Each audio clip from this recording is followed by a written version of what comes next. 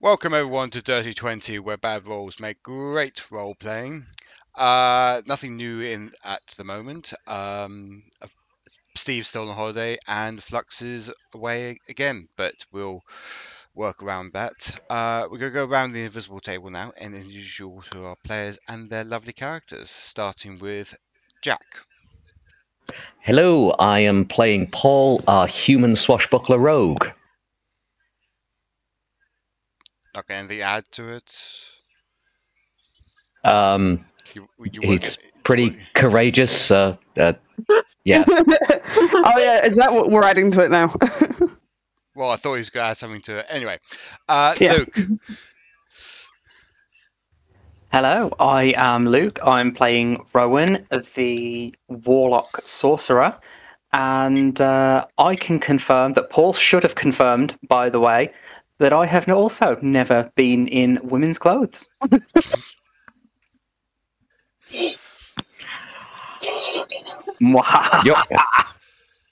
You're in bad books now. Bye. Never not. Right. I'm in bad books. Oh fuck! Sorry. Yeah. Yes. Hi. I'm Vi. I'm playing Aniketos, the fighter cleric. Steve. I am Shadorim. I play a blue dragonborn who is a paladin of the god Izmir. Flux. I play Loki Fluffy Butt, who is either a rambling or a rampant rabbit, and I haven't quite decided which one yet. Rain. Hi, I'm Rain. I'm playing Rue. I'm really trying hard not to laugh. It's not working. What a cursed session this is going to be, guys. And what is Rue? Rue's a wood elf druid. I'm a thing. And last but not least, Nancy. Hi, I'm playing Vesta. She is a war college wizard, a Ledrian elf. Awesome. So, is the players ready? No. As ready as we can be today. The DM is ready, I hope. Let's get into tonight's adventures. The first episode in the second arc. The Sagas of Kaldraa, Frostfall.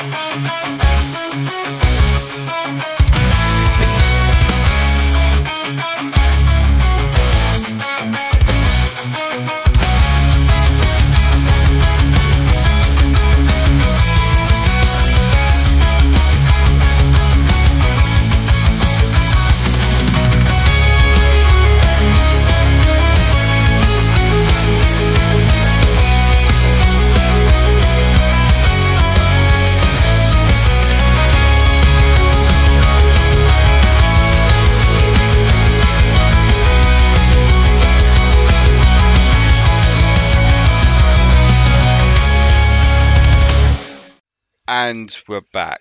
So, last time. So, wait, hold on, Jack. You're saying mention about Trelawney. Oh my gosh. Sorry, go ahead. This is... yeah, shall we go on with the adventure and then we can fit that in later? Some of us have already been on several adventures today.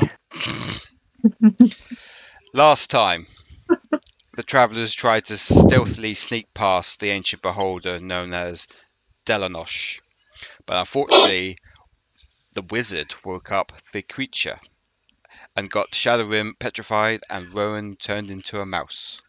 But Paul managed to persuade Delanosh not to kill them and help them leave the cave through a portal, but also deceiving them as well. As Delanosh wanted to leave the cave to destroy Kaldraa, they opened a portal for him to leave and was sent to the Beastlands.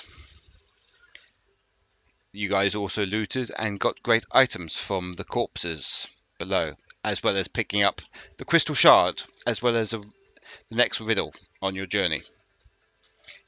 You exited the cave system and you noticed you came out of an old dwarven tower and saw an amazing view of Norvania on a narrow ridge on the Black Mountains. You walked down the steep slope to the lake, where you camped for the night. Both Paul and Rue exchanged personal stories, with each other unaware that someone in the party overheard them. Next morning, you saw a dwarf fisherman who was happy to sail you guys across the lake to Frostfall. And this is where we're going to pick up tonight's session. So, you're all clambering on this very narrow fishing boat. You either sit between barrels of fish or very crumped up against each other. The dwarf fisherman pushes the boat out on the lake and starts sailing across the icy waters. He turns to you, Paul, and says, "So, how long you been away from Norvania then?" You mean Dovalonia? That's what I meant. No, Norvania. Sure. Well, it's been more weeks than I can count. Well, you wanted to know about what's been happening in these lands, haven't you? A lot's happened since you left, apparently. Oh, really? Do enlighten me. Okay. There's tensions rising within the Waverian Empire. What I've heard, that rumours are spreading across the small folk areas that the Queen was kidnapped by Norvanians, and whispers of war have been circling the cities and towns. It doesn't help that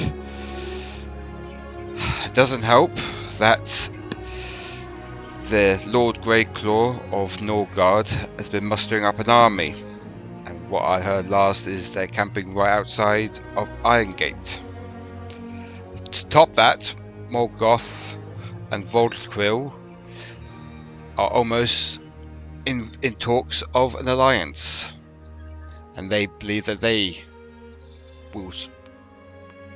think that they can stop the invading force. Now, whilst I was a resident there for a short time, you understand I'm not really involved with the government or the states there. I didn't expect you were. When did all this happen? 8 days ago. Oh, what are they doing? It's only going to... They can't win. It doesn't help also that Harold Fairhair, one of the Jarls of Carthgard, has overthrown the king a couple of days ago and declared war on Alduin.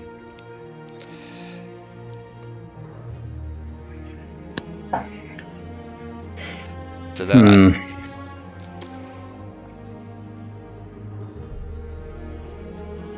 I mean, I you are the. Are your friends okay? They seem very quiet. I know it's very cramped on this boat, but and a bit smelly. But he just shrugs and looks over at his companions.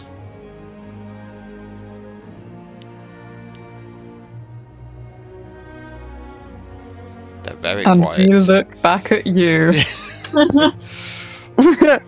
I did not realise I was muted. Oh no! Oh no. It's okay. I did not realise I was muted. Count number 1. I'm sorry about the fish. They do a bit smell, but you know that's my livelihood. Rue's trying to find that one point on the ship that is as far away from the smell of fish as possible. There is That's what it nowhere, says as well. There's nowhere.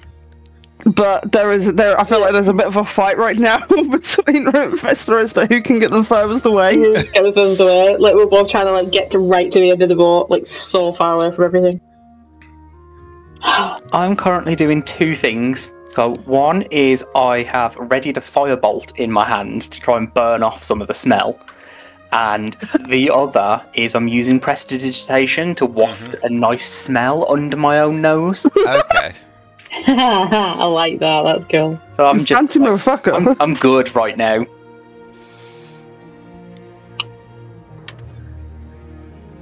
Although if any fish touches me, it's getting a shocking grasp. They're dead at the moment. Well, No, they are dead. everyone's They're jumped dead. up. At the moment, did anybody else clock that? At the moment. At the moment. I'm gonna start That doesn't- acting now. That doesn't include ones that might jump onto the boat. Oh, there's another thing I need to tell you about. Really, isn't it? Yes, Mistress Elf. There's something I need to tell you. Delightful. Ooh, mistress. Ooh. Ooh. Ooh. I don't know if I like that. Suit you, madam. Suit you. Yeah, kind of. Anyway, so the King of Frostfall has, by a couple of days ago, have sort of insisted all tieflings in the area to evacuate the cities and towns and villages. Any particular reason? Why just tieflings? Because the Archmage of the College of Frostfall has told many people that they are the cause of the Dark Riders burning and killing farmsteads around this kingdom.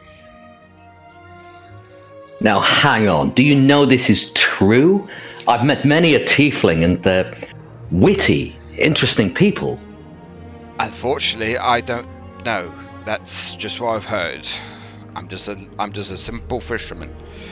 But a lot of the tieflings have left now. And unfortunately, what I heard, they moved into the Frostfang Mountains by order of the king.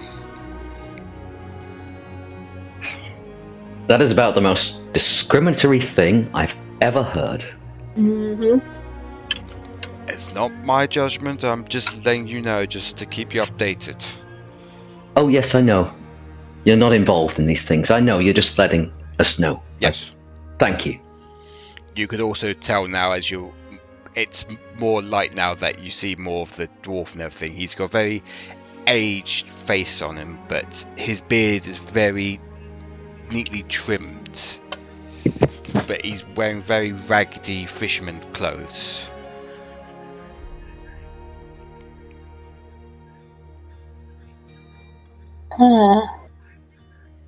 How long have you lived around this part? Well, I lived in Rithen for, all my life, really. Born and bred there. My father was a fisherman. My grandfather was a fisherman.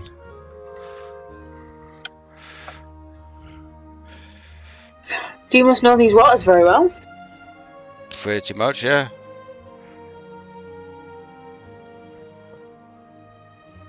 any reason why you're asking me, Mistress Elf? No, just something. Yeah. Okay, well, I don't really know your I don't name. know. Just. Could you enlighten me on your name? Weird. Madam Weird. Elf? Madam Elf? Do we go with true names or false names on this thing? I don't know what to do. Could I just point at Vesta and use the message cantrip? Sure. And just say to her in her mind, using a false name doesn't really work if you speak out loud that you're planning to do so.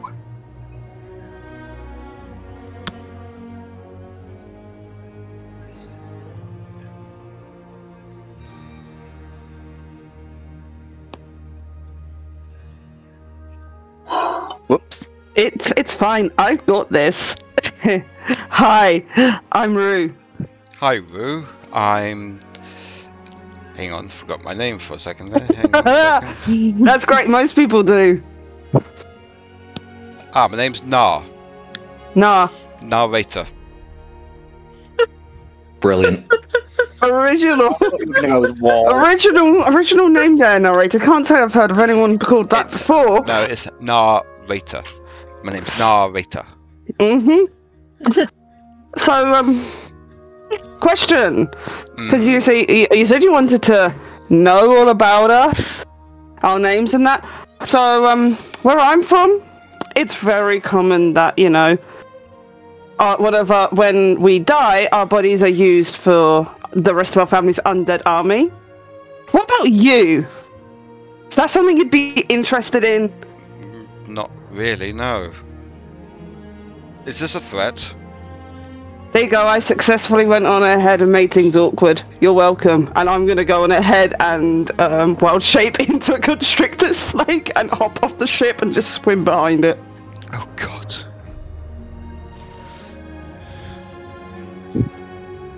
Aniketos is gonna that happened. There where she was for a few seconds before looking at the rest of the group and saying, "Is what she say true? Is that something people do here?" Not to I my think that's knowledge. just specifically where Rue comes from. Yeah. Where is she from? Remind me not to go there. Yeah, I'll have to show you on a map later. Please do.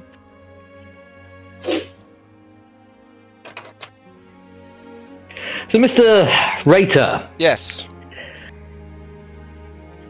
For Frostfall, is there any kind of security that we need to be aware of in terms of entering the town?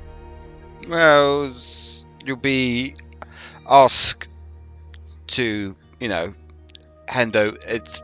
Well, they'll probably pad you down and ask you some questions, but nothing too OTT, over the top, just,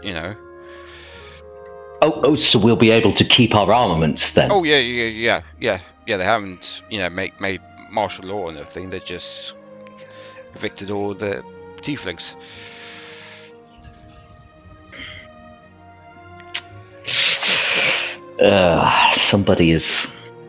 Somebody had to have put this in motion.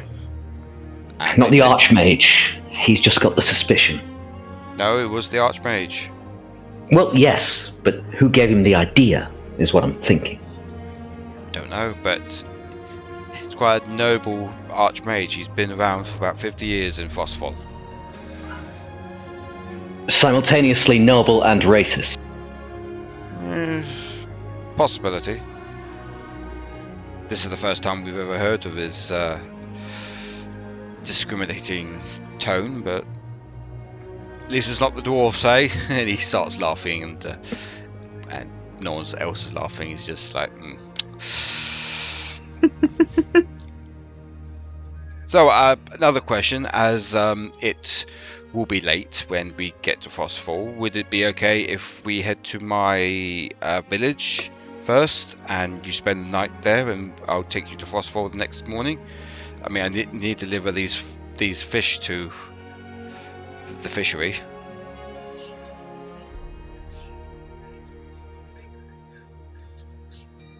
Silence. Again, silence.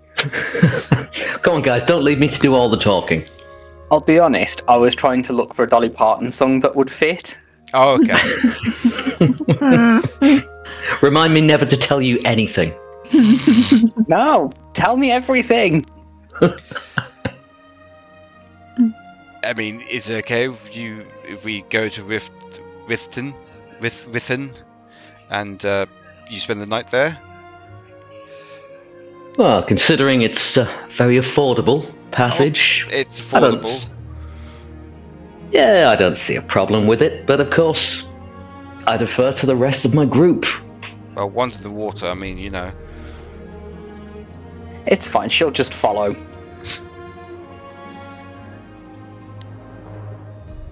Yeah, it shouldn't be a problem, guys, is it? Will it be a problem? It sounds fine to me. I do not imagine there will be problems in Fisherman's Village. You do not have any racism problems there, no? A bit far out? Well, it's happened in the whole kingdom is trying to evacuate or kick out, you know, tieflings. Just tieflings. No one else.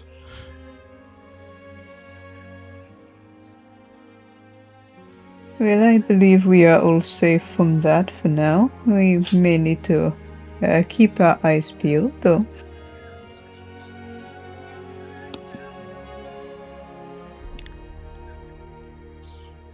Okay then, we'll head to my village then, if that's okay with everyone.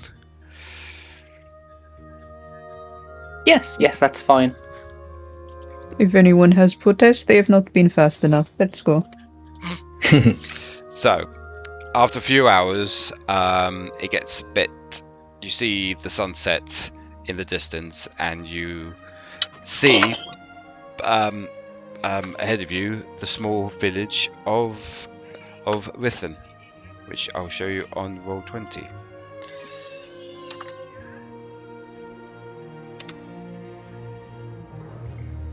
If it works. Quick slight mechanical question, DM. Would you allow me to use minor illusion? I'm going to continue like you haven't been a dick. Would you allow me to use minor illusion to create like a small area of invisibility? So not like a whole person, but a part of them? Go ahead. Why, thank you, because I do believe we have a tiefling with us, do we not? No. Oh, no, don't we? Oh, never mind then. I thought we had a tiefling, sorry. I don't think you got a tiefling. Is anybody a tiefling? No. No. No. In which case I take my request back. We've had tieflings, we are currently missing tieflings. Right. So I was gonna... There we go. I was gonna use minor illusion to hide the horns, but never mind. There we go. Found the title of this one. What's the We're missing title? tieflings. The missing tiefling. Oh god. Missing tieflings. Missing tiefling. Jesus. I mean, your light could turn up at any point. Exactly, yeah. What do you mean they could turn up at any point? The yellow-eyed tiefling? Ah, yes, of course, yes. I forgot about her. But no, she won't come to this part, I don't think. Anyway, so you're on the river, and after 3 hours are up, Rue's back on the boat. Okay. Ah, you're back on the boat. It's nice to see you again.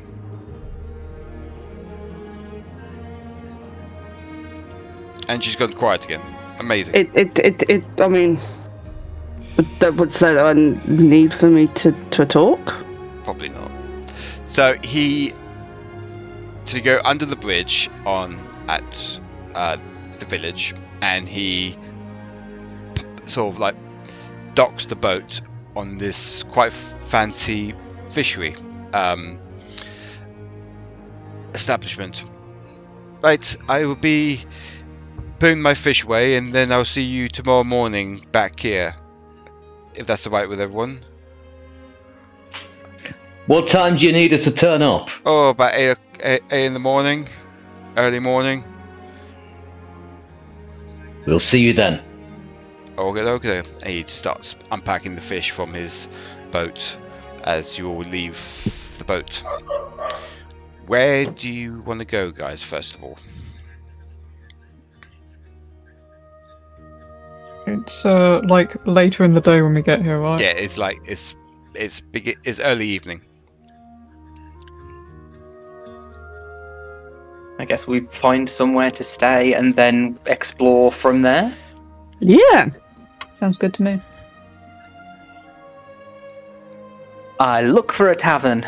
So you're going to so you ask around, and the village small folk show you, basically point you to the only tavern in the village, called the Drunken Miner.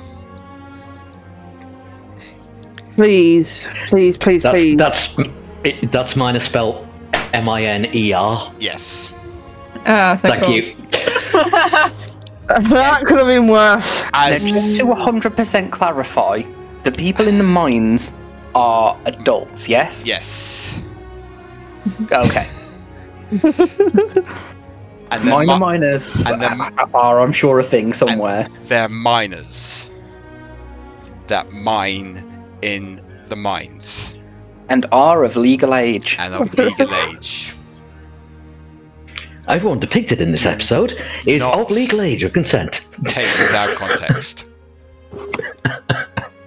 You're the one that went on ahead and named the freaking tavern that. It's the Drunken Miner. It's just a miner who's drunk. But anyway. I was 10 the first time I got drunk. I don't want to know. It was Is that in character? No, I mean in real life. It was an accident. I was we were out at like on a caravan site, and you can cut this if you want, John. It's fine. Oh yeah, we will. And we were just out. My mum was drinking Bacardi and Coke, and I was drinking Coke. So our glasses were basically right next to one another. I ran back to the table to get my drink, and downed in one go a double Bacardi and Coke at the age of 10. Oh. Lad. It ended as well as you thought. Well, as you would think it would. I apparently fell off a bunk bed. I don't remember that. So, you enter the tavern, and you see this before you. I was about to say, how nice is tavern? It's very nice. It's very well kept. It's very. Is it fairly new? It's slightly old, but it's in good, pristine order.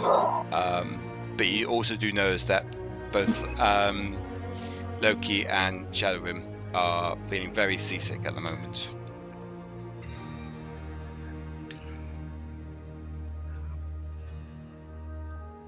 Here we go. So can you all see yourselves on the? That is so many people. Oh shit. We don't have control over the tokens. I don't know if that matters. Not at the moment. No. Not at the moment. Not Fucking at the hell. moment. So You need to stop saying that. So There's at least one suspicious figure. huh? It's gotta be. Yeah, I see the suspicious figure, yeah. Yeah, but the suspicious figure isn't always the suspicious figure. It could be a different.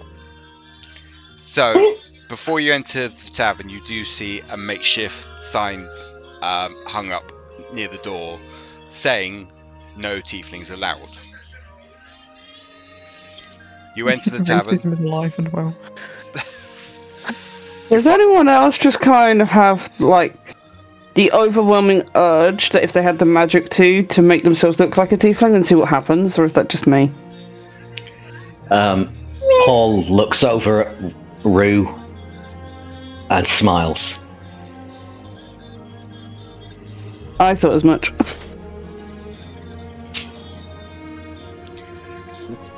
So you enter the tavern, and it's quite busy. It's quite packed full of the townsfolk and everything. As you enter, you are greeted very warmly by the bartender, or the innkeeper. Good afternoon. Can I help you with anything, good sirs and madams?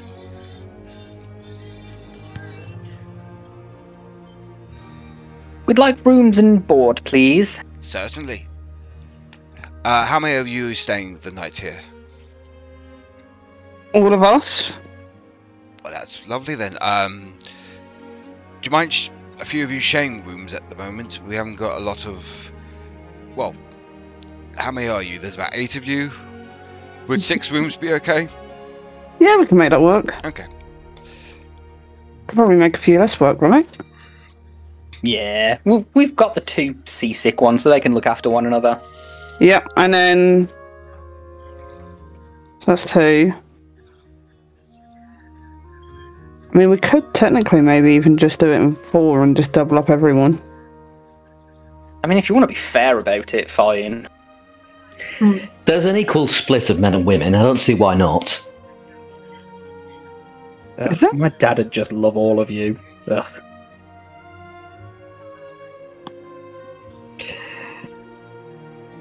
Well, I'm not supposed to ask about that anymore, am I? No, you can ask about my dad, you just can't ask me to start a cult. Okay. Rowan? Okay. No, we're not starting a cult. Anyway, let's get today, this, anyway. Let's get this done with. Are we all okay with 4 rooms? Yeah. Yeah, it's Just fine. 4 rooms, okay. That's 8 silver pieces each for the 4 rooms. Not a problem. Paul, pay the man. Yep. No, I've got the party funds after all, so yeah. So 8 by 8, that's 64. 6 gold for silver. Is that right? Yep, that's fine. Okay, so I'll count that out and pay him. Lovely. What drinks would you like, then? Oh, first I need to give you the keys. Here you go. Have the keys. Yes. What drinks would you like? Yes. What drinks do you have?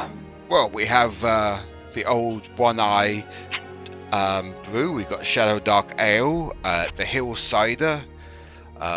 We've got the Halfling's Breast Best, Golden Sands Ale. Rue's doing that 1,000-yard stare. There is too many options, and now her brain is fried, trying to figure out what the hell's happening. Is your friend okay there? Oh, she'll be fine. What did your tiefling customers used to drink? We don't talk about them, thank you. We don't talk about those. Just look. And then everyone at the bar hears you.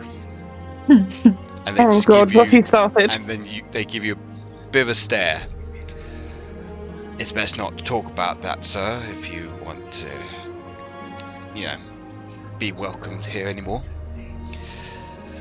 Oh, I do apologise.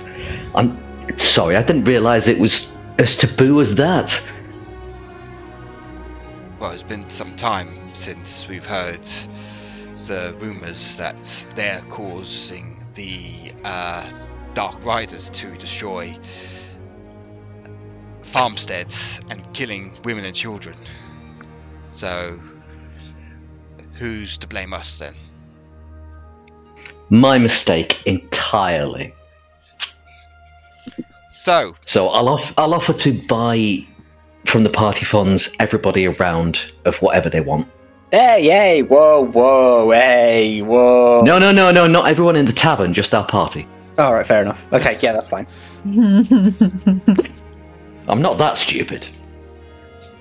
I never said you were. I love you too, darling. So what would you like to drink then?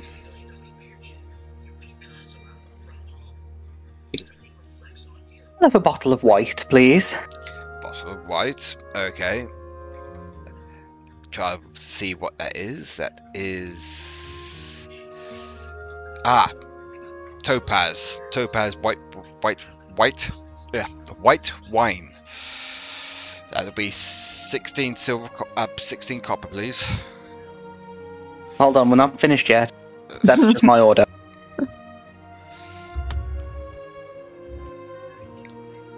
Anyone else want something? I will just have ale. Okay. Another ale for me as well, please. That's 6 copper altogether. Anyone else?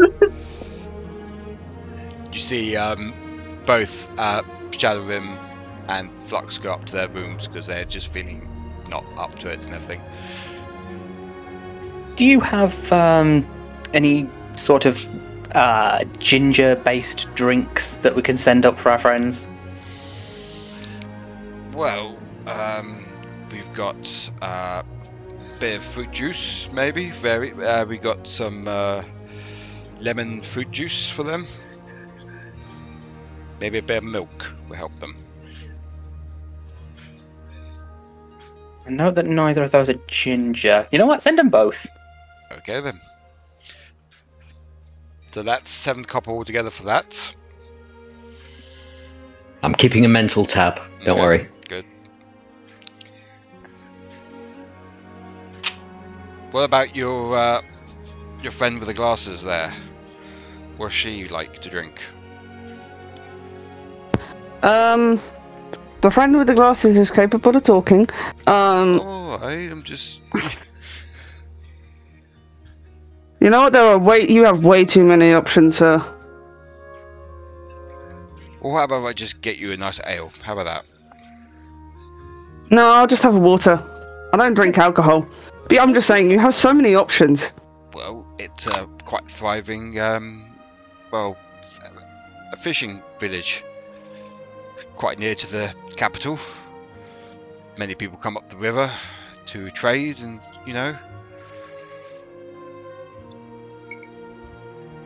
Yeah, I'm still just gonna go on ahead and stick with the water. Well, that's free then. Beautiful. See? These are nice and easy. I'll stick with water too. Okay, 2 waters, that's free. What about the other elven lass? Oh, that's a bit of a drop down from being called madam. Yeah, I don't like this time of events. I'll just take a water as well. 3 waters then. Okay, so Paul will pay from the party funds 29 copper. Okie dokie. And he gives you the drinks. Now, don't mind the others and everything, but if you want to sit down, and my lovely wife will come over and get you order if you're hungry. How about that?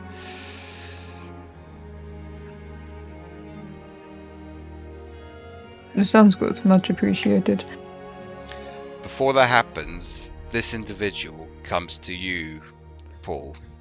He walks over, quite drunk. Is like, "What do you say about the devil spawn?"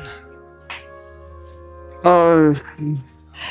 That's a little bit harsh, my friend. No, they are fucking devil spawn. They come here and they fucking burnt our farmsteads, and we just let it happen. But no.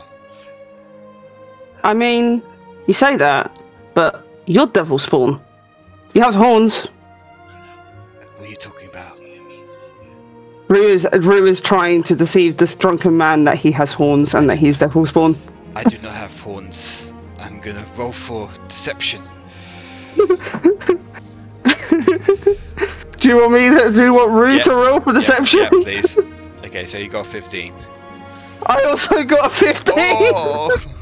Well, I'm gonna block what's going on and assist with this to give advantage. So I use prestidigitation. No, I use minor illusion to make it look like he's got horns, and I show him his reflection in my bottle of wine. I'm like, are you sure about that? I'm not a tiefling. I've got horns and everything. Jeremiah, can you see this? Like, fucking hell, Fred, you got fucking horns on you. I don't like this. And he runs off out of the tavern, screaming and shouting. Well, that was fun for like 2 minutes. Yes, thank you for inflaming the situation, Rowan. Oh, you're welcome. So, I take it you guys would like to sit down now? Yes. Okay. That would potentially require being able to move our characters. Yes, that's what I'm doing right now. Yay! What's going on ahead and starting up in a nice new town by bullying an individual into believing that he's got horns when he doesn't? Oh, shouldn't be bigoted. You know that's going to come and bite you in the ass, right? It's gonna try. Probably too drunk to remember.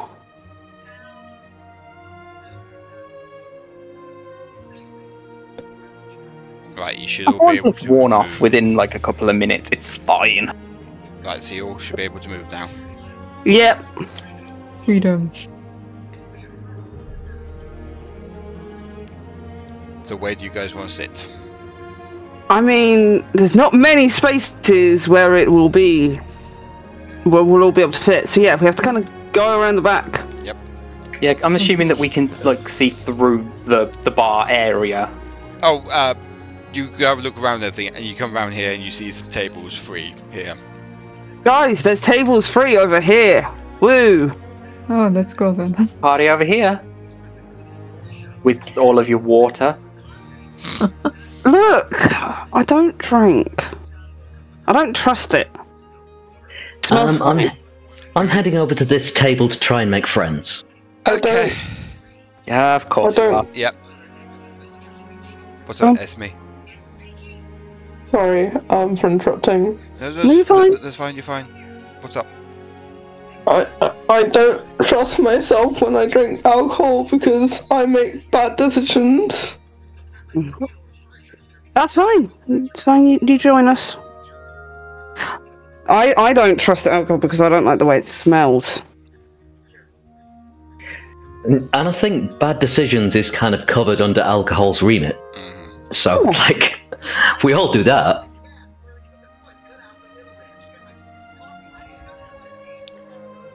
So you all sit down at the table.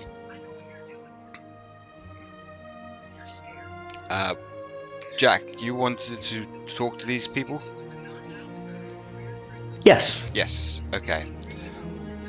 So you come over and they're playing a card game, and they're sort of putting money on the table and everything.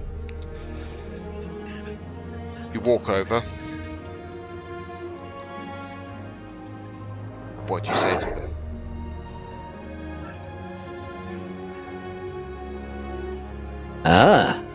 Do I recognize the card game? Yeah, it's just normal, standard poker. 5-card stud, 3-card, 5-card draw. 5-card draw. Okay. So he's just going to stand there watching how they play, like, hoping to get noticed. The lady next to you looks up and is like, "Can we help you?" Oh, I just thought I might watch your game before I decide whether to ask to be dealt in. You can be dealt in now. Wonderful. Are we just playing for coin? Yes, there's about 36 gold coin in the middle at the moment. So, yeah. He will sit down and say very cockily, "So what's the buy-in?" What do you mean?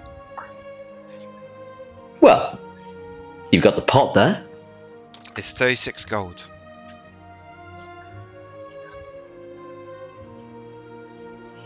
Oh, that's how much it is for the 3 of you. Surely that means I owe 12. Sure. If you want to put 12 in, that's fine. We don't particularly know you well, but pull up a seat there. Pierce Frankish. Frankish. Pierce Frankish. Here's Frankish. Yes.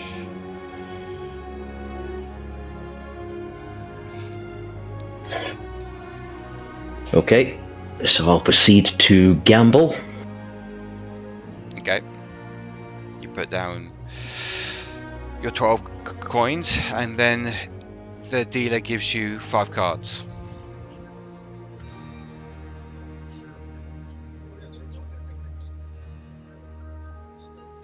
Okay. Could you roll me a... What do I have to roll for this? A perception, please.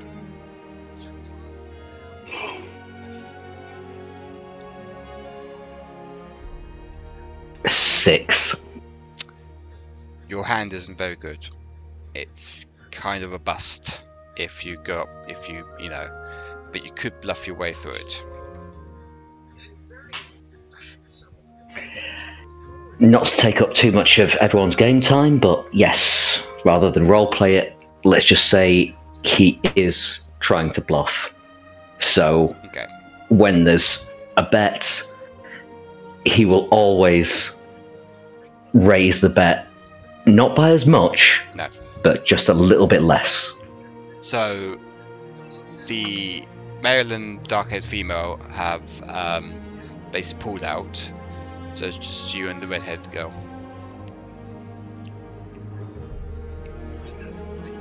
Question. She adds two gold coins onto the pile. Yes, Rowan. Can I, if I were to like turn around in my seat, would I be able to see what Paul is doing? No, because there's a big wooden wall here.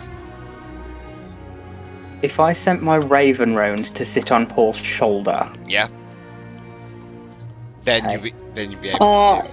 Yeah, that's why Vesta stayed at the bar, by the way. Okay, It's because she's keeping an eye on. She's keeping an eye on shit. Okay, so I'll just put you there. But yeah, if you want to send your raven, feel free.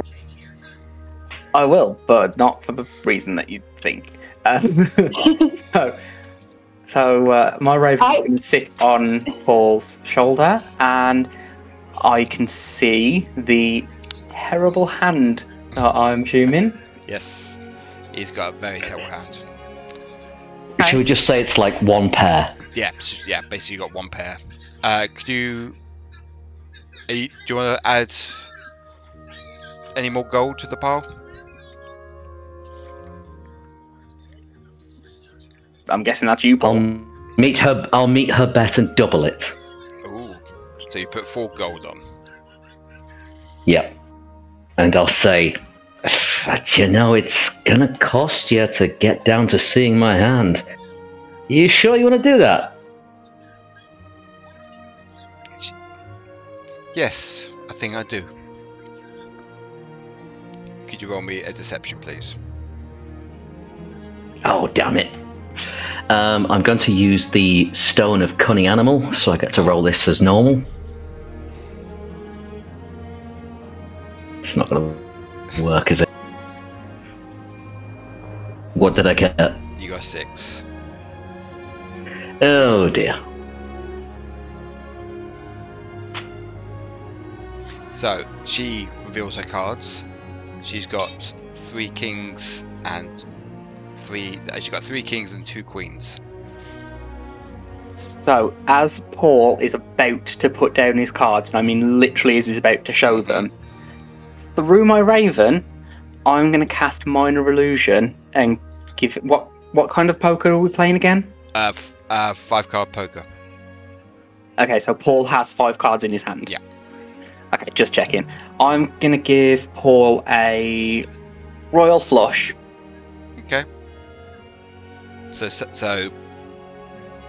in front of you, you see your cards change to a Royal Flush. I can't remember what Royal Flush is. I think it's like Ace to 10 in one suit. Yeah, basically. So yeah, and you showed them the cards, and they're quite surprised with that. And you basically grab the coin and everything off the table, and you put it in your purse or sack. I send a message again through so that's Raven. about And I just 40? say, Paul, shuffle those cards now. Hang on, I think. You added 12 to 36. That's 48. So 48, yeah. So about 52. I'll say 52 gold you got from that. Okay. bid them adieu, as they have no more money and they're just going to head to the bar and drink. They just get up from the table and just head to the bar. Starts. Oh, I'm sorry, folks. Try again another time. Yeah, I'll rejoin the rest. Okay. So this little old lady comes along and says, "All right, dearies, have you decided what to order?" I'm Sybil. Hello, everyone.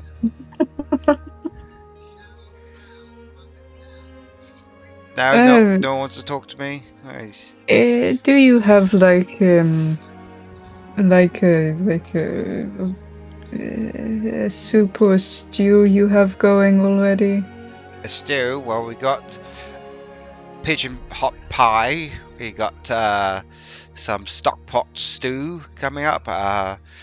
We got blood hawk breasts and roasted bullywug legs.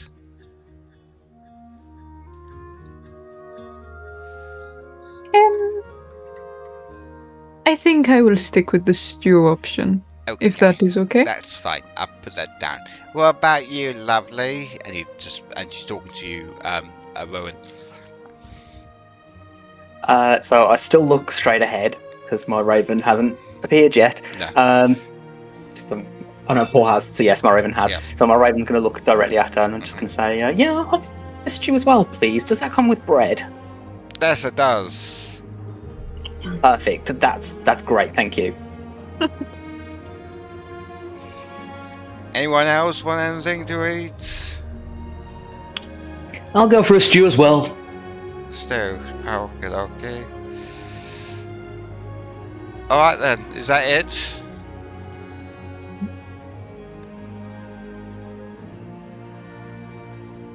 I think that's it then. Yeah, stew's all round. Oh, stew's all round. Okay, I'll do that. Alright then. Catch you in a bit, darlings. And she wanders off back into the kitchens. I couldn't exactly get anything from the locals. They're kind of closed off. I thought that playing cards might give me an in.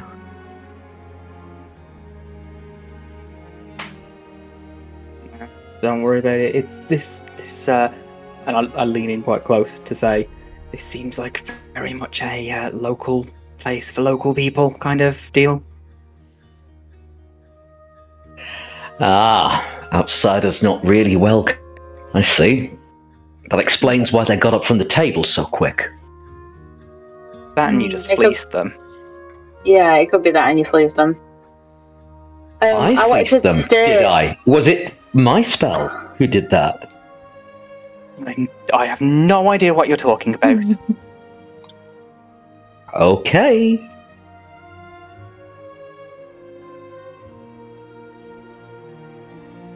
After a while, she brings some stew on the table, and some bread. Can I just, before we move to the stew part, as I saw Paul walk away from the table, I've done a scan of all the residents sat down as I'm making my way back to ours. I just want to know if there's anybody sketchy, anybody still staring at us. Does it look like there's anybody that's going to hold a grudge against what Paul just did? Of like taking that, like winning it. Make a perception, please.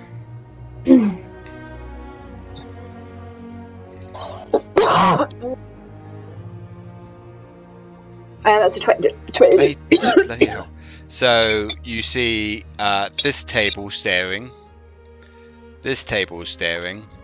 Oh wait, sorry. What was that first one? These two tables at the top here are staring. Okay. This table is staring, and this gentleman is staring as well. But on your way back, you do notice someone hiding over here. I'm gonna go put my drink down. And then, is this like a bookshelf just in front of her? Yes, it is. I'm just gonna turn to the group and just be like, I'll be right back. Hold some stew. and then I'm gonna go over and I'm just gonna browse the books. I'm just gonna act like I can't see that she's there. Psst, Miss. What? Can you Yes. Can you help me? Help you? What? What? You're new, and I'm sure you don't hate us for being evil, but I need help. Evil? Well, I can't really see you. I'm just gonna take one knee to kind of get down at her level. So you get close to her and you see this very gorgeous looking pink tiefling girl with brown hair. Aww. And she looks very upset. My homestead's under attack. Could you help me? No one here is going to help me, and I know if I show my face, they'll try and hurt me. Yes, I think we can help you. Yeah, I'm gonna take my cloak off that has like a hood, okay, and I'm gonna put it over her shoulders and put the hood up. I'm just gonna say, just until we get outside, it might be a little easier. Okay. Just follow behind me for a second. Okay. I'm going to basically leave, but I'm going to shoot a message because I have the message as well. I'm going to shoot a message to Rowan and just say, meet me outside when you're ready. Just so that nobody rushes, but they can all finish what they're doing, so it's not it's an urgent thing. We've all got to leave. Yeah. Or I've got a problem. You need to come meet me outside when you're finished. That's fair. Yeah. Okay. So. Does Rowan get that? Because you can reply to the message, so... I think Luke had briefly stepped away. Oh no. Oh, really? I'm absorbed in feeding my raven. That's fine. That can just be, now we can flip back to the table. When she comes over, they order the stew, blah blah blah, and then that kind of thing. Yep. Because she's covered up and everything, so no one will knows that she's a teacher. Yeah. Okay. That's why I did that specifically, basically. That's fine. Okay, so you take the young girl to the table and sit her down. Well, I can do that, or I can just lead her out this side bit here and just wait outside for them. Yeah, sure. Yeah. Yeah, and we'll just hover in this corner until they're finished. Okay. I'll just get them to join us when they're ready. And I'll edit this bit out, so don't worry. I'm going to do a lot of editing in this session. Apparently. Speed to you, so. Unfortunately. It's fine. It's all I'm gonna. good. I wonder how keep. Rain's doing. Yeah. God bless her for taking that on. I did message her, and she just said. Her 2 messages were to me were, I can't fix this and she's beyond my help, and then that's it, she's gone quiet again. So I don't know, she's obviously trying to help her with something, but I just said she just needs to call a family member. There's nothing we can do as online people that don't know who she is properly. No. We can't help her, there's no way. So as she's much as we might want to, yeah, exactly, she needs a family member to talk to her. There's no way Rain can help that. No. Definitely not. Oh, Rain's amazing, so... Who actually, invited Esme in? Do they know, anyone closer to her? Well, she joined the group at the same time as you, right? Yeah. Yeah. But I don't know. I don't know her well either. And I think sometimes a lot of stuff that happens in previous parties and stuff that happens outside of even just the D&D sessions, if your real life seeping into that, sometimes it's just easier to take a break. Yeah. Because you just need to step back and be like, this is affecting what I like doing, what my hobbies are. So you just be like, nah, I need to step away from it and create that gap between the two. It's one of the reasons why I love playing. Because I can create that gap between the two. Anywho, should we keep going or do you want to wait for Rain? Let's just say that you're talking to the young tiefling girl. Yeah, of course. Unless they've got anything they want to do at the table, I don't mind. Anything you want to do, guys, at the table? Sorry, you go first. I did actually want to talk to Paul at some point, but I can do that at any. Do it now. Give him- That'd be... I do it now? Yeah, go for it. Okay. Oh, what's happening? I'm just going to do it for a week. Go, yeah. As they're sat waiting for food, and it's just kind of a small connection of the party at the table, Aniketos is going to look over to Paul. Yep. And he is going to say, if I can ask you, I caught your eye a few times earlier. Is something on your mind? Well, this might not be the right setting for it. Just, okay. You've seen how I can change my appearance. I have noticed, yes. We've not seen who's under that mask. Is there a reason for that?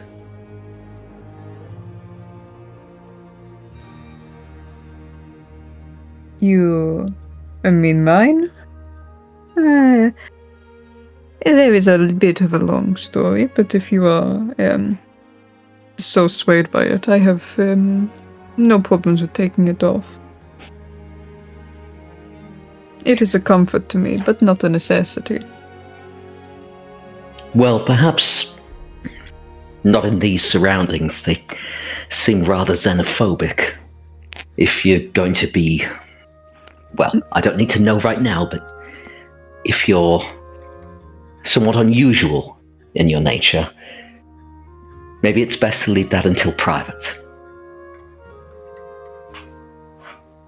I'm only curious about it because this party's built on trust, you see.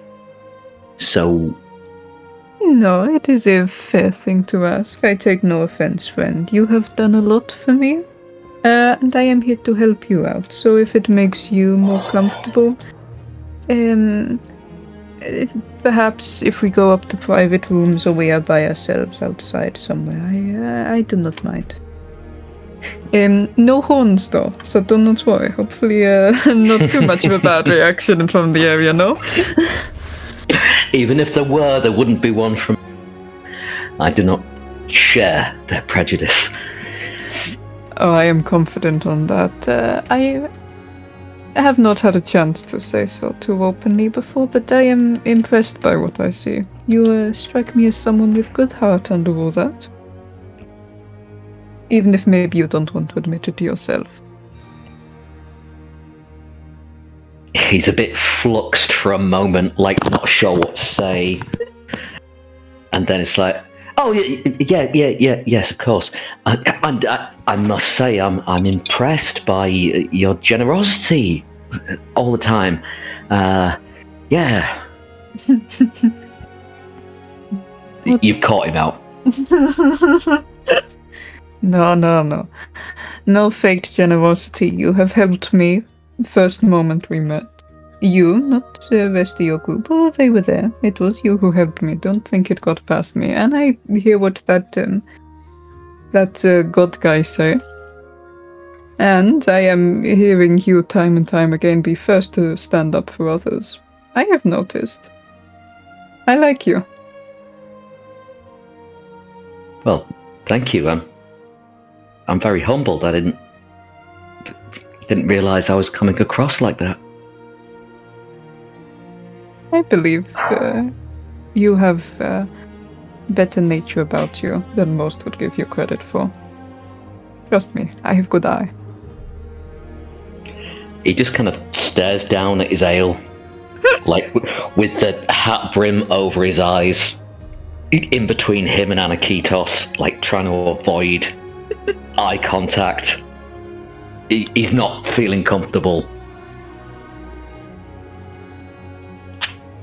Aniketos will consider him for a few moments before saying, that maybe is enough praise for one time, though. Yes, please. I understand. I will hold my punches then. Is look back. Luke. No. No, right. So we'll go to. Okay. We'll Tell go you what. to, Say I sent the message to Paul instead then. Okay, fair enough. Just Luke was like direct line with where my character was, so Yeah. whoever. Yeah. So whilst you were talking to Aniketos, you got this message from Vesta about this little girl. What did the message say? It basically just said, I think it's like how many? Can I basically just say whatever I want? I can't remember how it works. Yep, that's fine. I'm not a dick DM, so that's fine. For some of them, you want to get like certain amount. Whatever. It basically just said, found a little tiefling girl. Take her outside for safety. Follow when you can. Okay. Don't make it obvious. So to Rowan, to Aniketos, the same message. Let's not all go together, but we should meet Vesta outside. There is a tiefling girl, and she's at risk. Yeah, very much. Aniketos will kind of straighten himself then. And say, we can do this one at a time, yes. If you want to make haste, I am happy to wait here longer. Or if you... Oh! Sorry. Or if you... if you would prefer to go later and take a moment, I can go now. Okay. I mean, we can do it in twos. It doesn't have to be individual. But yeah, just whenever you can come outside. Okay, yeah, twos is a good idea. It was a matter of don't make it obvious you're running after me. It wasn't like don't all come at once. Just because they were already talking, let's do it this way, because I imagine, Rue, are you coming back to the table? I don't know if she's still trying to help. Oh, okay, fine. I don't know. Well, we'll say Paul and Aniketos first, then Rowan and potentially Rue, if she's coming. Yeah, sorry, what was that? Sorry. Tiefling girl, I found a tiefling girl, I went outside with her, I sent her to the table. Paul and Aniketos had a moment, and you now know the message about the girl outside, so we're all going to split up and go. You're all going to come outside, but in pairs of two. Yeah, okay, I apologise, sorry. The dog decided it needed the bathroom. No, you're good, you're good. Oh no, you're good, you're good, you're good. So, who's going first outside? Whoever It was wants to. Paul and Aniketos. Okay, Yeah. Paul, Aniketos, you head outside. Yeah.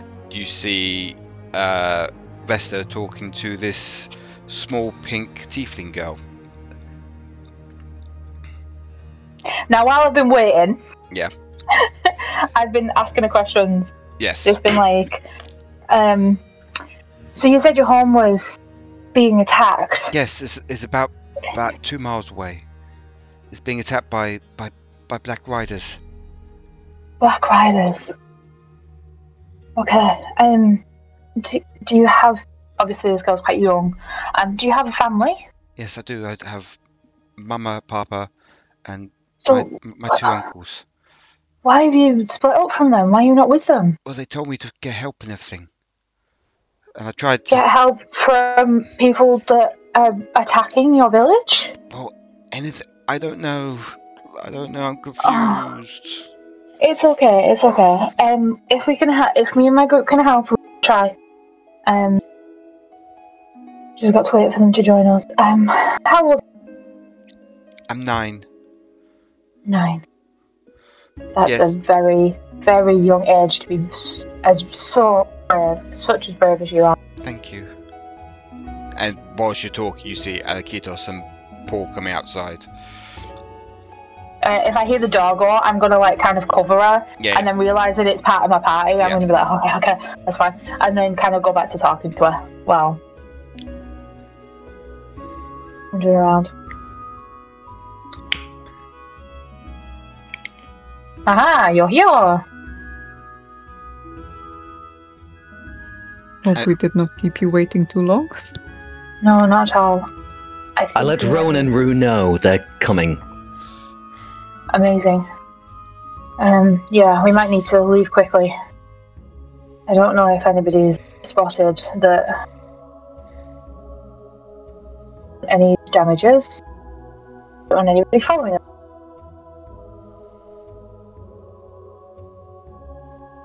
Well, I mean, we have paid for the rooms, but the question begs itself.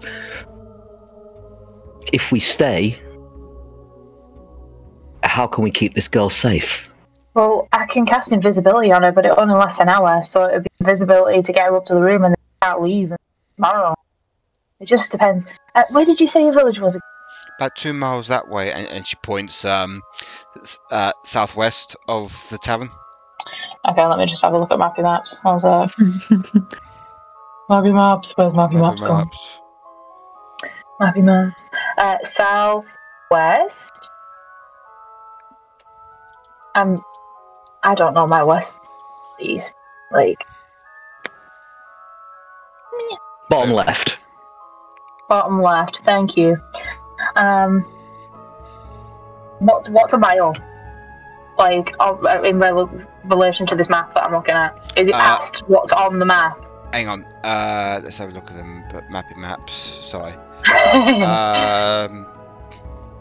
1,658 yards? Yes, it is. Yeah. Yeah. In correlation to the map, what does that mean? Oh, I've been completely unhelpful. Sorry. It's okay. So it's literally 1/4 of a way between Riffin and Lone Pine Tree.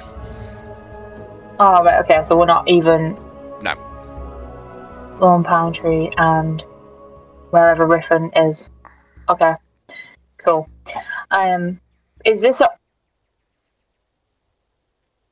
I mean, I guess we're... Okay, so we're gonna have to help the girl.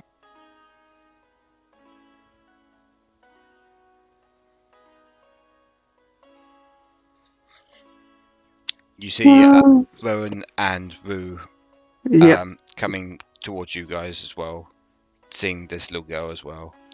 Why can't I control myself anymore? Because I did it for you very quickly. Okay. Thank you. And you're all, talking to the girl and asking her questions. Paul, you get a tap on the shoulder. Uh-oh. And it's... Oh, no. And it's 2 guys behind you. It's like... Oh, shit. I think you've been stealing money from our friends. I think you rigged that game. Yeah, who are you talking out there? I'm gonna stand in front of her, like hiding her as much as possible, and at the earliest moment, I'm casting invisible. I'm gonna give Rowan a look and be like, you know where this is going. Why are you two, devil spawn? Why are you here? We're not devil spawn. We're fucking human. Can you not fucking see us? I mean, I can see the horns. There's no horns on... Wait. Oh, what the fuck? Tim, you got fucking horns. Fucking hell. Try to think of who are the Chuckle Brothers' names? Paul and Barry. Barry, you got horns in your head as well. Fucking hell, we have, mate. Fucking, we're tripping, mate. And they're just running out of upstairs, and they're gone. Mate, this is so effective. You got horns, bro? So, I could have talked my way out of that. I mean, that was funnier. Not gonna lie. Okay. It's not going to work forever. No, this was true. It's very true. Well, I don't think we're going to be welcome in this tavern tonight. So what do we do? Tags on your coat, Vesta. It's like, can we help Mummy and Daddy now? Yes, yeah, we're just figuring out how to get there. Well, I can show you. You can show us? What do you mean? Well, I can lead you back to my homestead. I mean, yes, but you said it was a while off. Well, it's 2 miles away. It's not that far. Come on. Oh. We could get there in about an hour at most. Following the child. Do you think the others will be okay upstairs? I mean, yeah. They seemed okay. Well. Tell you what, we'll wait here. Paul, run up, let them know. Oh, me? Nipping. Me who's been accused of cheating? Okay, fine. I will go up. I'll go up. Thank you, Rue. Anyone asks, they got horns. Okay. So. Rue will run up. She will just say to everyone, who is still puking in the buckets, and just be like, "Oh, you probably don't care right now. Just stay here. We'll be back." Stay here. We'll be back. Hopefully, if anyone comes up asking you of anything, tell them that they've got horns." And on that, the little child grabs Vesta's hand and starts pulling her towards where her homestead is. And this is where we're going to take a 5-10 minute break. Just before we do take the break, Mm-hmm. Rowan, just a word. He's not here. He's not here. All right. Cut that then. He's weird. All right. You can do it after break.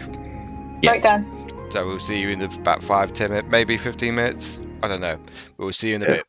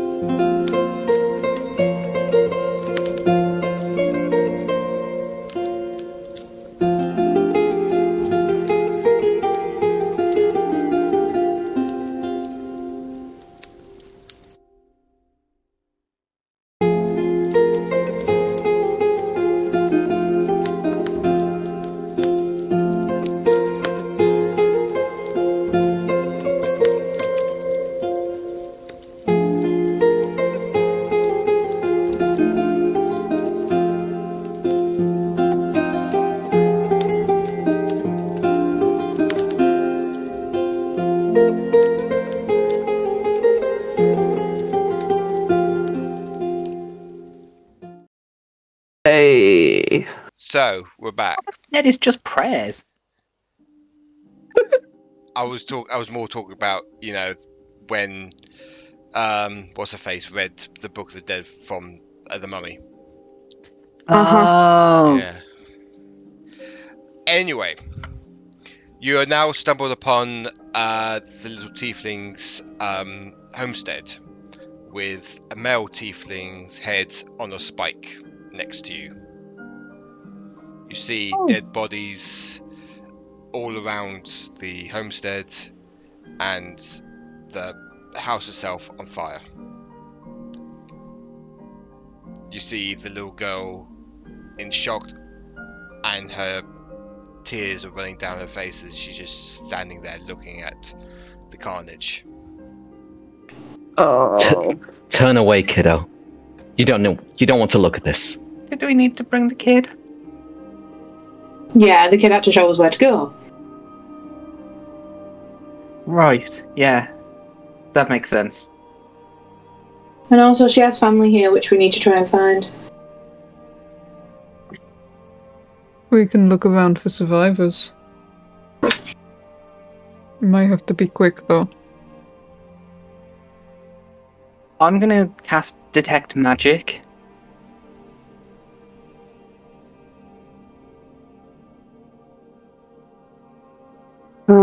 Is there any? There's no magic.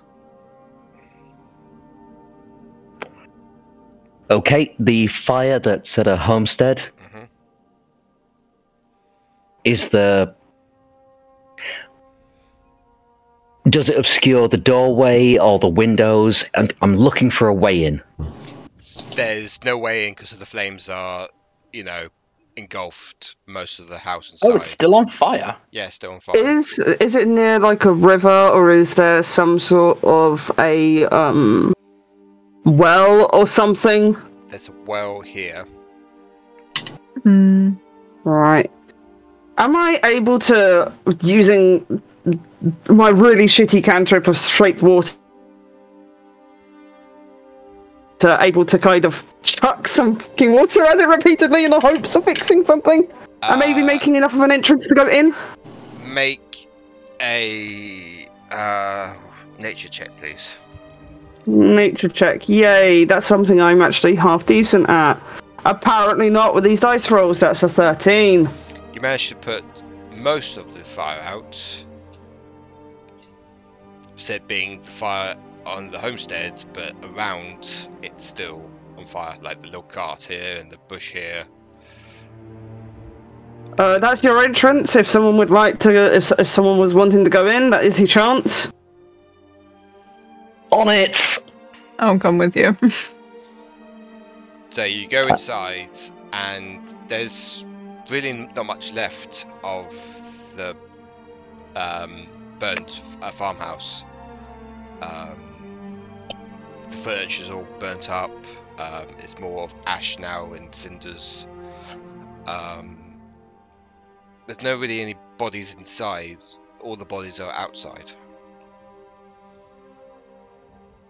And there's no survivors.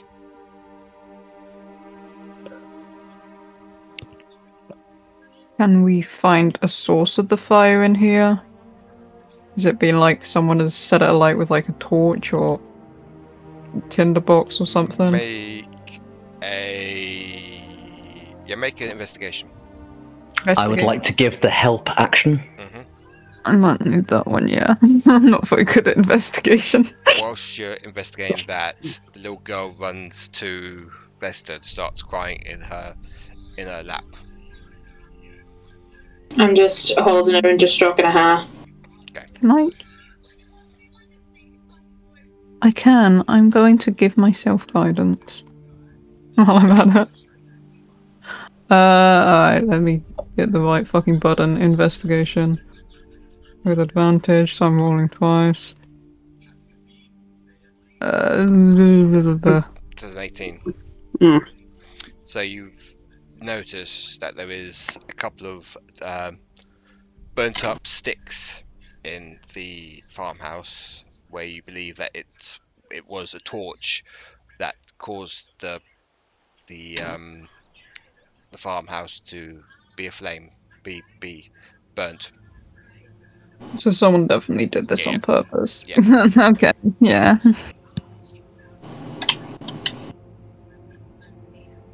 Aniketos is gonna pick up what little remains of the torch, kind of hold it up to Paul, and say, well, if we needed any more damning evidence. Not that I think it was a mystery. I can't believe they do this. Really? You saw how that guy reacted to horns he knew he didn't have? This is savagery. This is cruel. Were all the bodies we saw tiefling? Yes, they're all tiefling. Okay, got it. Just checking. This had to have been quite the long burning fire to have plowed through so many of them. They're not, the most flammable creatures, so they were definitely a determined enemy. Were they killed by the fire? Well, actually, can I tell if they were killed by the fire or if there was some other cause of death? I think we saw some beheaded people. You do notice that they've mostly been cut down by sharp weapons, either fleeing or trying to fight back. Cool. So very few of them were actually burnt. So the burning was just for the property. Okay, got it. Rue's still just trying to continue to get out as much of this fire as possible. So you've managed to put out all the fire now with your cantrip, Rue. Yay! Fantastic. It has a use. Oh, you can use it to freeze locks and all sorts of fun things.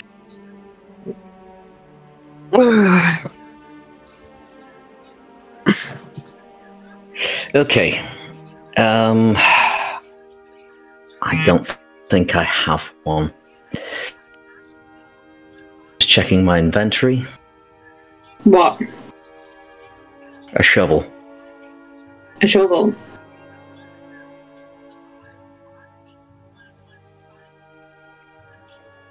No, I don't. Does anybody have shape earth? Can we just give the little girl one taking the fact that her entire family have just died on her? I do not have it available with me today. I was not expecting to need to move Earth today. That is fair. I was still expecting to be on water today. You make an excellent point. Does anyone have a shovel that I can borrow? I feel like this may end up being me turning into something and digging. They have a shovel on the map. Oh yeah, if we're on a farm. Steal their shovels to bury them with. That's so morbid. If you want to borrow that shovel, you can. Okay. Avoiding the kid. Paul's going to start digging some graves. Only 2 foot deep. Okay.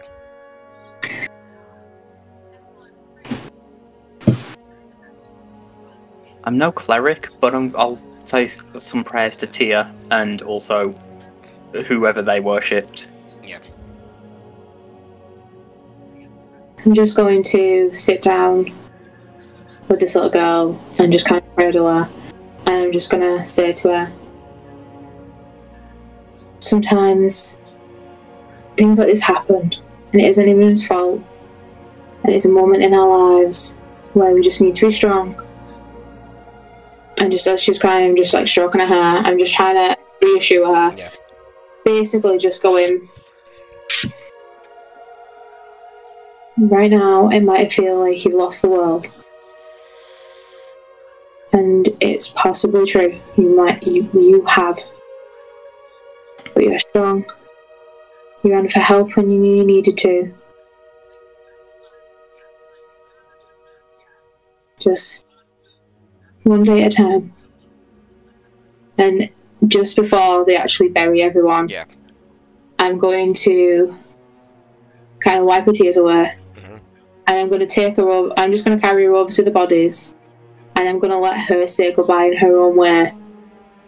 Whether it be that she literally just stands there and cries, or she's clinging to me, or if she wants to, whatever. I just give her that moment of just saying goodbye to her family. She takes your hand and goes around saying goodbye to her family members, and the last body she goes up to is her mother's, and she tells you about the stories that her and her mother used to do. That she used to braid her hair. She made her a little doll last year for her birthday. And basically just sweet stories that she remembers her mother by. And I will listen intently to every single one of them. And kind of just stay with her until she's ready. And then when she's finished, and only when she's finished, will I let the rest of everyone actually cover the bodies. Before we cover the bodies, question, how many bodies are there? There are about 6 bodies. Okay, that is a lot of bodies, but you know, and that is a lot of spellcasting, but Rue's gonna do gentle repose, and she's gonna say to the little girl, look, things may be different from where I come from, but at least your family will be able to rest peacefully. No one will be able to use them against you. And should there ever come a time where you may be able to afford to bring them back, they will be able to come back this way. Thank you. That is so many spell slots. Isn't gentle repose a ritual?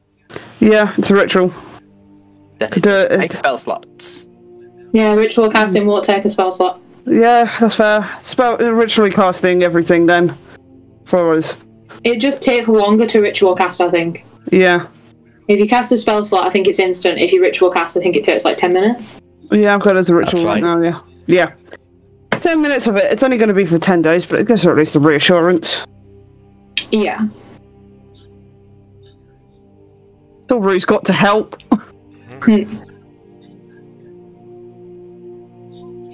It takes her about 10 minutes to say her goodbyes to everyone, and she takes your hand, Vesta, and goes away from where the bodies are getting buried, and just sits down on the grass and just stare into nothing. She doesn't know what to do. She doesn't know where to go. That does become a question. What are we doing with a little girl, a little tiefling girl, who is going to be hunted for, wherever she bloody goes, for being her race? What do we do with her? Every care must be taken that she doesn't turn to resentment and start doing awful things. I mean, I'm in agreement on that, but on a base level, like, where does she go? I have a really bad idea. I have an idea, but I'm not in this conversation because I'm with the girl. I don't want a bad idea, I want a good idea. It's only bad because of the person that I'd have to speak to, but... Yeah. Are you going to have to go on ahead and talk to Daddy Dearest? His friend.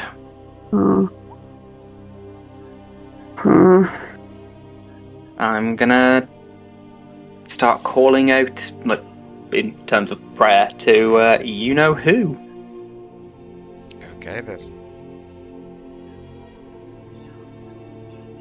And I'm calling him you-know-who because I can't remember what name he used in the campaign. I keep thinking about his old name. Aspirin. Oh yeah, the headache. That makes sense. Oh no. We are so cursed. Okay, I start calling out to, not like verbally, but like, through prayer and everything, to Aspirin.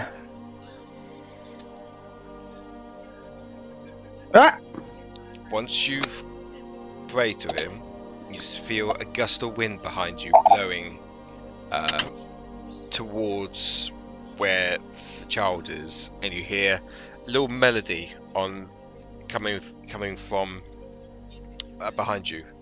As you see a horse and cart, a very colourful cart, come past, and you hear him sing, "Oh hello, Rowan." Always has to make an entrance. Hi, Aspirin. We need something of a favour, if you don't mind. Oh, I didn't expect to see you so soon. What's the problem, my old boy? And he gets off the wagon. We have a child-sized issue that needs looking after, and obviously with what we are doing, it's probably not safe for her to stay with us. It's not safe for us to take her to any of the nearby towns because they are hunting tieflings. Yes. And I gesture to the newly dug graves. I can see the trouble. And he walks past you, Rowan, and goes straight to Vesta and the little girl. He takes a knee to the little tiefling girl as the tiefling girl looks up with tears in her eyes, and he looks at her wisely. "What's your name, little one?" "Rose.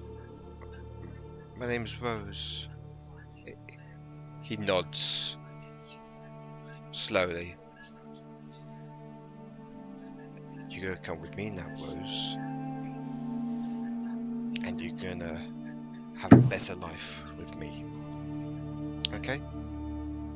She nods as he holds out his hand, and she grabs his hand, nods at you, Vesta. You little nod. Walks to Rowan. "I'll be taking Rose now under my wing for a while, until I find her own kind, and then hopefully she'll be safe." Well, on the subject of her own kind, you able to give us a steer on who did this at all? I think you know who did this. As he walks past you,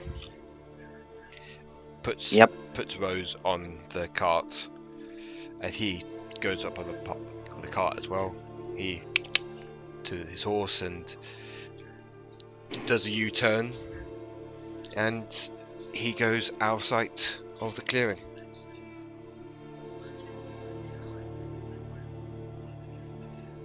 So, looks like the villagers did this. I hope Twinkles knows what he's doing. And that is why I do not feel bad about telling them that they have horns. A little mouse comes up to you, Rowan, and squeaks in your ear, saying, "It's not the villagers, it's the Dark Riders." Wait, can I still... Is that residual from my being a mouse? Can I understand mice now? No, it's just this one is a messenger. It's sent by your dad. They're basically sent by Aspen because he thought that you would understand that it was the Black Riders, not the villagers. And I mean, in my defense, like, it's a bunch of tieflings that were slaughtered, and there's a village of bigots that want to slaughter tieflings. So, I don't feel bad for making that assumption. You're not wrong. If we look around, would there be any, like, evidence of these riders? Like, any sort of symbol or... Make an investigation. Could I interrupt Aniketos and suggest that I do that instead? Yeah, I will help Paul instead. That's such a good idea. Have a guidance while you're at it. Okay, I'm going to use the stone of the cunning animal. So that's advantage plus advantage. Would I then be able to have advantage on this, even though I'm exhausted? Yeah. Okay. Because I forgot you're exhausted. Enough said. Okay, that's looking pretty good. It's still a D4. Okay, 26 in total. So you see hoof prints on the around the entrance of the homestead, and it looks like they've were riding back and forth, and basically there was a fuffle and everything. But you see about 7 horses go off into the distance, about north of where the farmhouse is.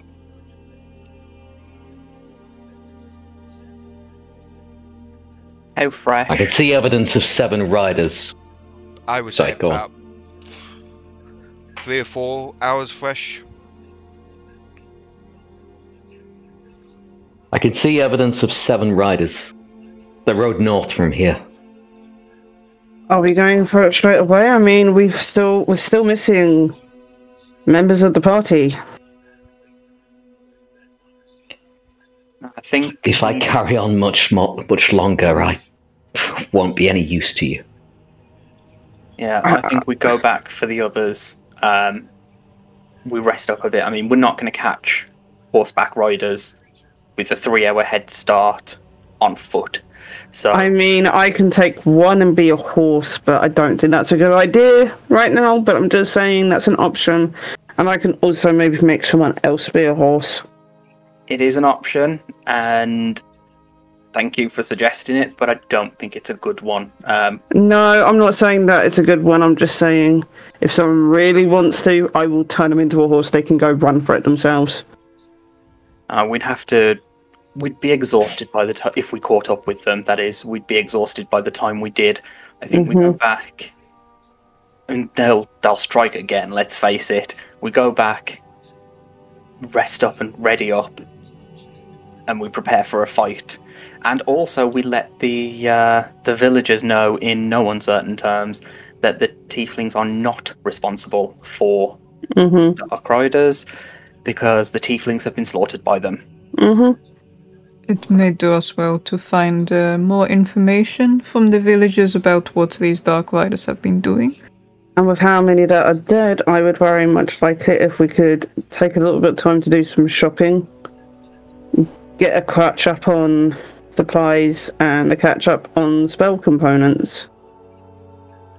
Agreed.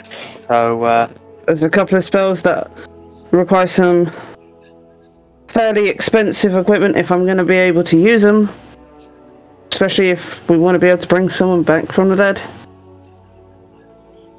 Judging by these guys, I think we might need that. So, yeah, it's not a bad idea.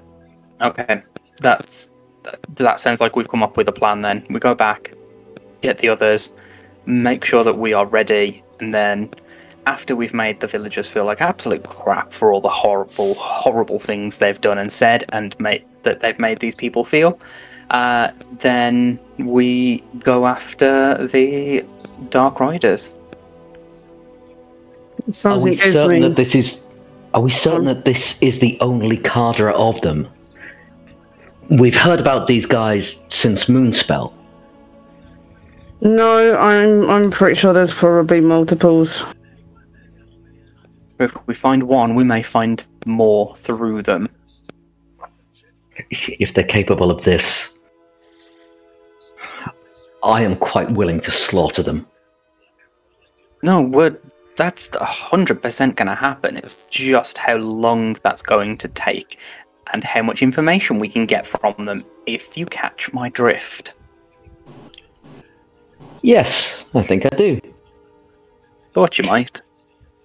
Well, once I get fingers involved, if you catch my drift. I do, I remember.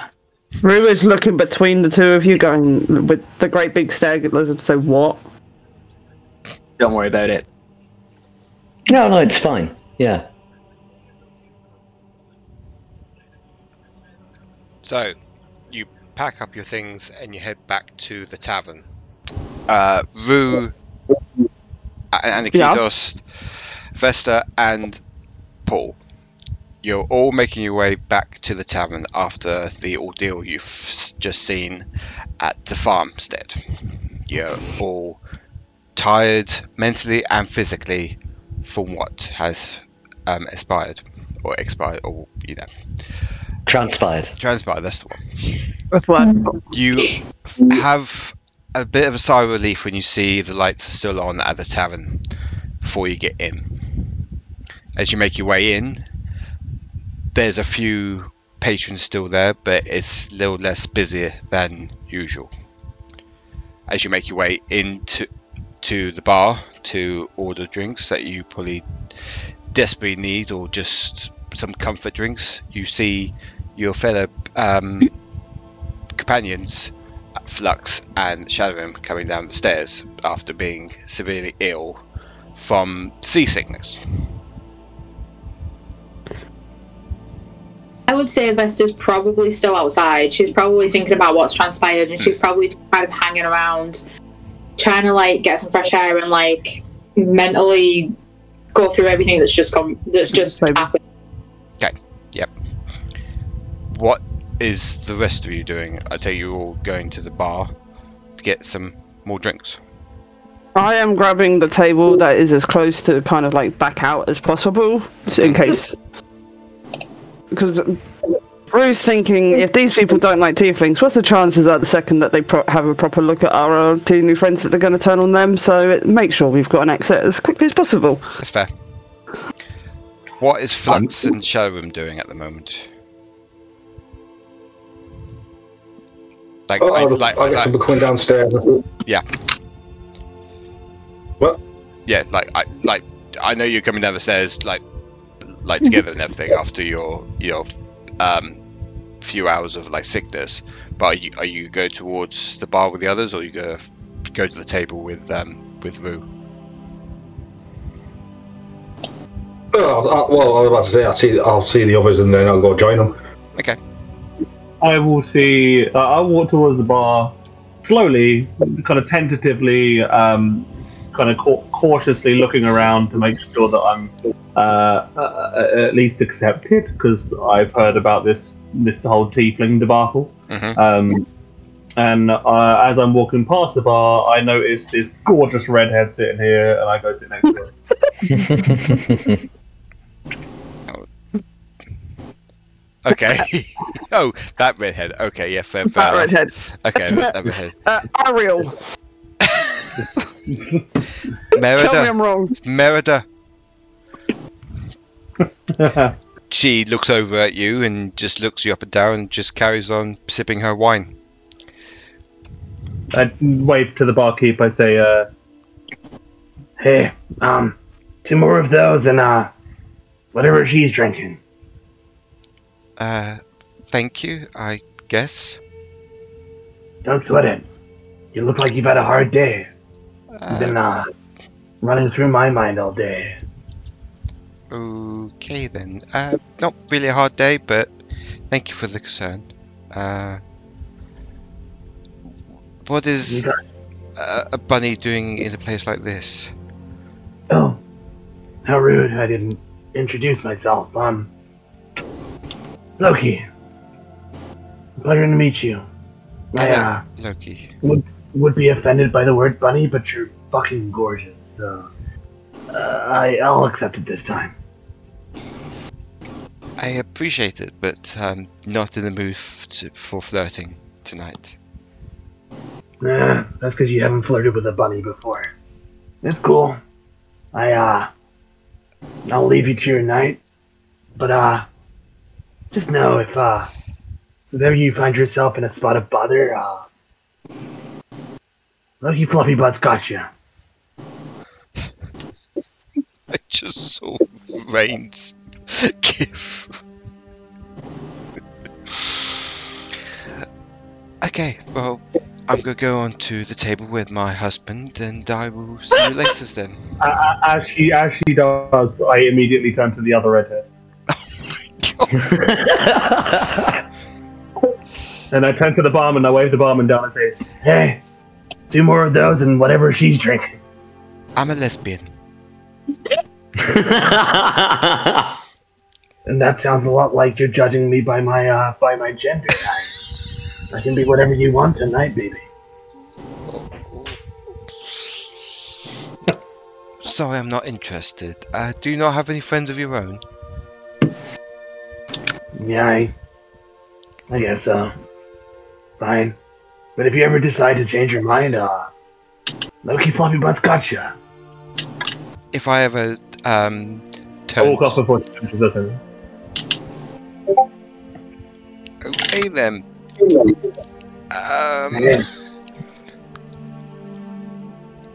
I don't know how to go from there now. What's Steve doing? Are you getting drinks as well, Steve?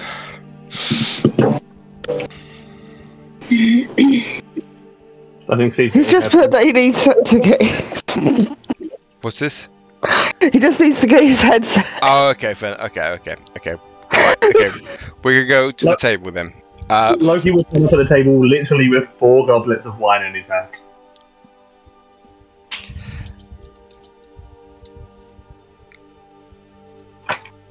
Did you get drinks for all of us? Oh. You guys want drinks as well? You are having 4 by yourself. Well, yeah, I guess so. You are just recovered from seasickness? You are a braver man than I. After my stomach issues, I need to, make new ones. line the stomach as well as I can, right? Well, I think I'll go to the bar. Does anyone want anything else, or will you have Loki's drinks? Well, I might as well take Loki's if they're free. Hey, these are for me. What? Alcoholic bunny. Fine, take them. You guys are alright. That's for you to sort out, but just excuse me a moment. Of course. He's going to go out and look for Vesta. Vesta's computer's died. Oh no. Amazing. No, I'm still here. It's just my computer died. It's okay. Okay. I just can't see where I am now on the map. Okay. You're near the well. Oh, right, yeah, okay. Yeah, Vesta is just kind of looking in the well. She's kind of like, she's picked up a couple of rocks from the floor and she's just chucking them in one by one. And you actually hit Timmy on the head. Oh no, not Timmy! Not Timmy! He's now got brain damage. Well done, Vesta. Aww. Oh, that's how it happened. Tim won't kill one, it's fine. Okay, so Paul comes up cautiously, like, doesn't know what's going on. Hey, you alright? Oh, yeah, just thinking. Want to share? Problem shared is a problem halved. I mean, you're not wrong. It's just not every day you see a mass murder like that. Like,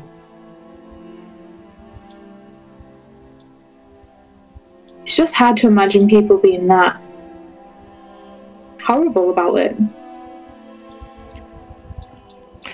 I know the prejudice they have, it disturbs me as well. But I don't want... Sorry, you go ahead. I just don't understand how someone can be that... I don't know, like, how do they do it? How do they split from, like, what is an order and what is morally right? Like... I've lived a long time in a tower, and now I'm wondering if it was the best idea to leave it.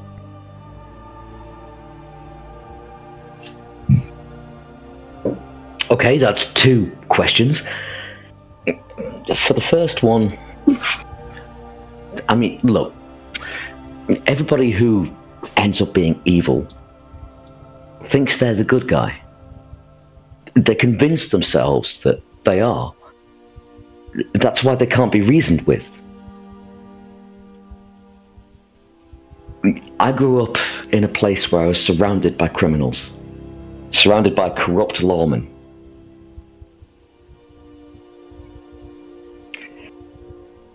It's not hard to, when times are tough, just switch to something to hate, and then that becomes a safe place. That becomes something safe in your mind to just come back to and live on. I've seen it. And your second one... Sorry. No, please answer. It just doesn't make it right. Like... I don't know, I guess I just view it differently. Second answer? Oh, yes. Your second question. If it stayed in that tower, how much less would you have known about the world? Maybe that was better. Maybe I just don't need to know about the horrible people that live in the world. I mean, on paper, I'm a horrible person. Come on, I'm a sneak thief. I mean, yeah, but you've also done some pretty good deeds as far as I can tell. Thank you. I mean, for the couple of weeks that I've been with you, I don't think any of us are bad.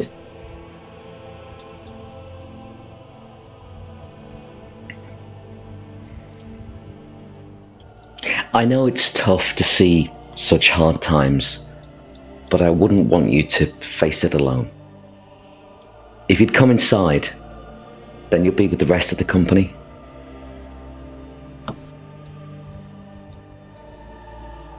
Yeah, I just needed a minute to think about that girl and everything she's lost. It was not...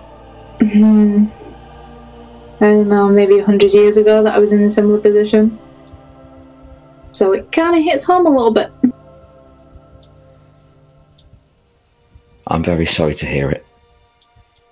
Okay, well, I won't tell you what you should and shouldn't do. I'd just like to make sure that you have friends around you. So, yes, stay here if you like. But I would rest easier knowing that you've got friends around you. All right? Do you really believe us to all be friends? And I'm not meaning that in a harsh way, I'm just saying, like, we hardly really know each other. Do you really see us all as friends? You're right. Yeah. But then, why would we continue to travel together and work cooperatively if we don't... Oh, mutual gain, is that it? Just selfish reasons? Mutual goals. Why else would we travel together?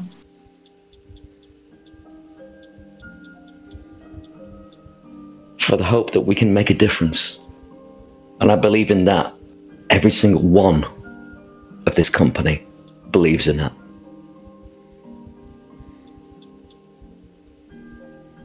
I may be wrong. I'm not the smartest person here. I don't know how smart our group is, in all honesty. But I think you might be right. I think there are some really decent people in this group. And I think the more we get to know each other, maybe we will all become friends. Proper friends. When that day does come, I've got a ring that I'd really like to know more about. If you could help me with that, I would really appreciate it. I mean, yeah, I don't mind. Okay. Well, I'll leave you to keep disturbing the well. Let's hope I don't hit anybody. Help me.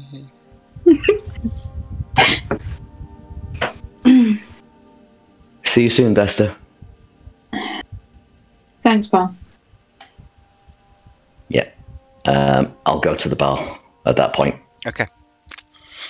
What is Shadorim doing at the moment? Is he still is he staying at the bar, or is he going to the table? I'll go to the... Once I've got my drinks, I will go to the table. Okay. Join everyone. We're going to go to the table for a bit.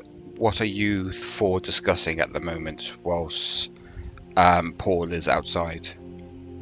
Rue was also about to go and check on Vesta, sees that Paul's got it, and then kind of goes, okay, and goes back to kind of sitting down awkwardly. Okay.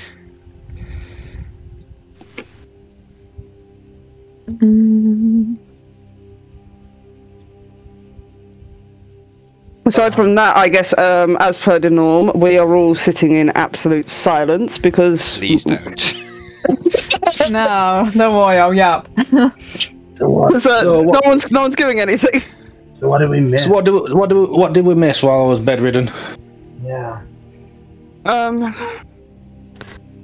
Well, Vesta saw a little tiefling girl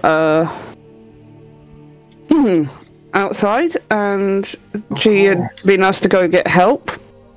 Apparently tieflings are not very well welcome in here. They don't really like mentioning them, so this is probably the last time I'm going to say it. So, little girl wanted help because her place was under attack. We got there, and she's the only survivor of her family.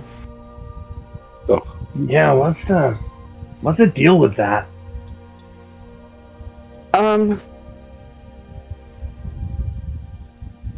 It's the world. It Who was apparently who was attacking her? It was apparently believed that the reason the Tiefling are being drawn out of the area is association with these Dark Rider people. But we find evidence on the crime scene itself, so to speak, that It was probably these riders who killed the tiefling. But apparently it's been ruled that the tieflings are to blame for all of this. By some... I would be careful with you two. It was, the eyes do stick out. Some high mage. Was it a high mage? It was, wasn't it? Archmage, yeah. Archmage, thank you. Archmage, I do not remember names very well, but Archmage had decreed it. Apparently he's very prolific figure in area. Yeah. Ignorance begets hate. It does. Maybe these people just need to get to know the tiefling people better. The tiefling are being entirely driven out of this area from what we understood. Yeah, people who have probably lived here whole life. This Archmage has spread so much fear about them that people don't care anymore.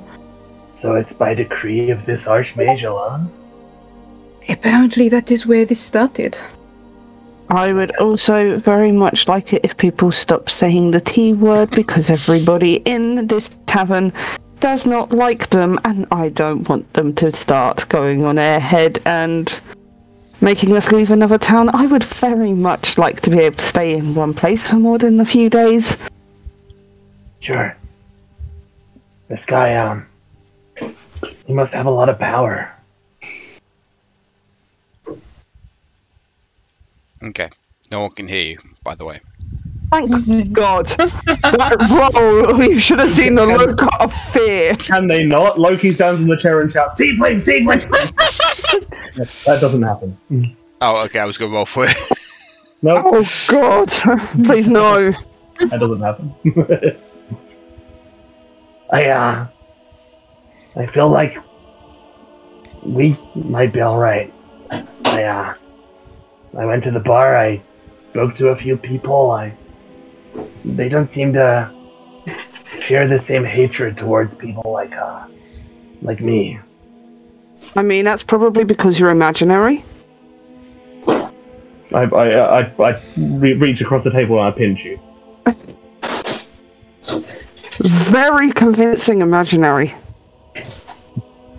Can I see anybody like glancing over this way and not really? A lot of them are busy talking to each other and drinking everything. There's this guy here who keeps looking at you, but not in a maleficent way. He's just looking over this, just out of interest, really, because he's never seen a hair before. Okay. Maybe we can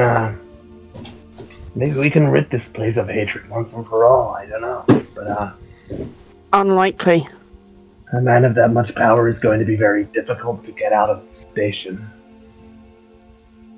Even if we remove the man, deep-rooted beliefs like that are hard to remove. Very true. People here don't even want to talk about the matter. We tried to ask a few innocent questions, but were shut down immediately. Mm-hmm. Only a fisherman who brought us here is really happy to speak on such matters by sound of it. So I mean, sooner or later we may end up having to get back on his boat. I apologise in advance. Your delicate stomachs. No. Please, no. Oh. Can you knock me out or something before we get on? I mean, to be fair, the only reason I think I was okay was because I ended up transforming into other things in order to be in the water instead. Yeah. I might be better with that. Maybe it's not necessarily the rocking and swaying of the ship, as it is the smell of the fish. Whilst you're all talking, I'm going to ask everyone, and I mean everyone, who's on the table and not on the table, to roll me a perception, please.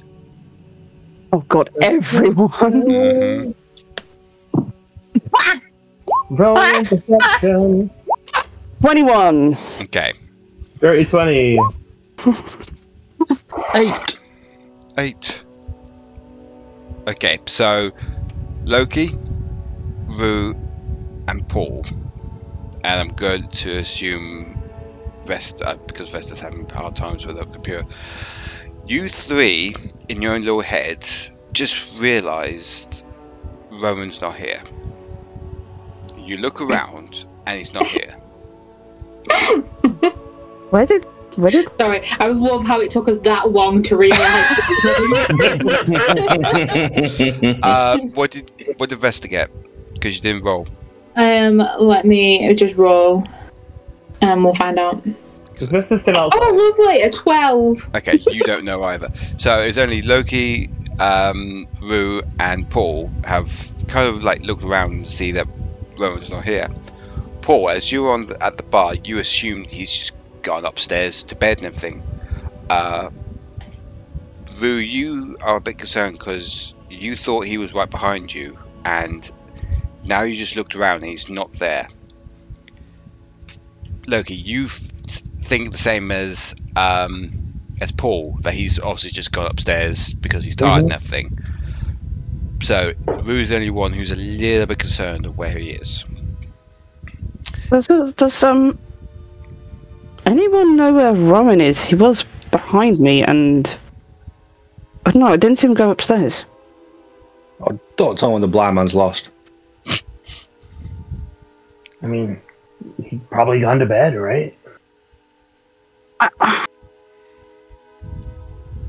It's been a long day for all of us. Without saying goodnight? I don't know. I know some of us are a little more than strangers, but without saying anything? Would you like me to go up and check rooms? I would, but on the off chance that he's a gentleman that sleeps naked, that is something I do not need to see. So, yeah, I think if you're volunteering... I will take that for all of us, then. Yeah. Wait. Yes? Just in case there's something untoward about this, let me come with you. Appreciated. Come on, then. Okay, so you two go upstairs. Whilst you're upstairs, we're going to go to Paul. Paul, what are you doing at the bar? Calling over the tavern keeper. Okay. Yes, mate. What can I do here? What mixers do you have for whiskey? Ooh.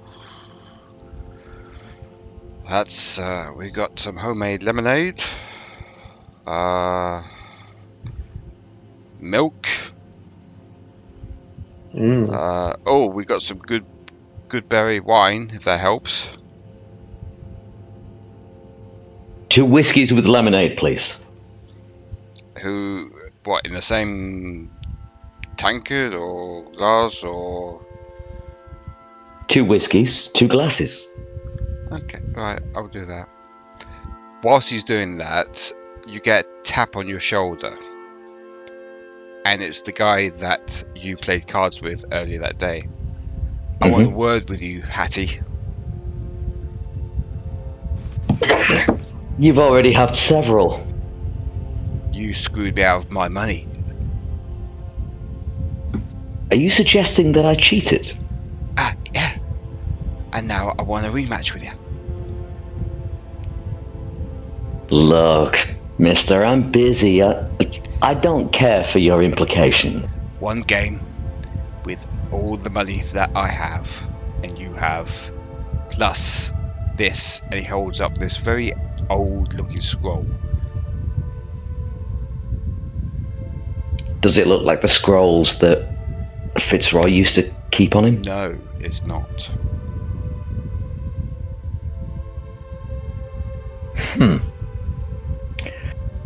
May I negotiate your terms? A game of Boulder's Bones against this and the few what's left I've got. against the money you took, the 52 gold. Well, 52 I'll wager, yes, but not everything I have. 52 then, for this map. Okay. I will oblige. However, I'm going to need a few minutes with the barman here, if you don't mind. Fine with me. Just make it quick.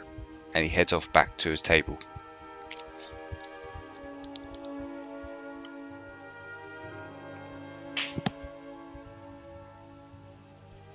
What are you doing with the barman? Well, waiting for my drinks, first of all. Oh, he brings his drinks out. There you go. That's 12 silver, please, mate. I'll count it out. Just put it on the bar for him. Mm-hmm. Much obliged. Thank you. Just before you go, who's sheriff around these parts? Sheriff? Don't really have a sheriff around here. It's more of a... we keep to ourselves, really. If something happens, you know, we tend to look out for each other. So who's in charge of the guard? That would be the king. That'd be the guard from Frostfall, who comes regularly into the village. They're absent? They don't even have a station here? No. Well, I'll down one glass of whiskey and lemonade. That's a certain shame. Forgive me, sir. Somebody else wants my attention. I'm very popular tonight, it seems. That's fine by me. And I take you're going to the table? Yep. Okay. Ah, you're back So, there. Right, I'll sit down. I'll take the hat off. Right, Boulder's Bones. We're playing Boulder's Bones. Alright? You're 52 gold for this map. Yes? Agreed. Do you want to know how to play Boulder's Bones, or are you okay? Yes, I've not been well versed in this game, so if you could tell me the rules. It's a Norvanian game.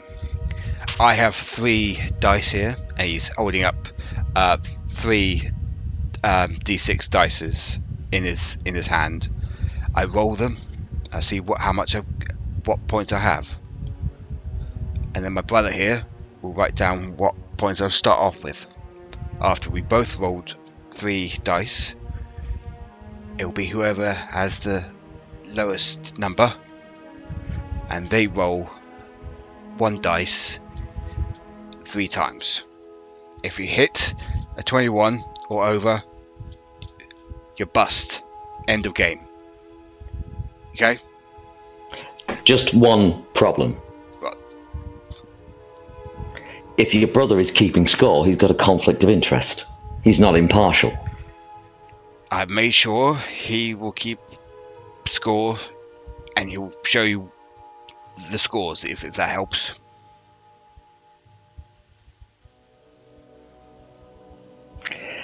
You have no idea who you're talking to, do you? I don't care. I want my money back that you stole. You did some magically fucked up thing with your cards. Magic? Yes. I can't do magic like that. Well, someone did. Someone did, and you cheated. So let's do this, shall we? And what if I just stand up and walk away? Then we'll have some trouble. Ah, right. That kind of game, is it? Oh, well, for 52 gold. Yes. Yes, I'll go along with it. Perfect. Right. I roll first, yes? Be my guest. So he got a 12. And he hands you the dice. So you roll 3 d6s. Do they feel weighted at all? Make me an investigation. Okay.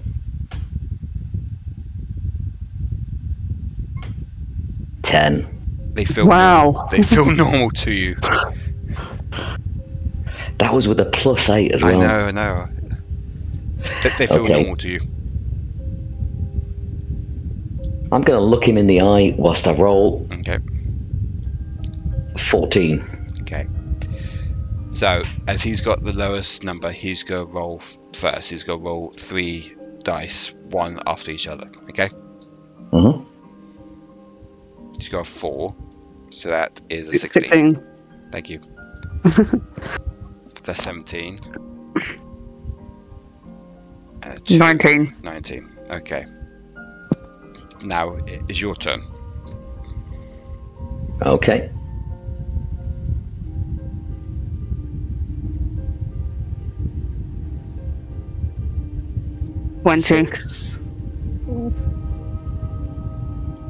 Oh, is that added on to the score I got? Yeah. Oh. Yeah. So it's like. I'm gonna fail. I'm gonna fail. You got to carry on. All right. You could. You could. Yeah, you got to carry on. Busted. 22. Lost. Lost. Ha! I take the gold back. Thank you very much, sir. It was a pleasure doing business with you. What's your name? My name, Oswald. Oswald. Just Oswald. Oh, you have no surname? No family? Well, I have a family, but we don't get the luxury of last names, sir. Weird. Okay, here's your 52 gold. But I will be watching you, Oswald. I'll be watching you, Hattie McHat. He has taken off his hat. Yeah, but you wear it all the time. I've seen you.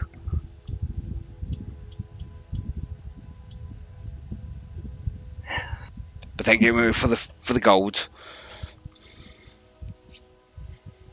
If that satisfies you.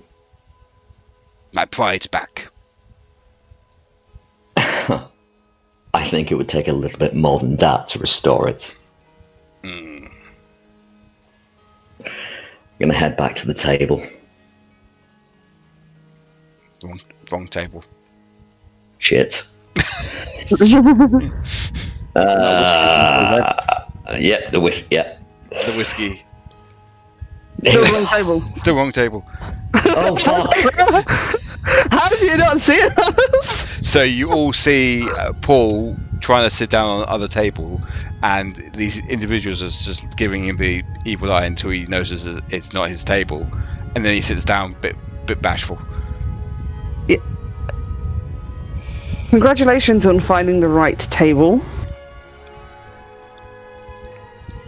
Do you know where Rowan is? No idea. I would have questions for him. He was behind me, and now he's not.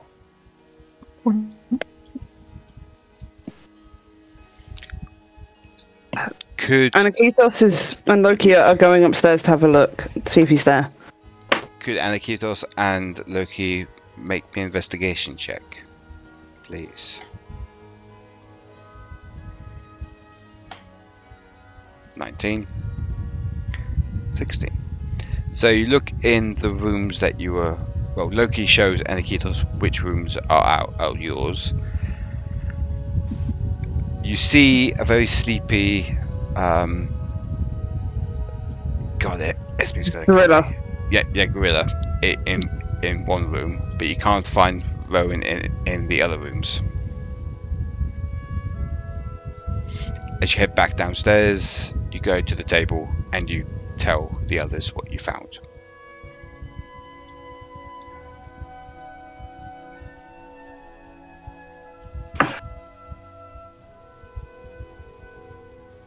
In complete silence.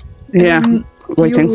Do you want the better news or the worst news? I was on mute. Yeah. Just you know how it is. There is no sign of him.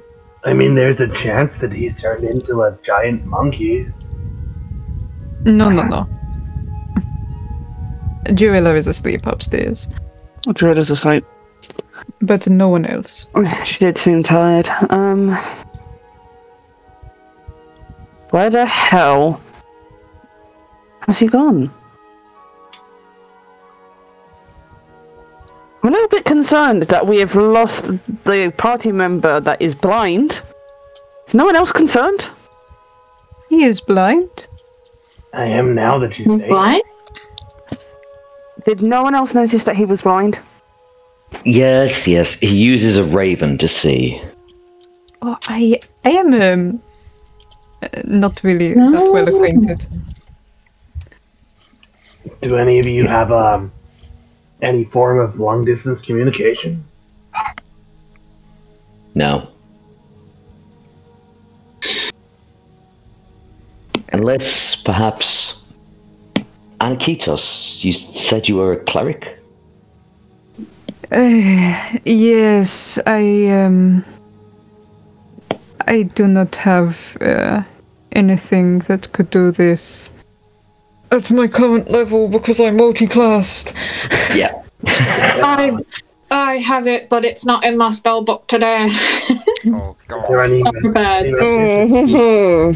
Any message that you would want to send to him if you did?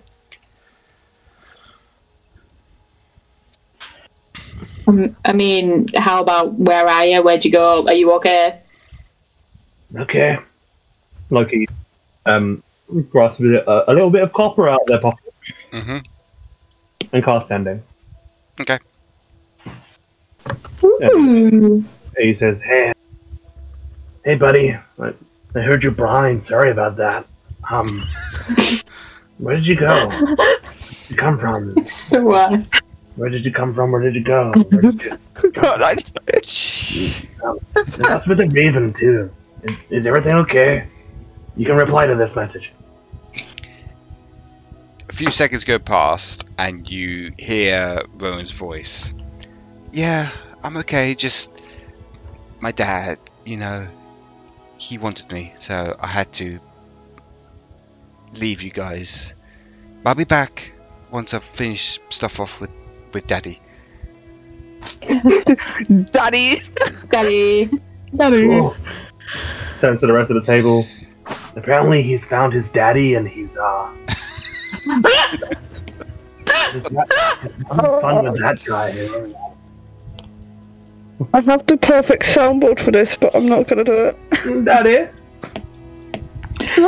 Daddy, please! Daddy. He's gonna hate me. It's now canon his daddy, like, there's no That's very true. FBI, open up! Yeah. Anyway, so moving on swiftly. he's safe. He's okay. He's with his father.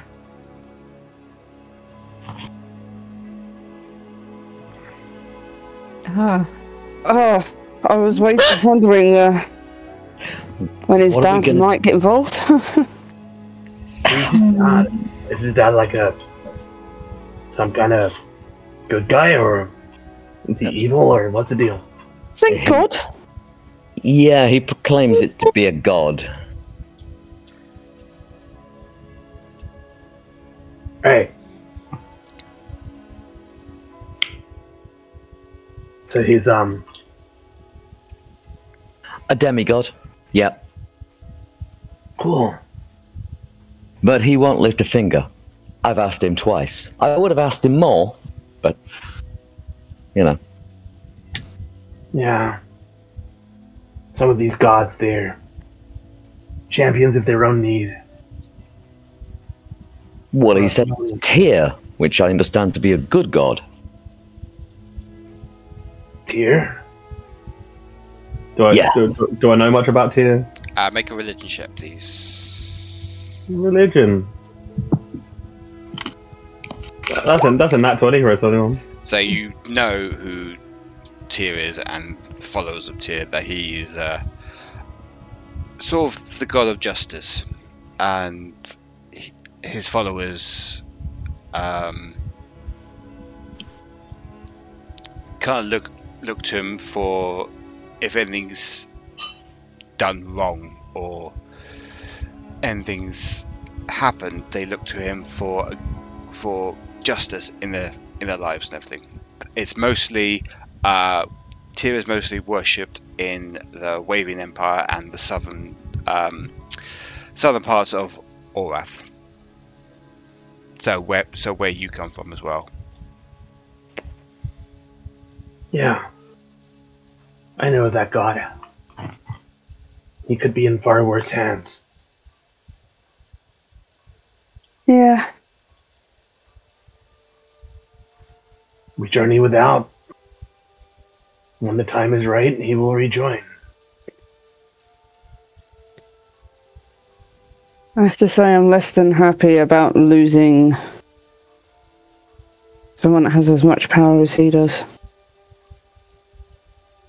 Yeah. He wouldn't use it anyway.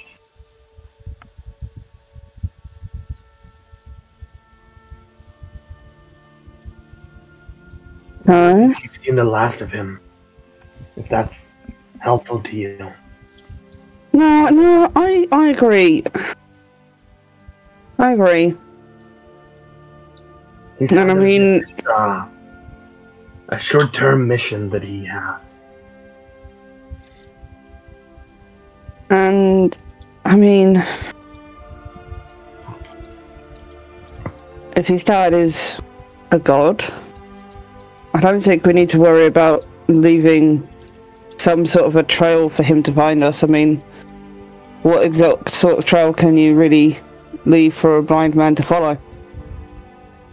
It's not like he's going to see the breadcrumbs.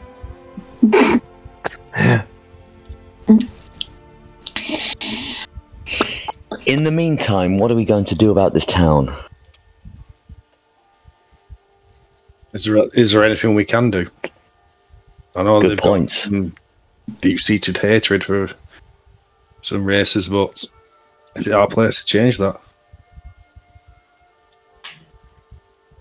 Could. They were like under duress or anything like that, then maybe. But like a religion, bad one like that.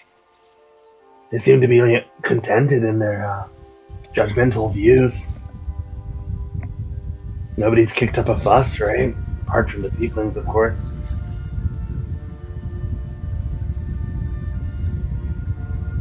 Maybe we focus less on changing the town and more on helping these poor souls that are judged. I mean, we did leave tracks. There were tracks. We can investigate the house tomorrow. I think definitely if we have more information on the riders themselves, we will be able to maybe stand more chance of proving innocence with something tangible. Right now is only our word. That's the most sensible thing I've heard all day. Thank you, I do my best.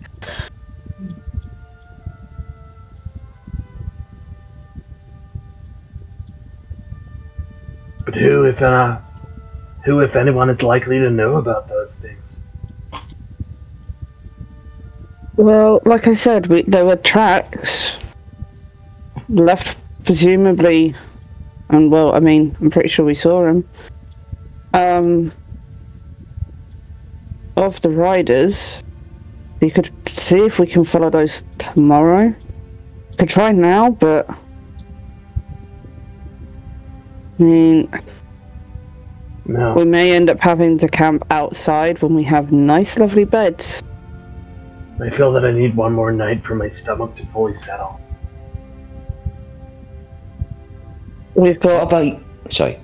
We've got things to sell, and we've got things that need to be identified before we sell, and we've got things we need to buy. How about you guys get some rest? I know a man that I have unfinished business with. Do you want me to identify that ring before you go? Sure, why not? I'll give her the ring. I need you to remind us, old DM, what the ring is. It's the one that I stole from that rich man's house. Oh, that one. Oh, okay. Oh, that one. Oh, that one. Oh, that one. Okay, let me have a look at my notes. Oh, Just scrolling so far back on the notes. Yep. This was like 2 months ago. Yeah, at least. Does anybody else have any more magical items they want me to thingy? Because I can ritual cast this as many times as I need. Let's have a talk amongst ourselves while the poor DM hunts for the right thing. That's why I was asking. Does anybody have Thank you so much. what items they want? Yeah, Rue's gonna want you to go on ahead and deal with that scythe that she's still carrying.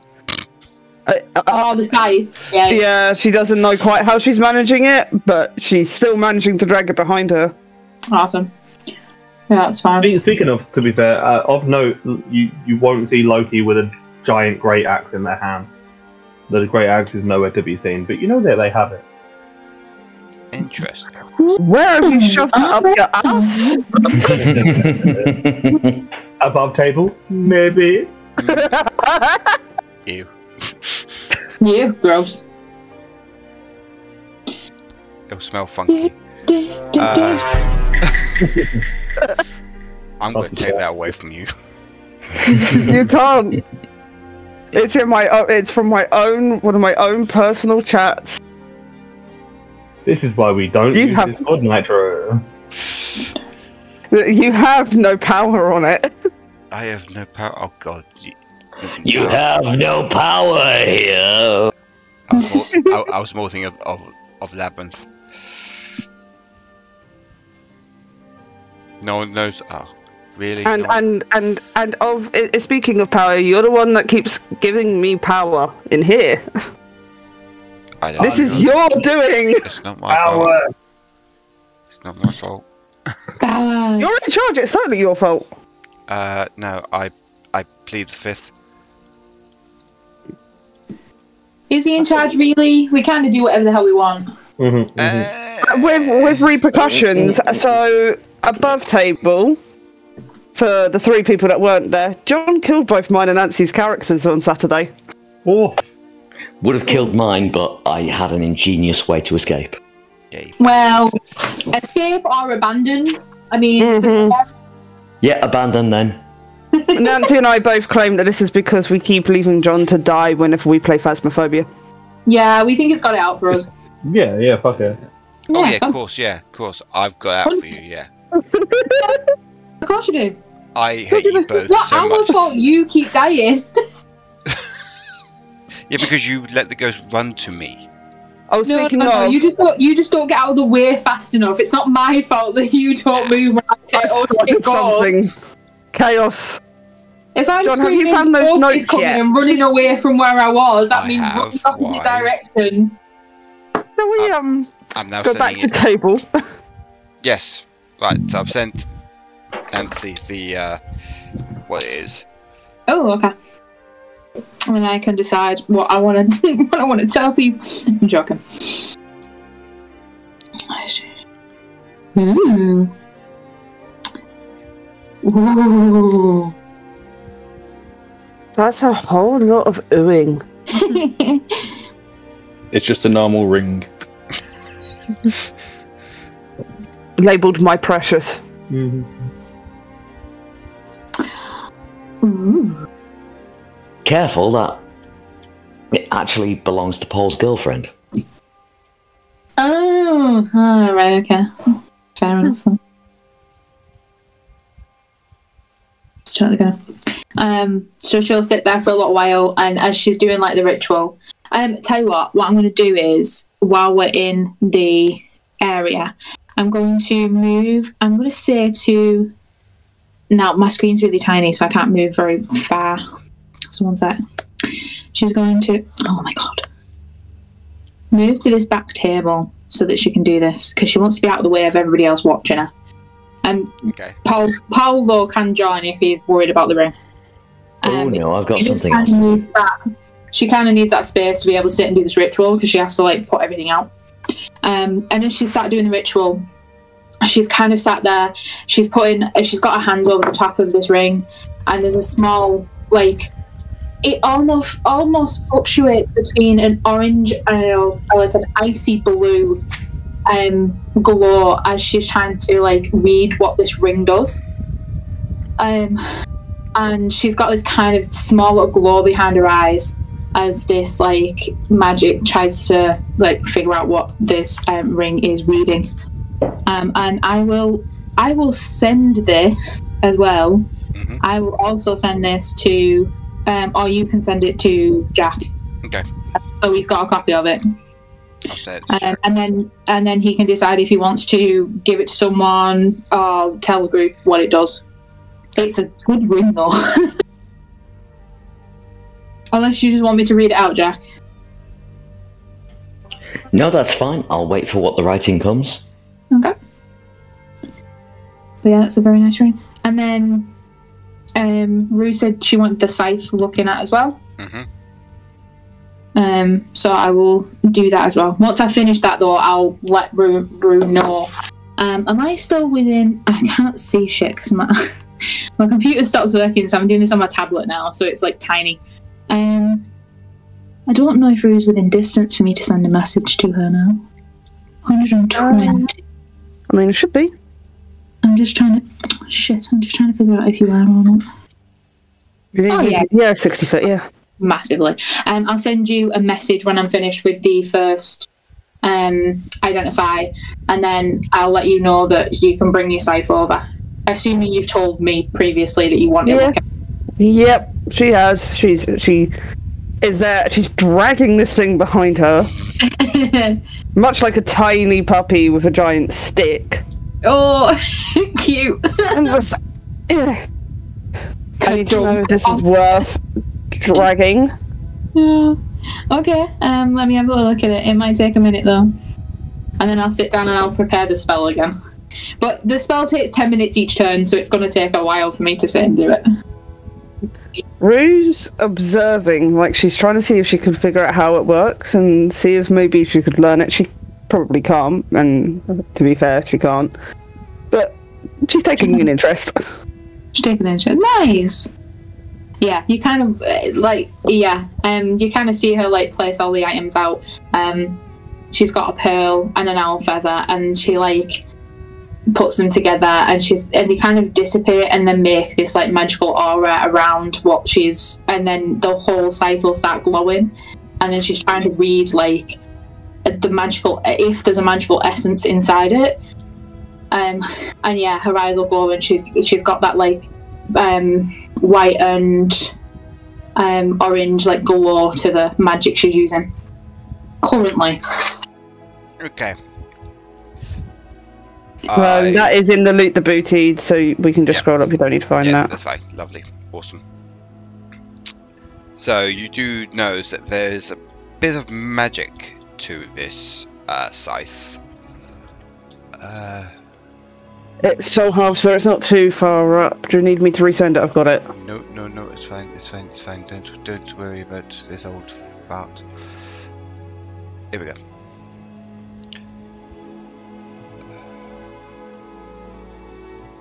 So it has a bit of magic to it, but it's kind of a cursed magic that you can tell. Right, okay. It kind of harvests the souls of certain individuals that once it's hit a target, it harvests the soul. Awesome. She's going to kind of, with it kind of being this like a little touch of death on it, the spell right towards the end, just as she's finishing, will break, and she kind of pushes a chair back from it. And she'll look a tiny bit shocked and just be like, Rue, yeah, might want to get rid of this. It's basically a death weapon. You do not want to be carrying this around.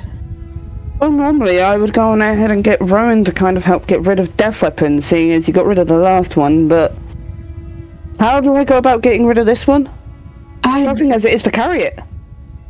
I would just get someone else to take it, to get some money for it. Like, it's not worth carrying this around.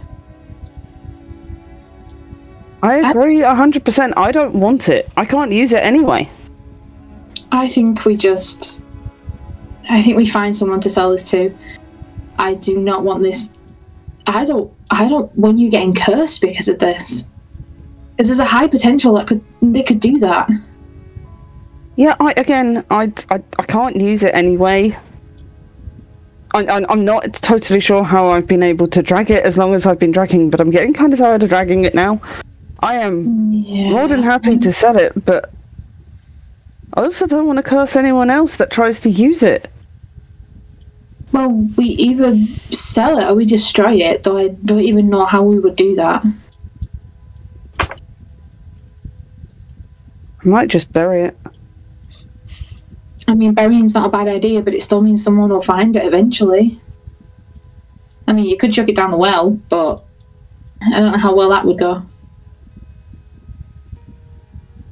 Well, let's be honest and tell the party. Maybe someone's got an idea or can figure out how to destroy it. DM, would I know how to destroy cursed weapons like this?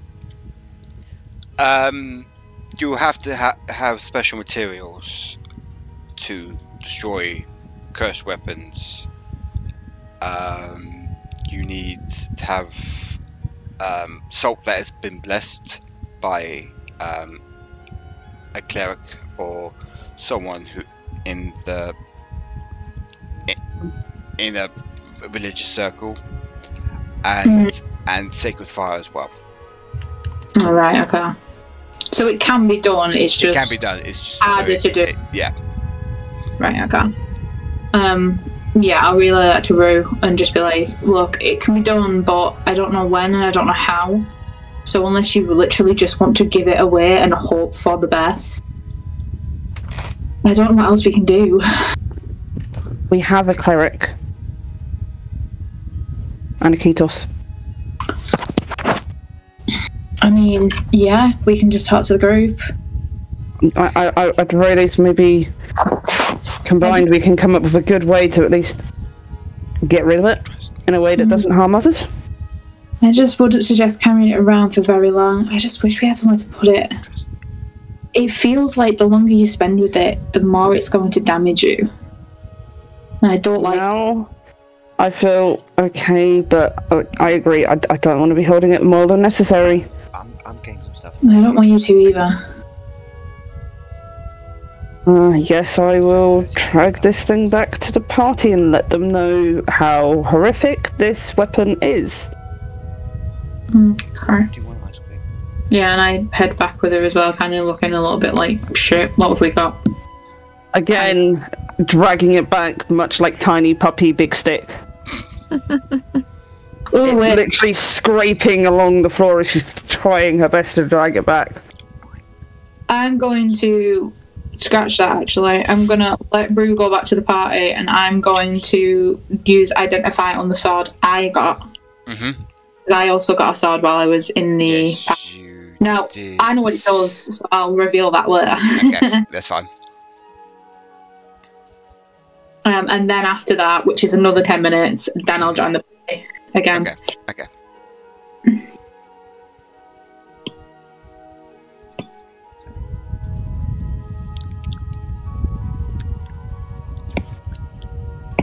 Okay, so after a while you come back to the table and you explain to everyone what you've been doing. At this time, it's getting pretty late and most, if not all, the patrons are leaving the tavern as the tavern keeper is ringing the bell saying last orders, get your drinks in or fuck off, basically. Has Oswald left? Huh? Has Oswald left? No, he's still drinking, and he's asked his brother to get some more drinks by his body language. Okay, I'm going to be keeping a close watch on him. Okay.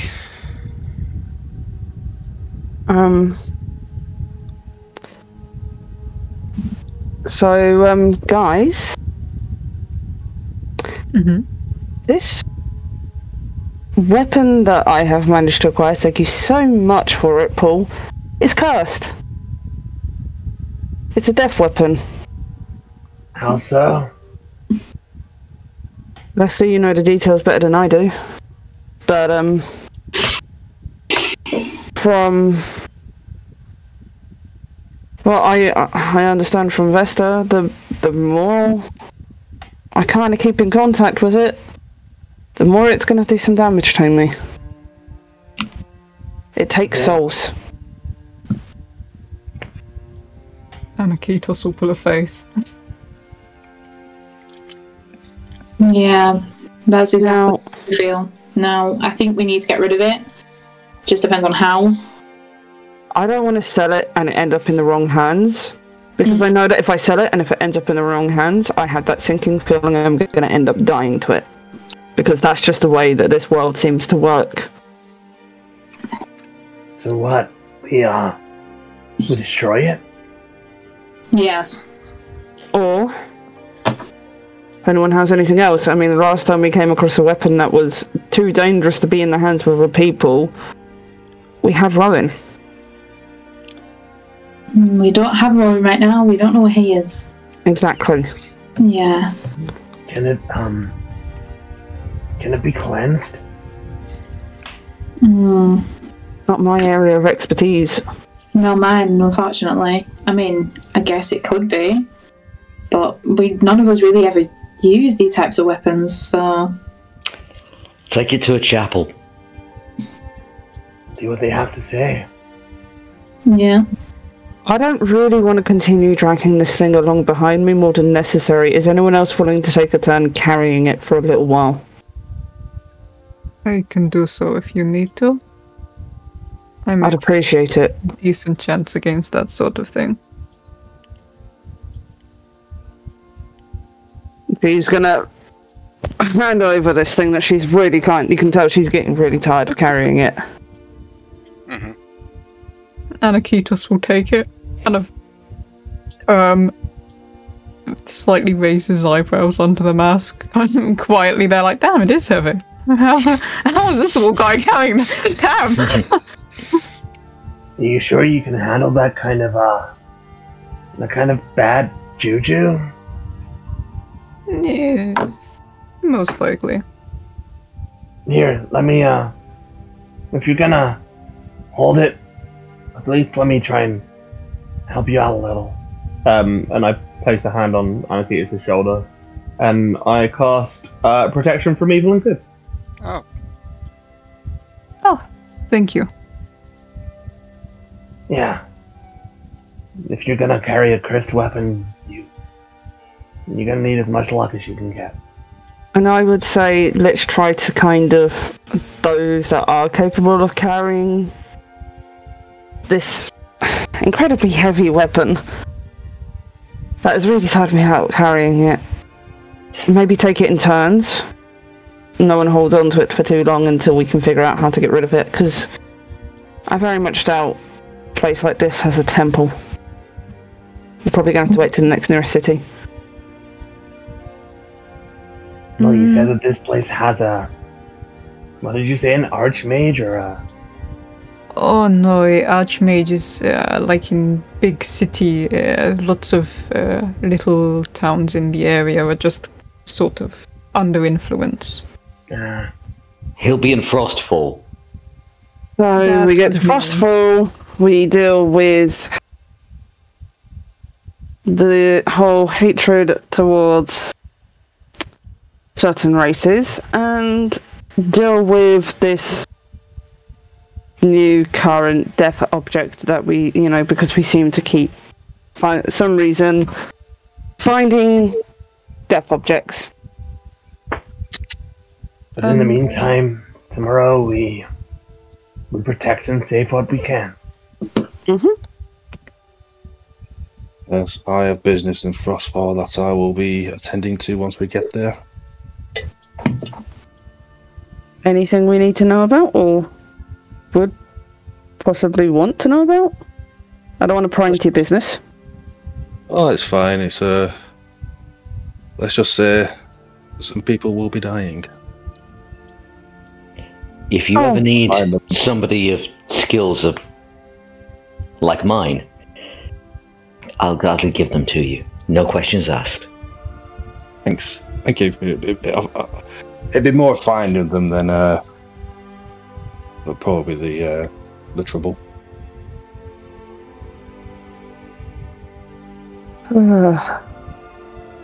We're the happy few. One more round before bed. Well, I feel like this is a better name for our party.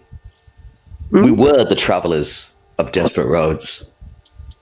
We, the Happy Few, sounds better.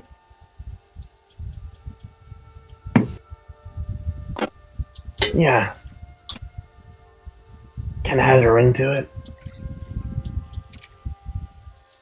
It sounds cheery, I like it. Let's host them.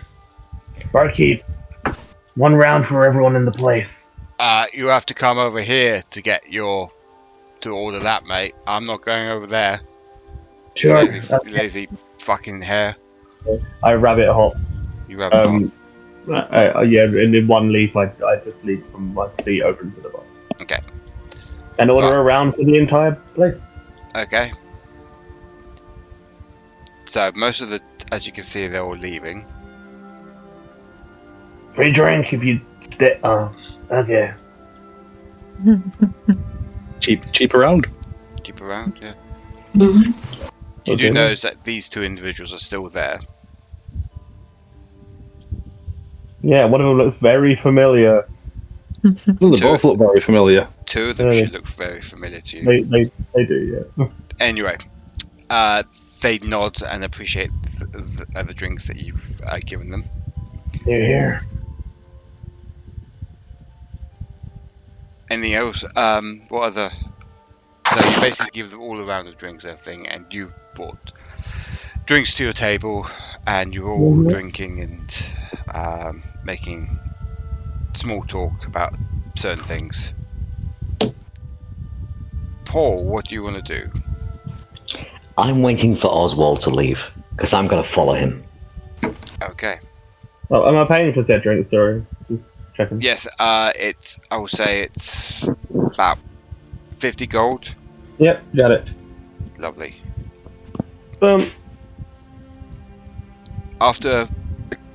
Once you finish your drink, you notice that Oswald and his brother are leaving the tavern.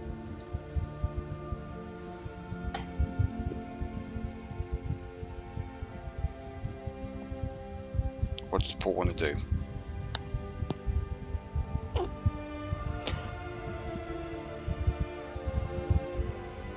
So I'll bid good night to the rest of the party. Go outside. Hide behind the nearest cover and transform into the barman. Yep. You see them bits staggering everywhere, you know, as they've had bits to drink and everything, and but they seem to be more stable than you realise as they're walking home. Okay, I'll come up to them and say, try to imitate his voice. Okay, so it's like a very deep, sort of like, I would say, I don't want to say from the Caribbean, but he's more, because he's from Zangrid, he has a sort of like a Northern African sort of accent to it. Have fun managing that one. Yep. Okay, right. That was my brief.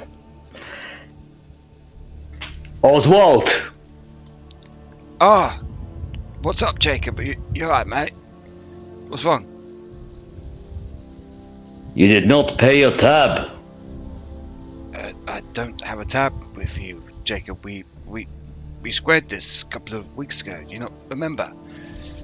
Or am I a bit drunk to remember that? You are a little. Well, yes. How much is the tab then, Jacob?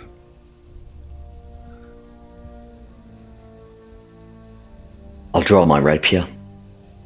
Oh. Whoa, Jacob, I didn't know you had a sword on you. I thought you were all peaceful and everything. Hand me the scroll. Why you want the scroll for, Jacob? That will settle our debt. He's gonna roll deception. Not deception, insight on you, but with a disadvantage. Yep, he believes you as like, oh, okay, well here's the scroll. Just his brother's like, what are you doing? There's a family scroll and everything. I gotta pay a debt. Don't worry, little brother. Sorry about him. He's always worrying about me. I hope that pays the debt, Jacob. Yes, it will. Okay. You be on your way now. Yes, we'll see you tomorrow. Yes. And they all stagger off and everything. The brother, however, is looking you up and down. He is drunk, but he's a bit paranoid. And he runs off to try and catch up with his brother. As you see them go over into the house and everything, into the distance and everything, I take it you'll go back to the tavern? Not before transforming into myself just before the door. Okay. With this scroll, there's a small little sigil on the front of it. And unfortunately, with normal strength, you can't open it. Right. There's some sort of magic behind it. But you're happy that you got a scroll, and you head back to the tavern, and you see your companions still sitting around drinking, as some of the companions, or some of the patrons are leaving, and as the tavern keeper is ringing the bell, it's like, closing time! One for you, Paul. The nightcap. Thank you, imaginary friend. You're welcome. And I fade into a shadowy part of the bar. The okay. The tavern. Okay. And turn invisible. Okay. I'm telling you, there is something about the rabbit. So, after you finish your drinks, you all together head upstairs to bed. Mm-hmm. And you'll have a long rest. The next morning. DM, sorry. Yep. Quickly before I head to bed, you said that the fucked up cursed weapon could be uncursed with sacred flames and no, blessings. It would be destroyed by sacred flames. Destroyed. Destroyed. Well, good enough. Do I know? Is there anything I can do in that category? Theoretically. Theoretically, background. you could, with your flames, because you could make it sacred, but you need blessed salt from a cleric or a high priest. Can I bless the salt myself? Let me just double check. You're a cleric, aren't you? Or you? I am. Roll me a religion. Religion. Hilariously, I'm not actually good at that. Never mind, I rolled well, 19. You can destroy this cursed weapon. That's a success. I yelled so loud I made my dog bark. I'm so sorry about the barking. So yeah. So I can destroy it. if I wanted to. Yes. I will do what you want with that information. I'm gonna put it to the back of my mind for now, because I'm gonna offer it to the group before I just kaput that. Okay. The next morning, you'll come downstairs, and it's empty. The tavern is empty, apart from the tavern lady and her husband cleaning up messes that were made yesterday or last night. Morning. I see you had a good night's sleep. Unfortunately, we cannot offer you any breakfast this morning because we don't do that sort of thing here. Our chef is still asleep. No worries, thank you anyway. I'm pretty sure we have a boat to catch. Ah, okay. You go catch your boat. I think it's with that dwarf fisherman, isn't it? Yes. Nye, isn't it? I think so. Can't remember his name though. Well, you have safe travels wherever you go. Thank you. And as you all head out of the tavern, you are now early morning. There's fresh snow on the grass and on the road and everything. Where do you guys want to go? Fresh snow. I'm not sure. Does the group just want to go straight to the boat, or is there anything else in town we want to do? How much time do we have? It's 7 o'clock. So you got an hour. So above table is still early morning, but technically you got an hour to do what you want in this little village. Yeah. I mean, we could just have a wander and see if there's breakfast anywhere. Yeah. Unless people want to just skip straight to the boat. Look for some potential shoppery. Do we have to get the boat as it stands right now? What's stopping us from just staying here for a day or two? I mean, we can, but I thought our main part of the car was going to be Frostfall. Yeah. What would be the purpose of staying here for a few days? I mean, we actually stay in one place for a few days. I wouldn't mind ensuring the safety of some of these tiefling folk. I think all that the ones that are left are now dead or have been magically transported away by mysterious people that Rowan knows. I don't think there's anyone left.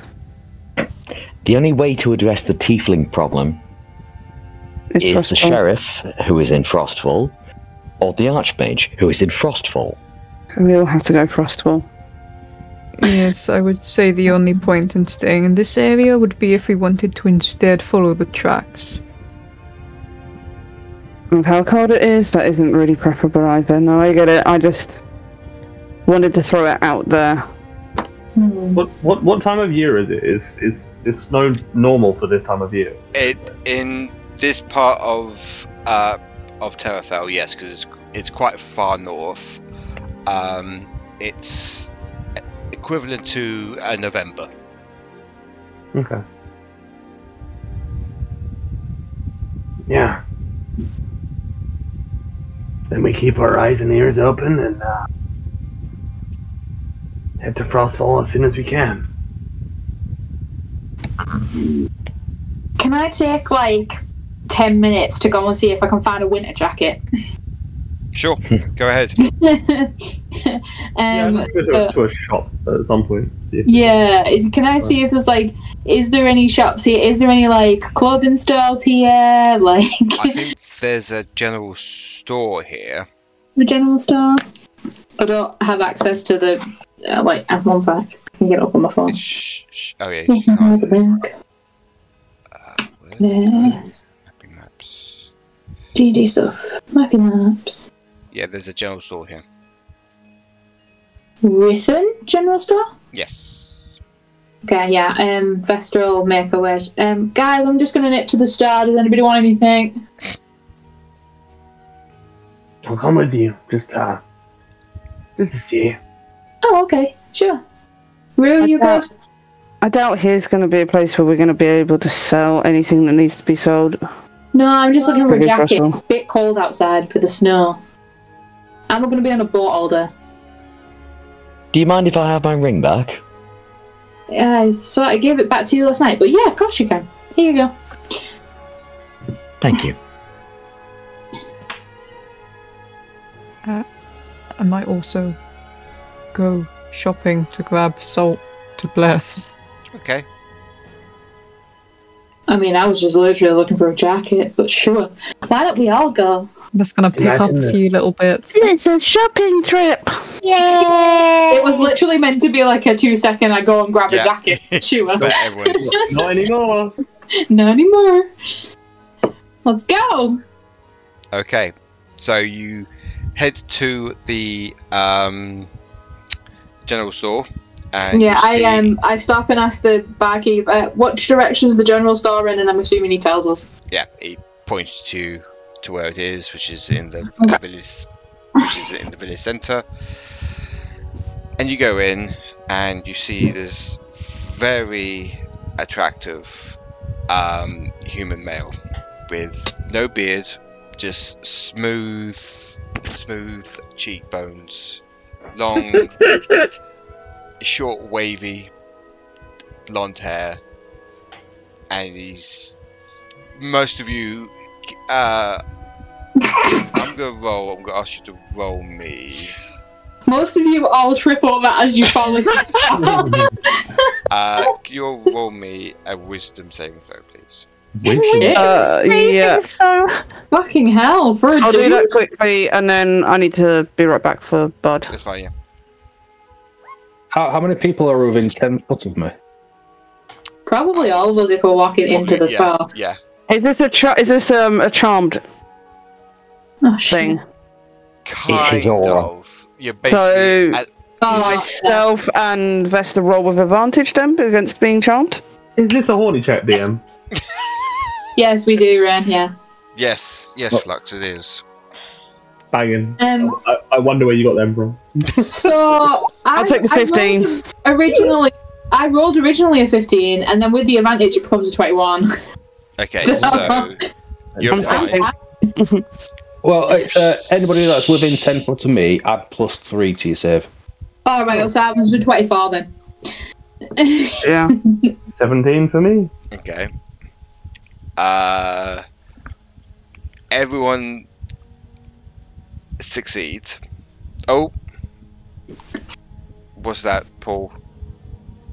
Oh, because it was advantage. Okay, advantage +3. Yeah, so 16. Okay, so you're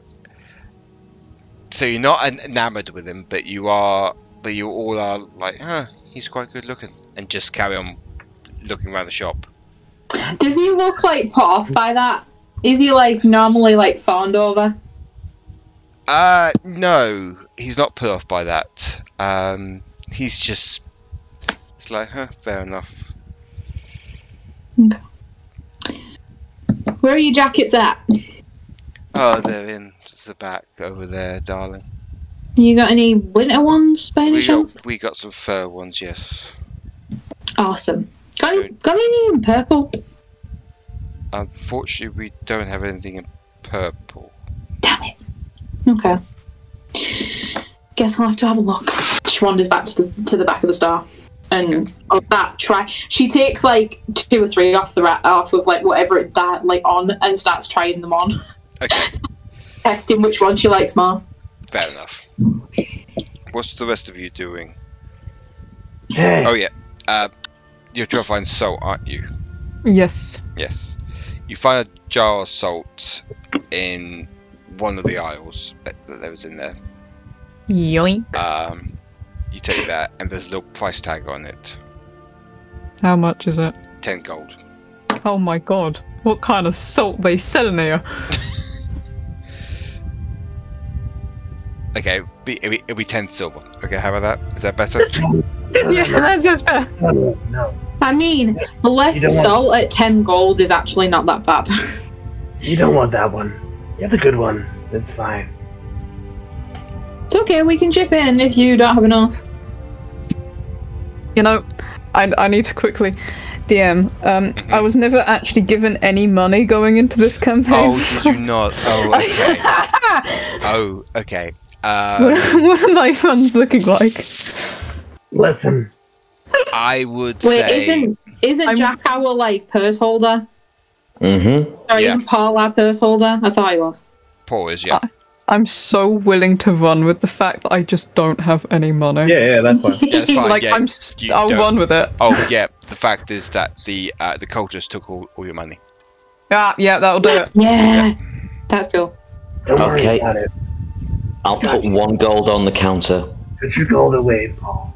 I got you. If you say so. Yeah, it's fine. One of the few privileges of coming from the lifestyle that I do is not having to worry about financial difficulty. Oh, then you and I are in very different positions, friend.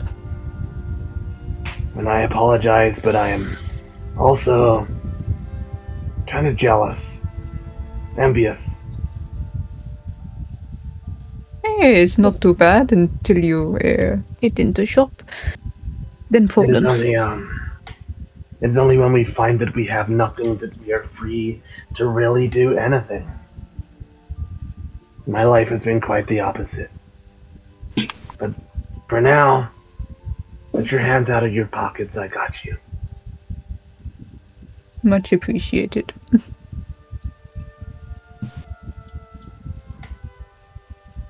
Excuse me, Shopkeep. Yes. You sound awfully familiar, but I'm gonna let that go for now. Okay. Is this guy high? Do you have a brother called Tasty? Is that a thing? Yeah. Okay, don't worry about that question. Do you have anything that you keep out back? You know, not for your standard clientele. Never see. I don't. Do you have Never anything? you see. What? Do you have anything magical? What do you think I am? A fucking wizard? I don't know. I don't judge people. I just sell what I sell. What's the most expensive thing you have? What's the most expensive thing? Now I have to have a look at my inventory. Please. What a bother. Ugh. Take your time. Ugh. This is so degrading, you know this. What a pampered prince. I'm not saying that in character, I'm just saying that as me. Just saying that. Okay, why is there not area shops? Come on, open. Open! Open, bitch! Open sesame! So, the, let's see. Why is it open sesame? Is there a reason for that? I've never thought about it before. That's a good question. No, but the component to knock the spell is a sesame seed. Yeah, I noticed that when I was looking at spells the other week. But why sesame? Like, why open sesame? Yeah, I need to look this up now. I need to know. A lot of the spell components in D&D are literally just puns. Yeah, I know. The most expensive thing we got is this spyglass, and you see the spyglass in this very fancy little cabinet that he's got. How much? It's about 800, and he flicks his hair back and forth. What's special about it? Well, can you not see the gold rings around it? It makes it special. Sure. So it just allows me to see things far away. And it's been made with the finest wood there's ever wooden been. A classic line. Is there anything else you want, or are you just gonna waste my time? Well, I want this very fluffy cape, if you wouldn't mind. How much? That's 45 silver, love. 45 silver. Sure. It's made of real wolf skin. If you know. Keep your hands out of your pockets, Vesta. I got you. Oh, thank you. That was going to set me back a bit. I've only got 10 gold left right now. No. My thanks. Would you take 500 gold? Excuse me? 500? No, he said 45 silver. For the... What are you doing, Loki? For the spyglass. Oh. Okay, yes, sure. And he gets the spyglass out and he hands it to you. You've got a lot of money, sir. Didn't expect that. Yeah. I'm full of surprises. I can see. You've intrigued me with your wares. And I ask one favor of you. Mm-hmm. Next time somebody walks into the store, don't judge them quite so quickly. Especially if they happen to be tiefling in nature. Well, I've heard that tieflings are bad news, so I don't have them in my shop. Change that rule. They're good people. Fine, if you say so. I lay 500 gold on the table. Okay then.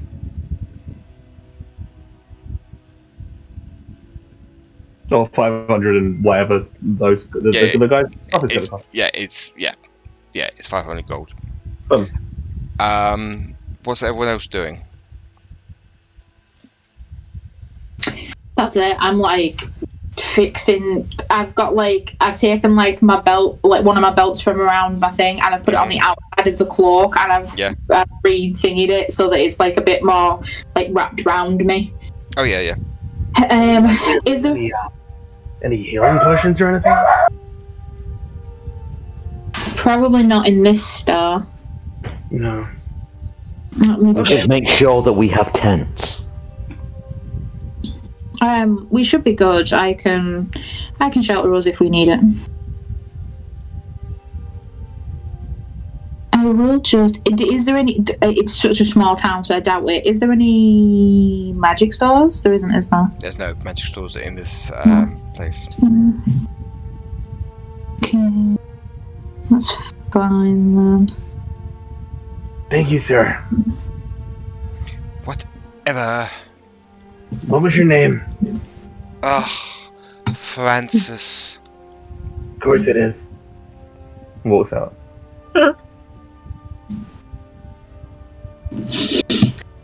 Yeah, I follow him up.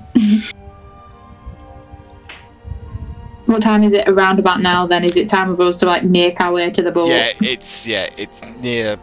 Yeah, it's about 8ish now. Awesome. Let's get to the boat! Get to the boat! Oh, time. Oh, by the way, figured out what it was that is like open sesame. So, open sesame, someone believed it was a slurring of the words open says me. Mm-hmm. But actually, it's a part of the story, Alibaba and the 40 Thieves. Open or Sim Sim. I don't know how that. It must have just been lost in translation, because it goes on to say something about the Hebrew word of password. Okay. And then there's loads of different ways of saying it, so it must have just been that translations gotten wrong over the years, so people just say open sesame. I actually thought it was something to do with the open sesame, with like a sesame seed, but it's not. Fucking hell. Well done. ADHD. Sorry, carry on. Does anyone else want anything from this store? Or everyone's okay. I'll walk it. I had a moment of complete zoning out and getting trapped in my thoughts. Oh. We going? Boat time.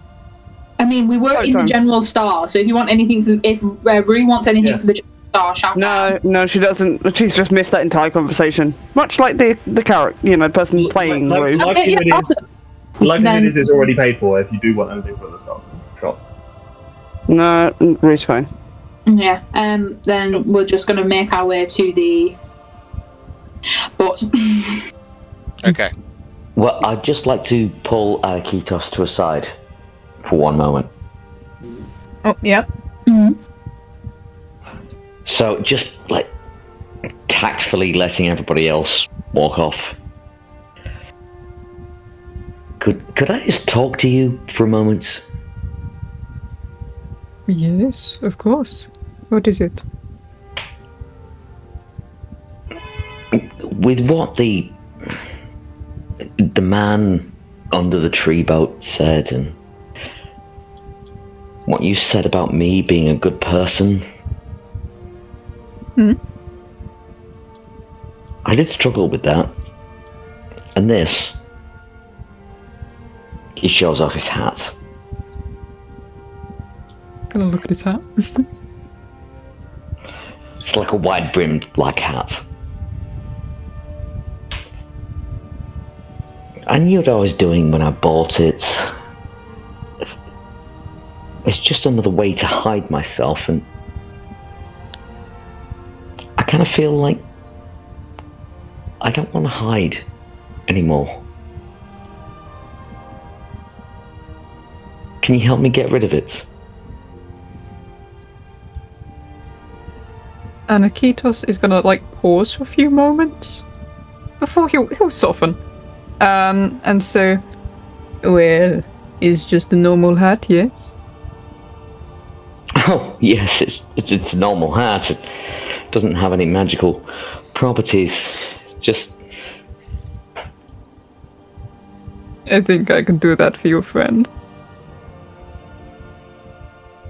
It was another means for me to hide. I don't want to do that anymore. But I'm afraid. I'm afraid if I get rid of it, I'll be exposed. I've never lived out in the open. Do you know what I mean? He seems to consider that for a few moments. And he will say, I will be honest with you. Me now, this is the most low-key appearance I have ever taken on, and is a little extravagant, I'm realizing. So we may be a little bit from different backgrounds there, but if there is anything I have learned, is a little different here than what I am used to. But sometimes, with a little change to your appearance, it is like a new person. You have new friends now. You have me, at the very least. I try not to speak for everyone else, but I like to think of us all as friends now. You do not have to be worried about being alone in the open. You have me looking like this next to you. Well, I don't exactly know what you look like. Really? You struggling to see me? I thought all this gold looked gaudy enough. I'll show you my face, do not worry. You know what, I make you deal. Next time we have space, just group of us, I take this off. I'm not trying to hide from you. No, I know you're not. Just... take it away from me. Aniketos will hold out his hand. He gives the hat. Aniketos will take it. He will give all a little smile, like almost a little knowing smile, and say, and thus, friend, you are reborn.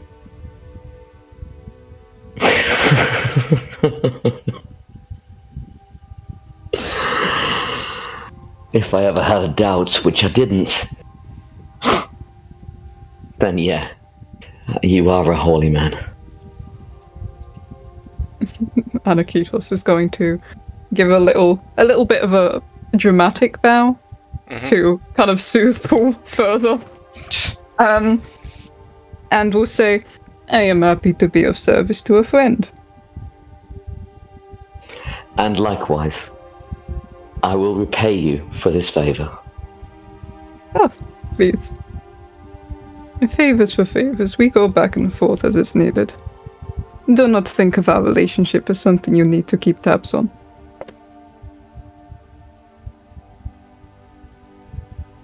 As you say, still, I will be loyal to you.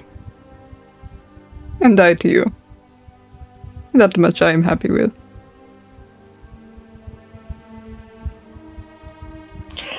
Suddenly, Paul rushes forward and hugs Aniketos. Oh, Aniketos is going to pause slightly, with his hands slightly up, before he will smile and give Paul a hug back. Thank you. Thank you for helping me to be who I really am.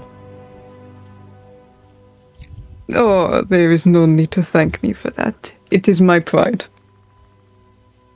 And thank you for trusting me. Of course. Now let's make sure that we don't miss that boat. Oh yes, good point. Let's not keep the others waiting too long. And you see everyone else in the boat all waiting for you, and the dwarf is like, come on, you two, what are you waiting for? Rue has tactically polymorphed, not polymorphed, I know I keep saying polymorphed, tactically wild-shaped herself again. She is not getting onto that boat, but that's more willingly. There's no fish on the boat. Okay, then in that case she's fine, she's normal. Okay. It's just a normal, he's basically, what he's said whilst Aniketos and Paul were talking is that it's his day off, and he's basically taking you upriver to Frostfall. So once Aniketos and Paul are in the boat, you all head off up the river to Frostfall. It will take roughly about a few hours, give or take. Let me have a look at the maps for you, just to get the rough estimate. Yeah, it will take about 4 hours for you to get up to Frostfall on this little on this fishing boat. During this time, he's the dwarf is sorting out the sails and sorting out the rigging, and he goes back to the stern of the boat and starts to basically control, steer the little boat to Frostfall. Is there anything you guys would like to do? Any? Shadorim is very quiet on the journey. Okay. Go ahead. Can I just bless the salt while we're going? Mm-hmm. Yeah. That will take you about an hour to bless. Yeah. So you get some time. I'll walk up to Vesta at some point during the journey and just say, hey, you know that thing you were doing with the stuff at the tavern? The magic-y thing? Yeah? Yeah, that thing where you looked at something and you kind of knew what it was. That thing. Yeah. Is that something you can just do, or is that gonna tax you? No, I've got ways of doing it. Why? Do you need something looking at? Yeah, this stupid thing that I bought. It was very expensive for what it was. I'm wondering if there's perhaps more to it.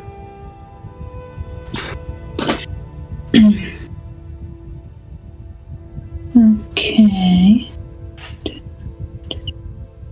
If you Would you prefer me to see if it's got any magical capabilities, or would you prefer to just know what it is?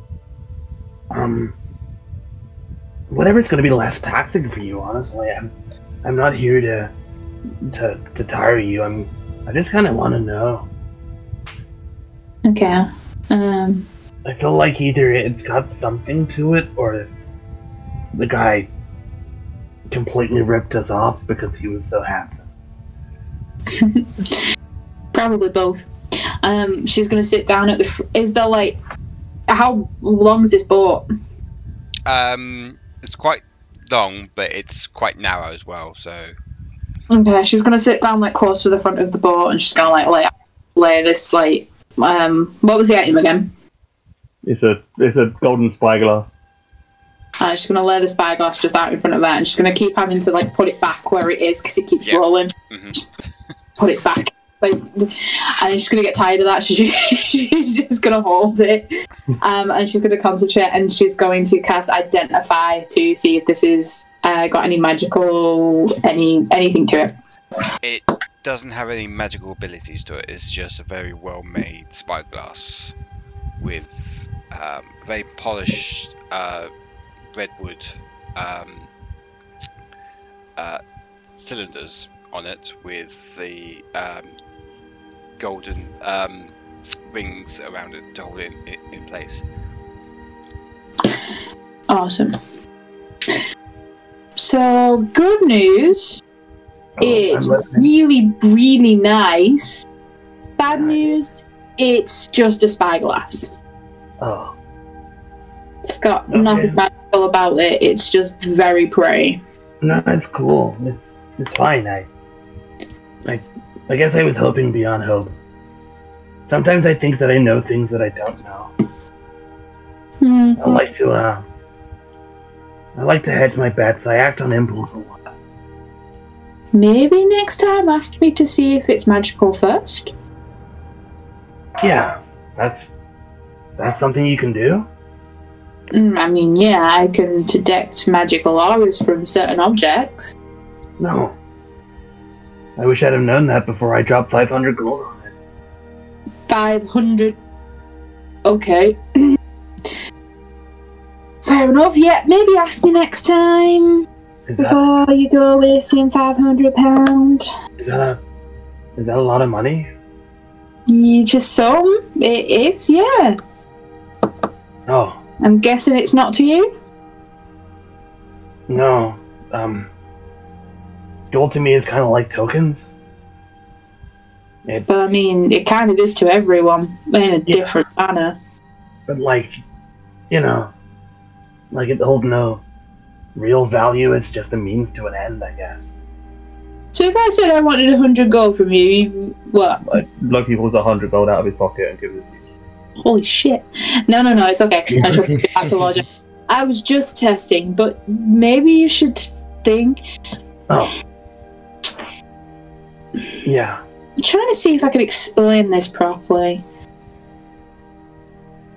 I don't think there's a way for me to ever explain how, hard it is for some people to get money. It's never been that much of a big deal for me. But then I've never really been anywhere either, so... No. Just bear in mind, if you chuck money around too easily, some people might take advantage of that. You think? Oh, definitely. Especially if they know you are literally chucking it around. You might want to be more careful with the purse strings. I'll bear that in mind. Everything I ever wanted, my father got somebody to get it for me. I never had to want for anything. I mean... I find this very hard to understand. Yeah. It's not... I guess it's not a bad thing to... It's not too much of a bad thing to have that life, because it just means that you've had a pretty good life. But it also has kind of sheltered you from the stuff that's... It's made you different from other people. And that isn't bad because it just means that that's not something that you have to worry about. But it does mean that other people will see it as...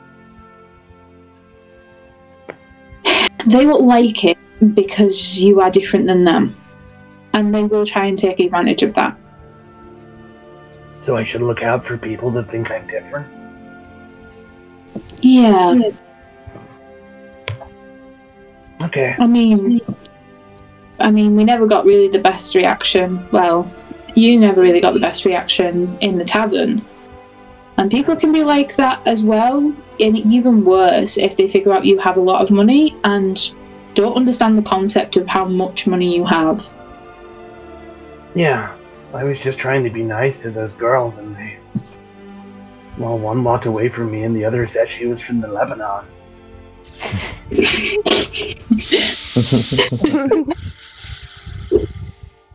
I don't even know where that is. You know, me neither. But I think it's just different people from different spaces. And I think you just need to, I don't know, maybe interact with a few more people. Everybody's got a different idea and a different concept of how much money means to them. Sure. People that have money don't need it. People that don't have money need it more. So I should give my money to the people that need it? Not really. Because sometimes they can be bad people. This is really confusing. Yeah, it really is. I appreciate you trying, though. I'm sure that with a little bit of experience and talking to more kinds of people, I mean, that's why I'm here, right?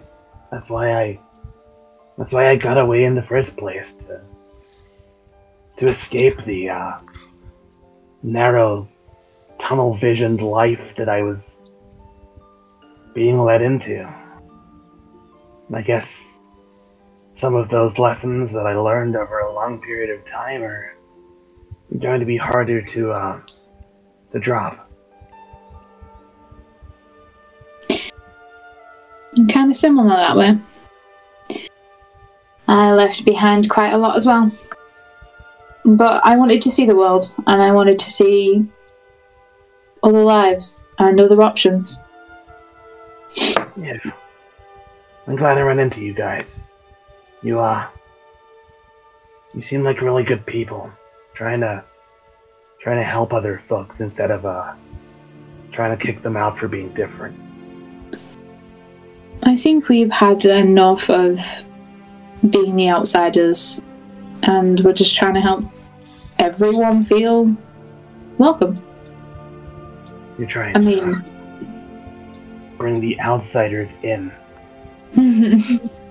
Yeah, I guess you could say that. Well, thanks for trying anyway. Maybe I'll sell this thing. Or maybe I'll just keep it. You never know when you're gonna need a really fancy spyglass. You never know. Might become a captain someday. Captain Loki. That's got a ring to it.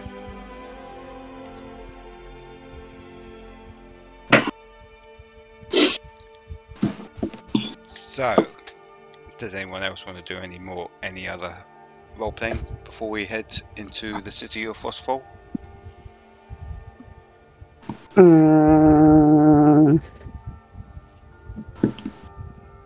I'm good. Everyone else good? Yep. I think so. Yeah. Okay. Did Rue say that she was wild shipped? No, I was planning on it if it was full of fish, but it's not full of fish, so she's fine. Oh, right, okay, never mind then. So, after 4 hours, you managed to make your way to Frostfall. This humongous capital of Skoghold. There's bustling in the air. You see a lot of little boats on the river, either transporting goods or just, again, fishing. As the dwarf docks his little fishing boat, I will show you on the thing here. I'm pinging, if you can also. Pinging, yeah, seeing, yeah. Seeing. He says, right, welcome to Frostfall, everyone. Hope you enjoyed the place. I'm gonna... It's freezing out here. Well, it is the middle of winter, my dear, unfortunately. But Yes, anyway, thank you very much for this little trip of yours. It's been interesting to see individuals like you. Thank you, kind sir. She'll give like a mocking bow. Okay. Thank you for bringing us so far. No, you're quite welcome. He's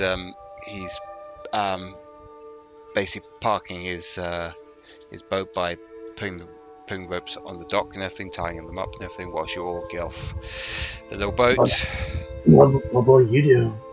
Are you staying here? Only for a couple of hours. I need to pick up some stuff from here and then head off back home. Sure.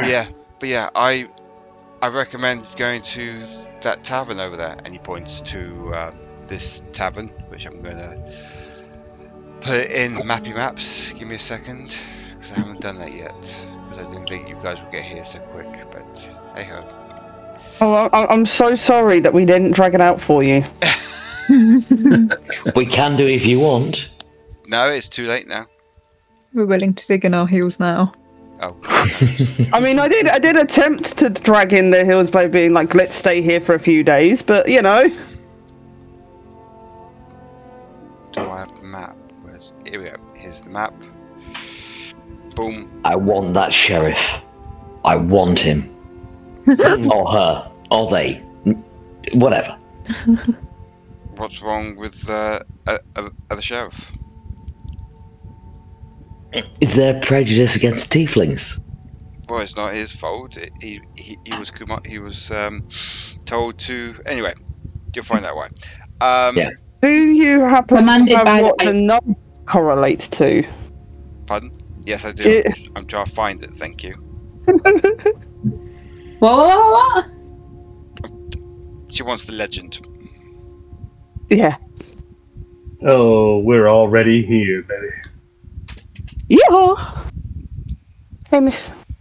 Oh. In the meantime, it apparently is time for a cuddle with a cat, so I'm going to do that. Hi. Hello.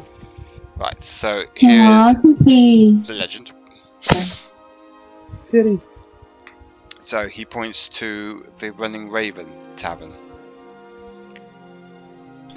The Running Raven. Oh, bloody hell. You know what? I take it back. I don't want these numbers. So many. What do you mean there's so many? It's a capital. What do you expect? 24.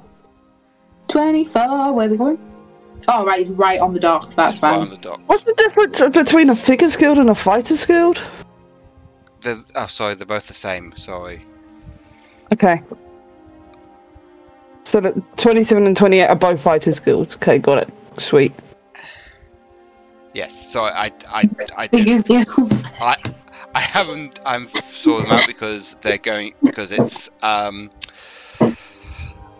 Steve needs to give me the names of them. So. Okay. I've done. Did you? Yeah, but. I can't find. Yeah, but where? Where? All I'm going to say is that someone in this group is currently sounding like a babbling baby.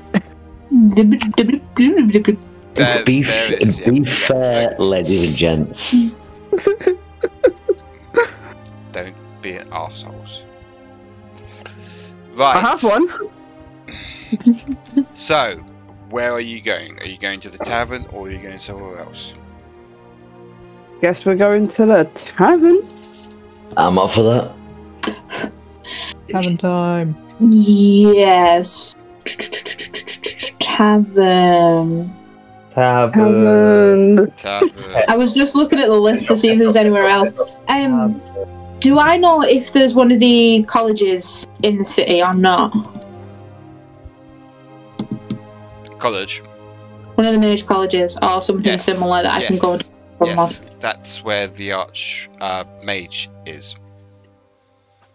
Awesome sauce, so we'll probably head there at some point. Yes, you will be. Okay, that's fine. To the tavern. To the tavern, indeed. Which tavern again? The 24, Raven. right on the door. Raven. I'm trying to find it. 27. It's next to the 27. Thank three you. dots. 24, actually. 24. No. 24. Aha. Perfect. Right there. You're. I am so great at reading maps. Not What? sarcasm. Sarcasm. Yeah. Hardly know her.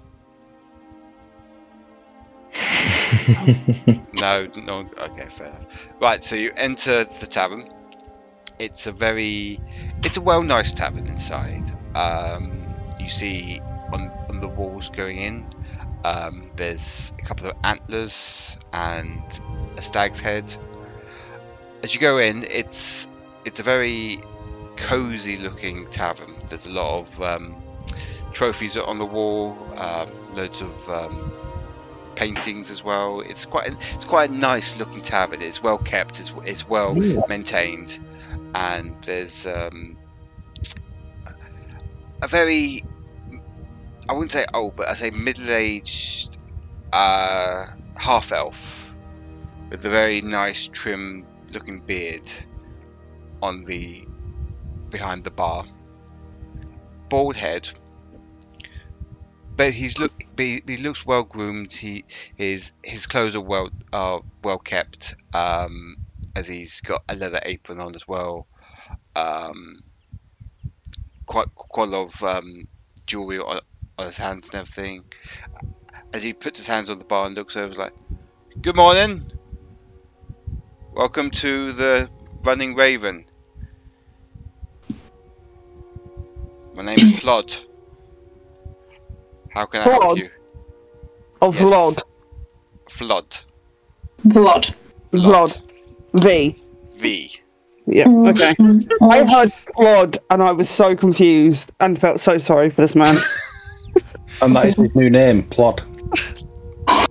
No, my name is Vlad. Flot. My name is Flot. Right, sorry, is it a V or an F? It's a V. Right, so Vlad. Flot. Okay, because I kept hearing different things as you were saying it. What I'm hearing is blood, but with a V. Blood. Oh, he's not called Vlad. Well, let's just calm down all of this skepticism. How about a round of drinks, everybody? Well, I mean, it's like, what, 12 o'clock in the morning? It's about that, isn't it? It's near midday. Do we really want drinks now, or do we want to wait? Because I'm kind of hungry. I feel like we have things to be doing. You got any group going? I could eat. We got Actually, some well. food I can get to you. Thanks, Sounds I'll take. intense. Are you not known for food? Excuse me? You just didn't sound sure. Well, I didn't know what time it was, and then I looked outside, and it's about lunchtime. So yeah. Okay. I mean, is there somewhere better we can be going for food? Or My food is quite nice, thank you. Flux, let's not embarrass the man. Loki. But it's okay. I'm not trying to embarrass you. You just came to us unsure, like we're not known for food, but we can do food if you want, that kind of thing. Well, my chef at the back can help out. I'll see what we got available for today, because I haven't really looked at the menu yet. Just give me a moment. I'll talk to Noddy in the back. Fucking noddy. It's canon now. Noddy! As he goes into the back and everything. As he does that, you're looking around and it's quite a nice looking tavern. What? Just ruined by the fact that it's a very nice tavern owned by people and Noddy. It's Vlad. Yeah, right. It's a Vlad. That's what we're saying. Vlad. Vlad. Fucking. I can't. The little man with the red and yellow car. As he comes out, Oh my God. I have got a list of what my chef can cook for you. Minced pork and roast goat and cheese, roasted lamb and cheese, baked good goose breast, grilled salmon, or shellfish platter. I mean, guys, should we just do one of everything for the table and we'll just share? What do we think? Sure. Sounds good to me. Yeah? Yeah, we'll do one of everything and a round of ales as well. Is that enough to cover all of us? I'll take whatever strength you've got. If we were to get, like, one of everything, is that going to feed all of us? I mean, there's a platter in there.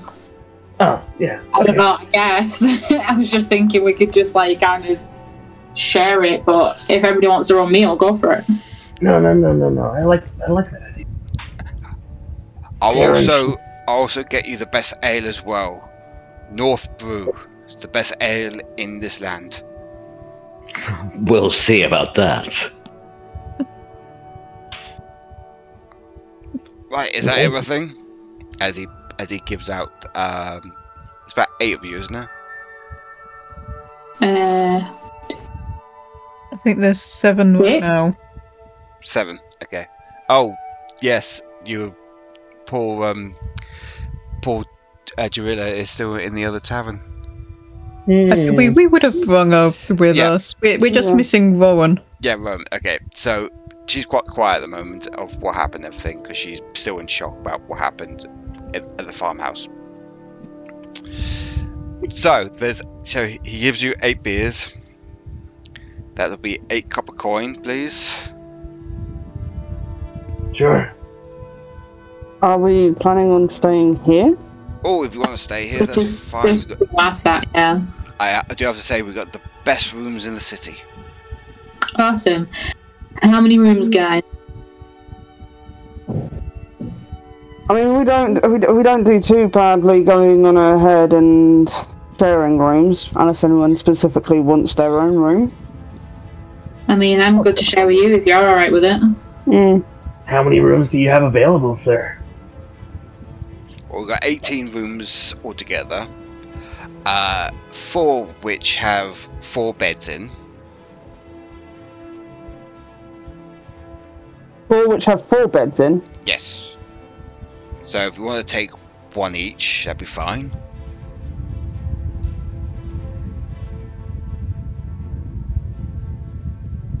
I mean, I think we'd be okay with 3. Yeah, we can. Girls in 1, boys in the others. Yep. 2. Yeah, whatever. Nothing wrong with a bit of, segregation. Sensible to me. Makes sense. Yeah, we'll take 2. Okay then. That's 10 silver altogether, thank you. Lucky pays it. Just out of curiosity, where have you guys come from? Haven't seen you. You're new in this city, aren't you? Yes, we've stopped in to visit some people. Ah, okay. Well, where do you come from? Where did you go? Where did you come from? Wow, that keeps coming up tonight. Yeah. Hell. Oh. All over the place. Found the episode title. Yep. Where you come from, where you go.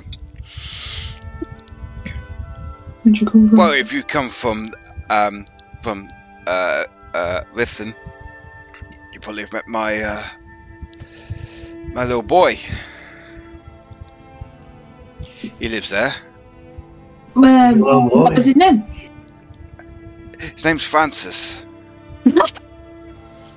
Have Of course it is. Have you seen Francis about?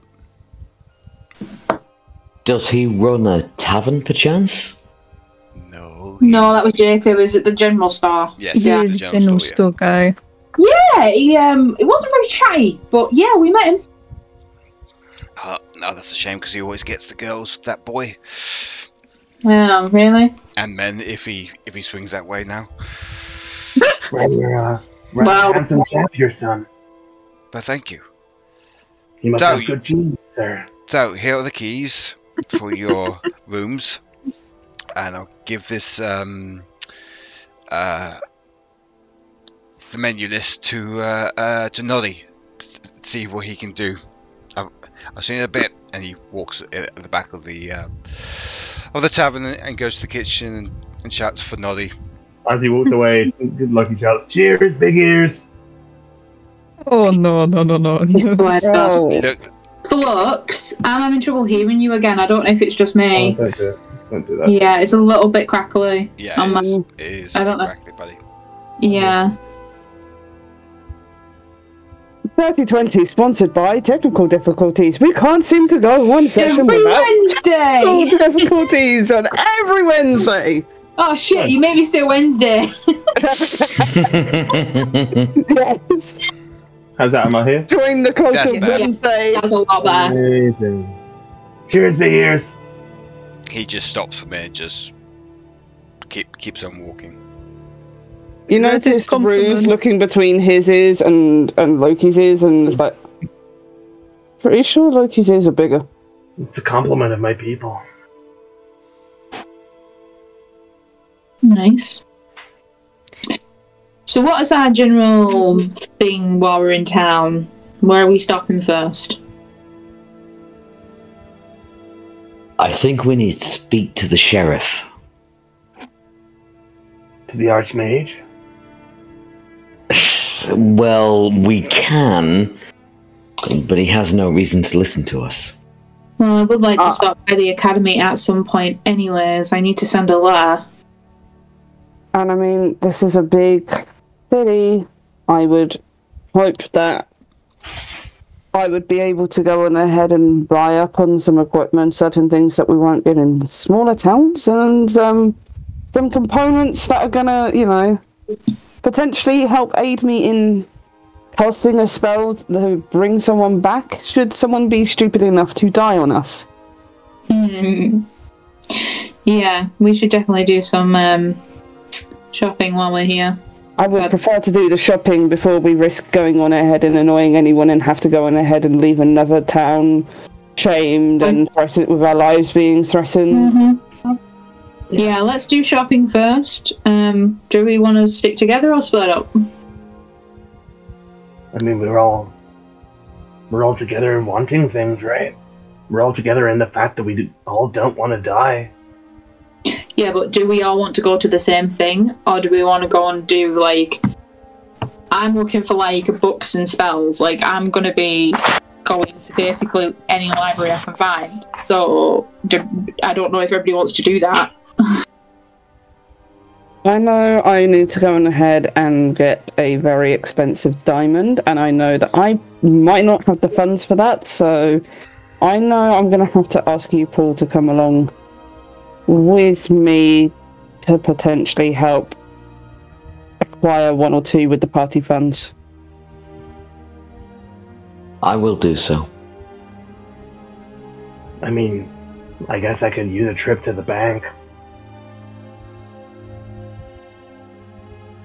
Above table, you guys have no idea what he's on about. This is a new concept. Bank? Yeah. You don't have a bank account?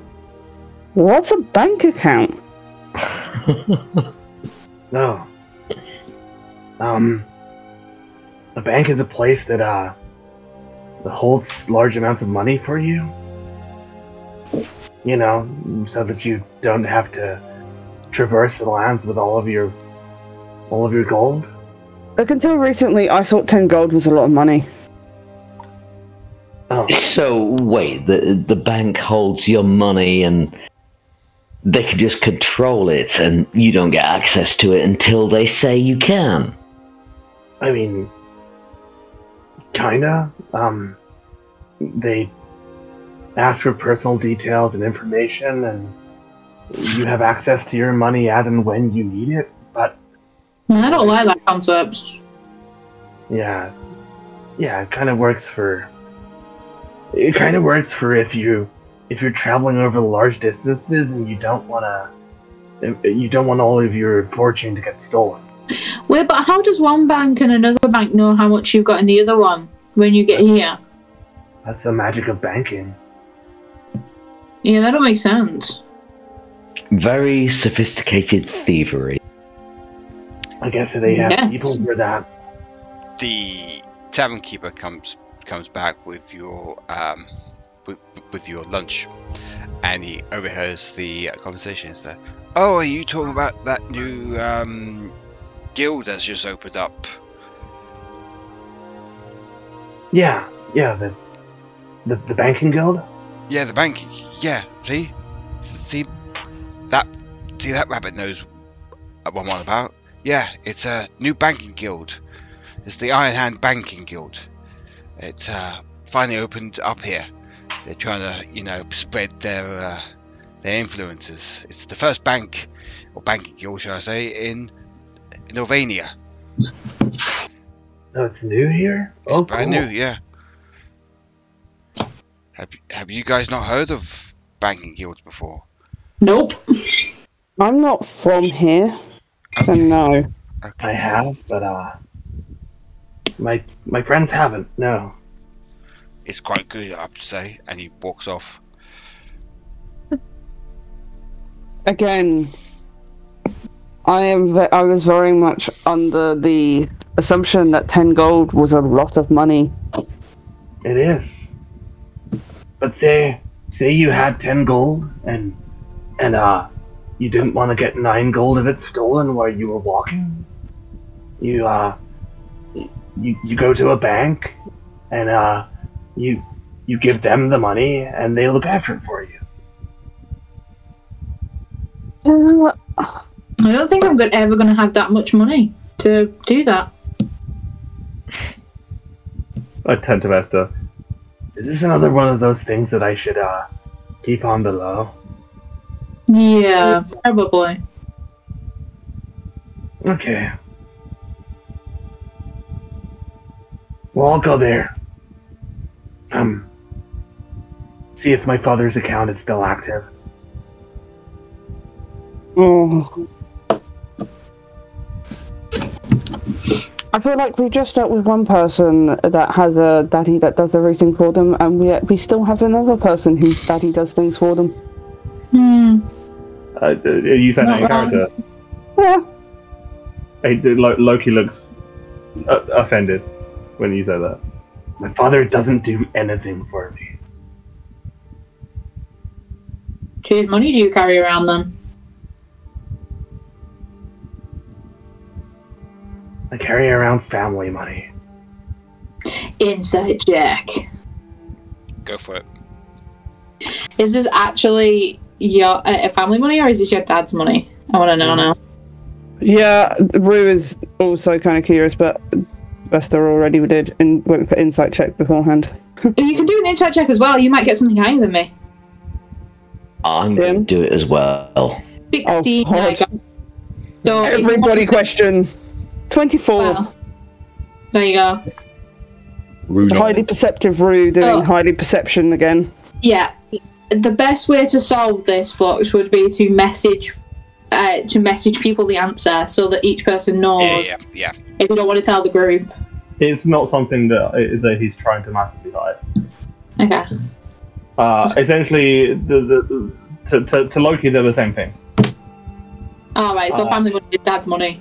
It is money accrued by his father, As you would know, Loki's father is the king of Lydia, but he doesn't class it as his father's money because the money has been spread around to direct family, and it's all he's ever known.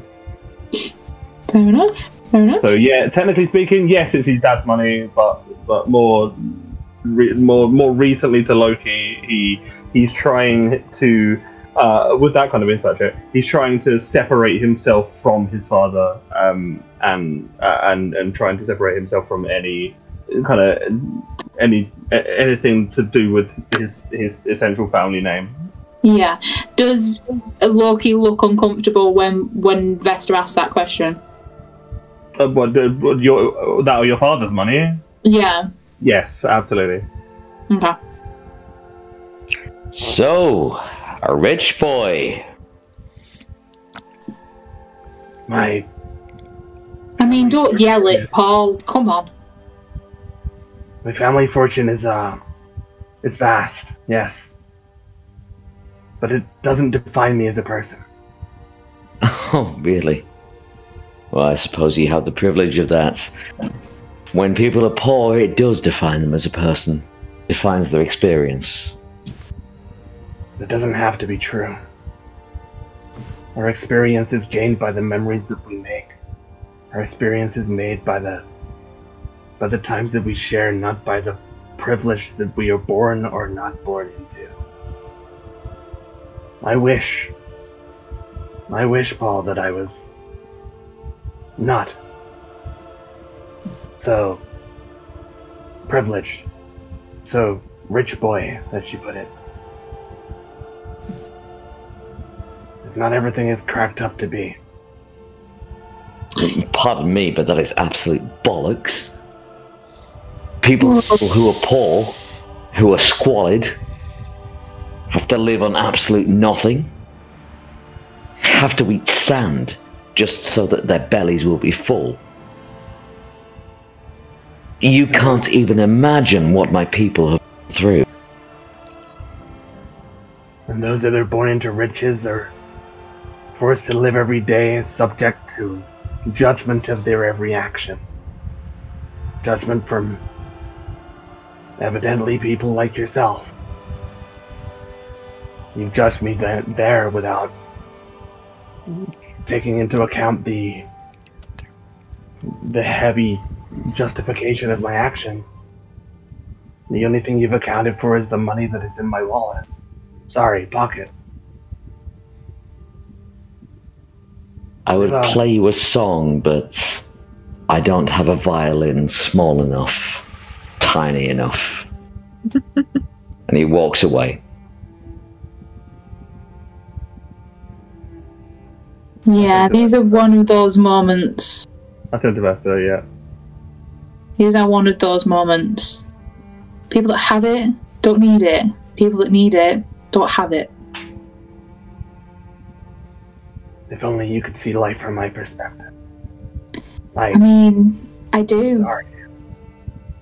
Your money is what books are to me. I had loads of them, millions of them, everything at my disposal. I didn't need for anything knowledge-wise. But other people don't see it the same way. You think that's the life that I wanted? It's not the life I wanted. And I don't think it's the life Paul wanted either. No. But I will not judge him for being poor. Then he shouldn't judge you for being rich. But not everybody has that opportunity. I'm sorry for him. And I'm sorry if my actions have caused that rift to open up within him. I just take a moment to appreciate what you have and try not to act like it's not a big thing, because to some people, as he said, some people don't even eat for weeks at a time because they can't afford it. If I had my way, I would change that. Yeah. And you can, now that you're on this path, if you decide to. But it will take time. Yeah. I'm sure he'll come around once he sees the depth of my character as opposed to the depth of my pockets. Show him more of your character and less of your pockets. I will learn. And we will help you.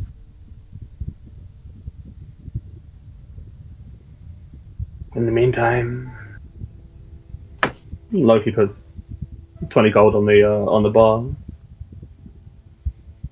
Eat, drink.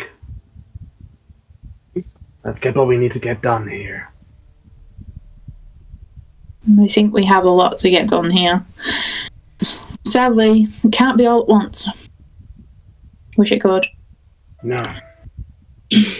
I'm gonna... is Paul walked out of the tavern completely? That's a good question. No, he's sulking in a corner of the tavern. I'm just gonna watch Paul for a little bit. I don't want to approach him just yet because he seems a little bit fired up. I'm gonna watch him for a little bit, and when he seems a little bit calm, I'll take over a tankard. Okay. And just sit down with a tankard and a bit of food, and just wait and see if he wants to talk. Does he want to talk? Yeah, I'll be up for it. Okay. You okay?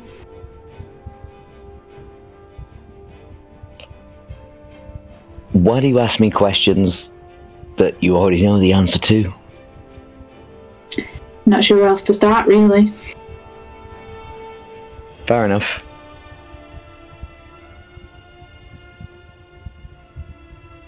I don't like people prancing around complaining, oh, this wonderful, rich life. It's so awful for me. Yeah? I've been among... Sorry, you're... No, go on, you're right. I've been amongst the poor. I am the poor myself. I've had to rough it. Just do everything I can just to survive.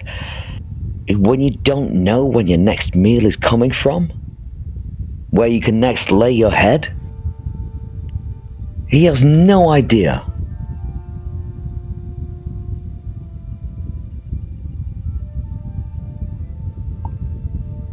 He doesn't have any idea. He doesn't think. He just acts. And I think that's one of the reasons why he is who he is. He's not had to worry about that kind of thing. Doesn't make him a bad guy, though. Makes him less likable by quite a few people. Doesn't make him a bad guy. Just makes him pampered a little bit. But it's no excuse to start an argument with him. Just means he doesn't know any better.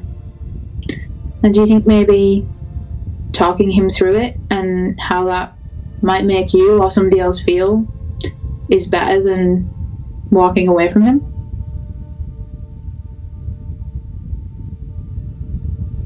You're right, it was quite immature of me to do that. Well, I mean, I get where you're coming from. It's not nice to know that somebody is just throwing around money. Like, £500 on a spyglass? Sorry, gold?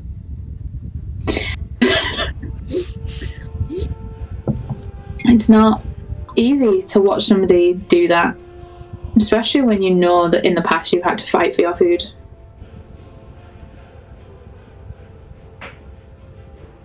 But everybody has to learn in their own way. And if he has, his is true to what he says, and he has been sheltered his entire life, he won't know any better. So help him understand. show him. How can I do that without making him feel challenged? Do you think in a big city like this that there isn't slums? There isn't people that want food that don't have it? No, of course not. Show him. Open his eyes. Help him understand that what money means to people that don't have it. It might make him and you a better person for it.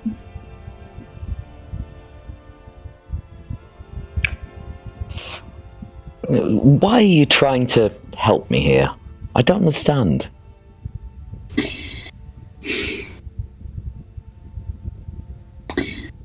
Only yesterday did we see a whole family get ripped apart because some idiot in a box somewhere didn't understand that just because of a skin colour or the way someone looks doesn't matter. Like, there was no reason for that family to die. No. There was no reason for that little girl to become an orphan. And as much as I might be bringing my past into it, I can't help but wonder what would have been different if that person had just understood how, like, where that family stood, like, how hard they worked to even have that house. Just what little they had. How can someone be so full of knowledge and not understand how hard it is for families to just gain even the little bits of what they achieve in their lives?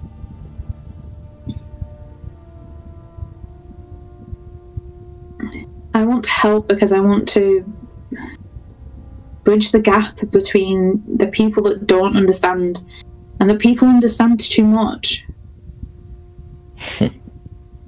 Of that, I'm certainly in the second category. Maybe you are.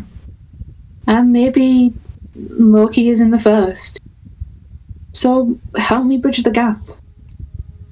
If he is from a powerful family, do you not think helping and showing him is maybe going to be helpful further down the line?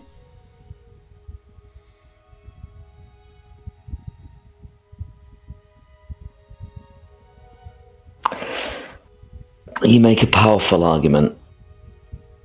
I can't really disagree. I mean, wouldn't want you to, but he hasn't suffered like I have, like my people have. No, he hasn't. Still doesn't make him a bad person, just means he was born into a different life. What's the saying, some people get the short straw? Still don't know where that comes from.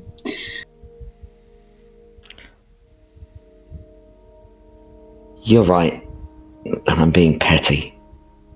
No, I wouldn't say that. I just think it hit a nerve. And I think a lot of those have been hit lately. Yeah, it wasn't easy to bury that many people. No, it wasn't easy to see that family destroyed at all. But it happens, and it happens more frequently than we would like to imagine. So let's bridge the gap.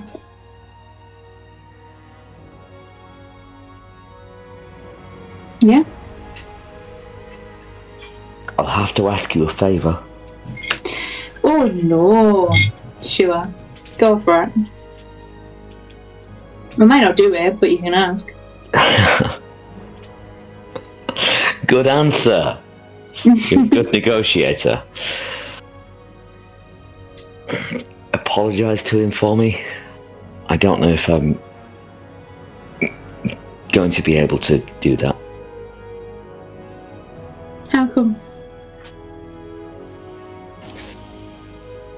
pride. I'm going to knock both your heads together.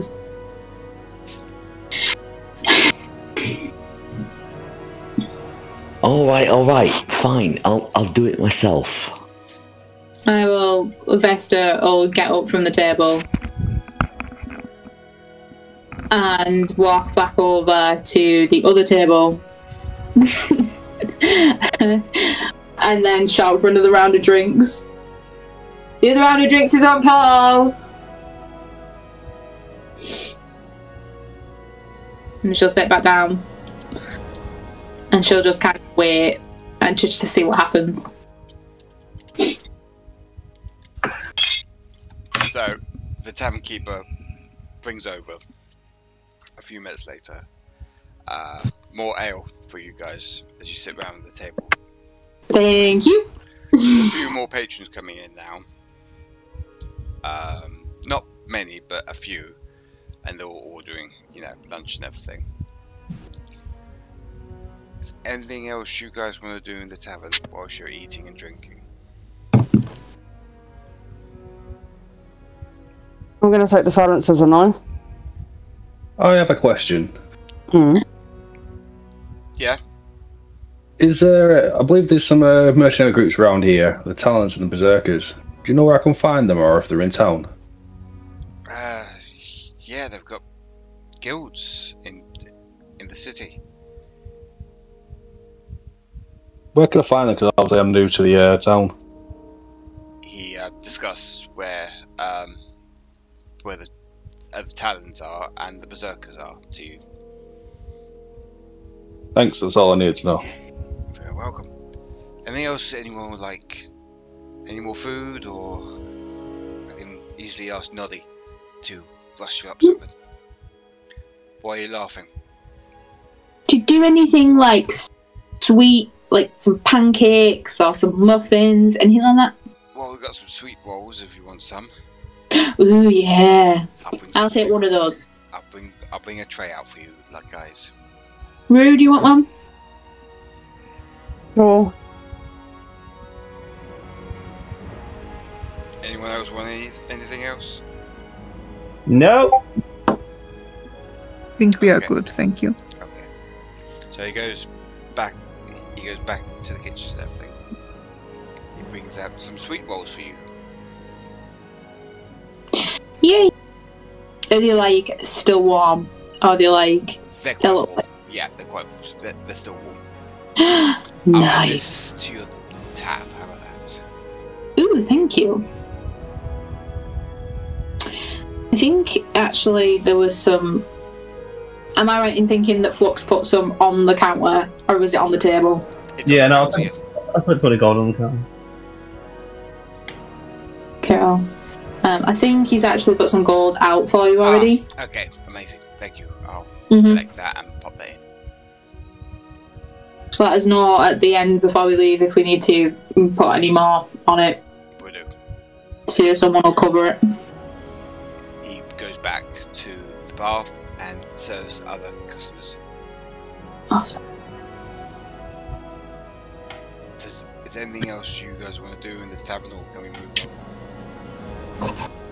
on? Not to sound rude or anything. Move on. It's fine. Move on. Move on. Okay. So you've had your fill of the sweet rolls and everything. What does everyone want to do? Like shopping wise and everything. Well, I've talked for a bit, so I wanted somebody else to do something, but if nobody's gonna go. I want to find the sheriff. Okay.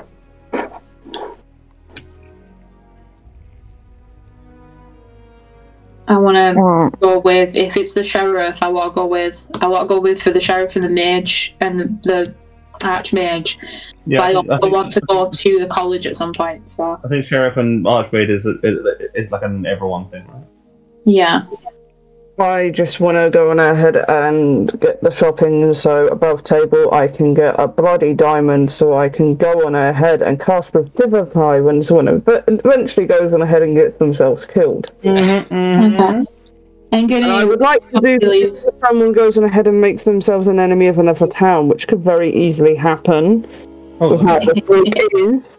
I was talking to very easily the Archmage. I mean, didn't someone have a knife near their neck last time we left the town? It is up to the other party. I'm just saying, I can't heal you, I can't resurrect you all if I don't get that diamond. That's fine. I'm going to ask before we leave the tavern, just like, where's the nearest magic store? Like, where we can get components from? See if they know. That's a good question for me. Sorry. Or is it like an magic store? Above table. Yeah. I was looking on maps. Wouldn't it probably be one of the jewelers? But I'd probably get a very expensive diamond. Yeah, you probably. There's two. There's the Ruby Fox and his Lover's Touch. Okay, let's go. Which one's closest to us? Ruby Fox, I think. No, wait. We're 24. Lover's Touch is 17. Ruby Fox is 4. So 4, I think, is the closest. I don't know where 17 is. Hold on 1 second. I'm just looking. Yeah, 4 is the closest because it's down and left, I think. No. Yeah, we're closest by a lot. Yeah. Because the other one's on the other side. You have to go past, pretty much past 4 in order to go on ahead and get to 17. Yeah, so Ruby Touch.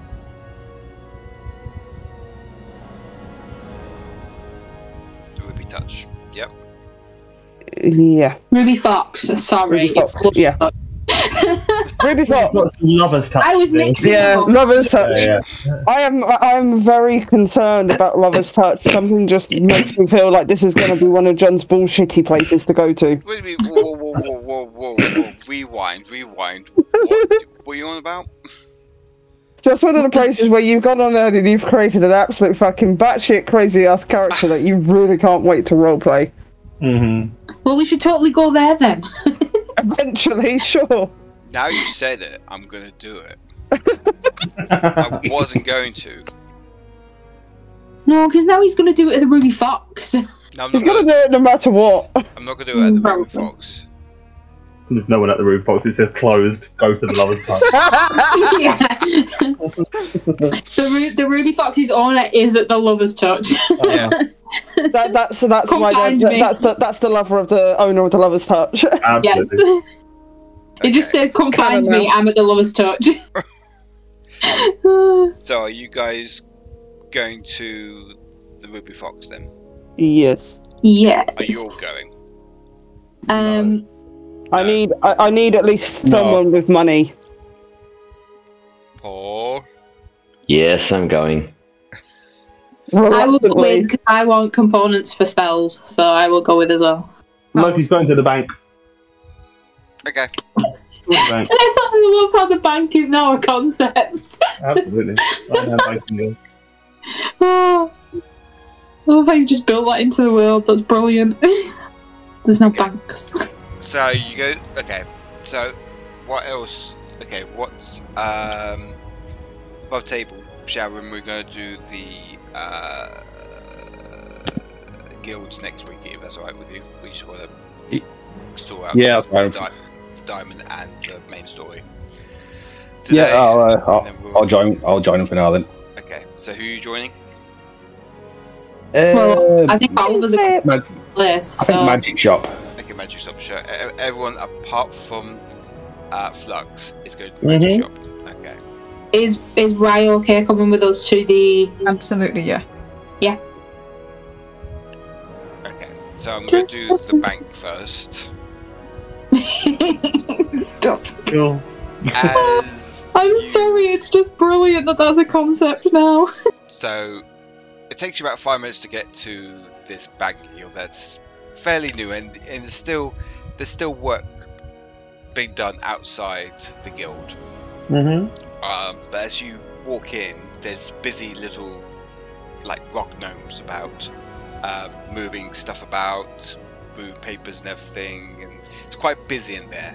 But you see a rock gnome behind a desk, quill in hand, writing some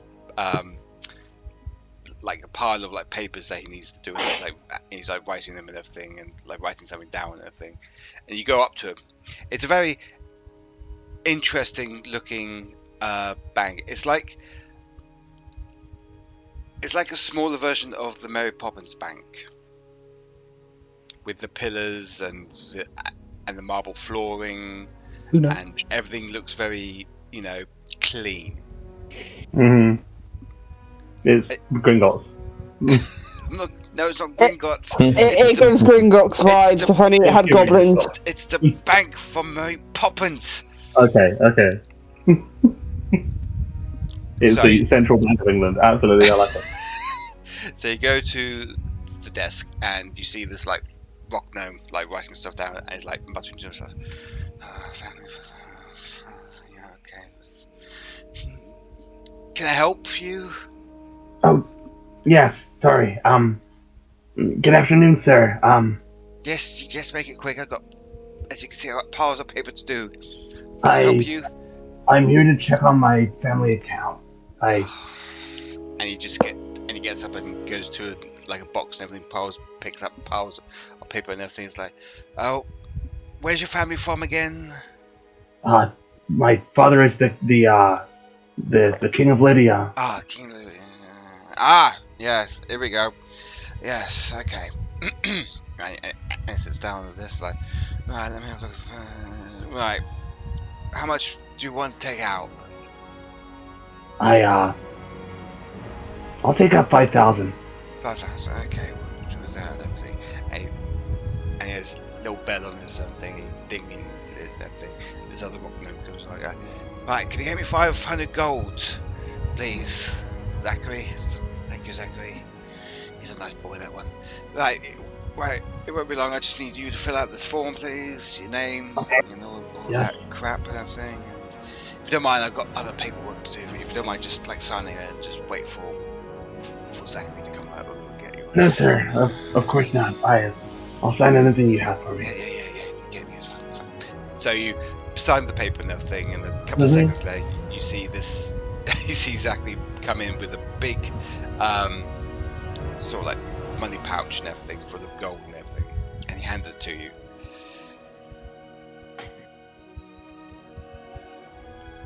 You still gonna say anything to poor Zachary? Yeah. I'll say that. Thank you, Zachary. A small tip for you, and I'll hand him 10 gold. Much obliged, sir. Thank you. Is there any?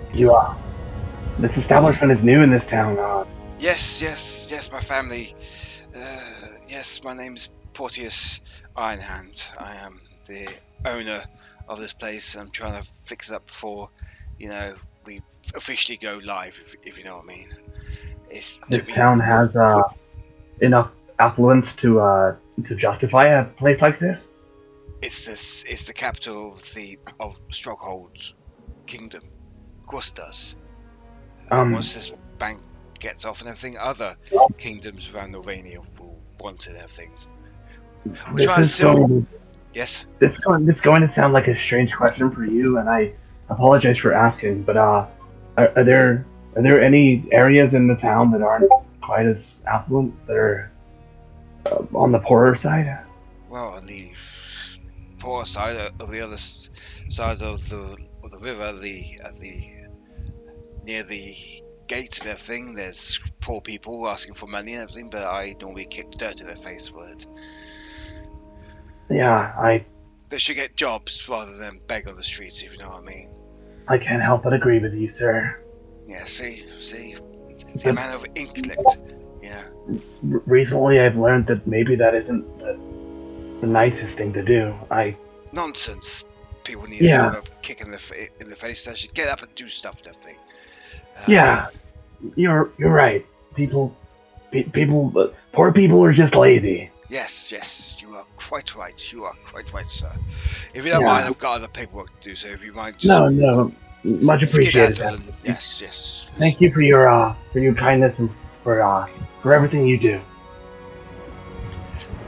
We're going to go to the group now for the jeweler shop. I'll join them halfway through. Cool.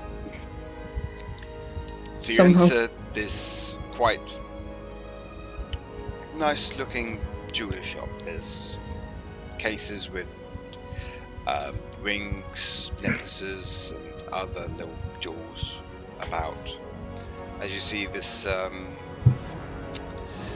let's say elderly human female comes out, quite well dressed. It's like, yes, can I help you, young people?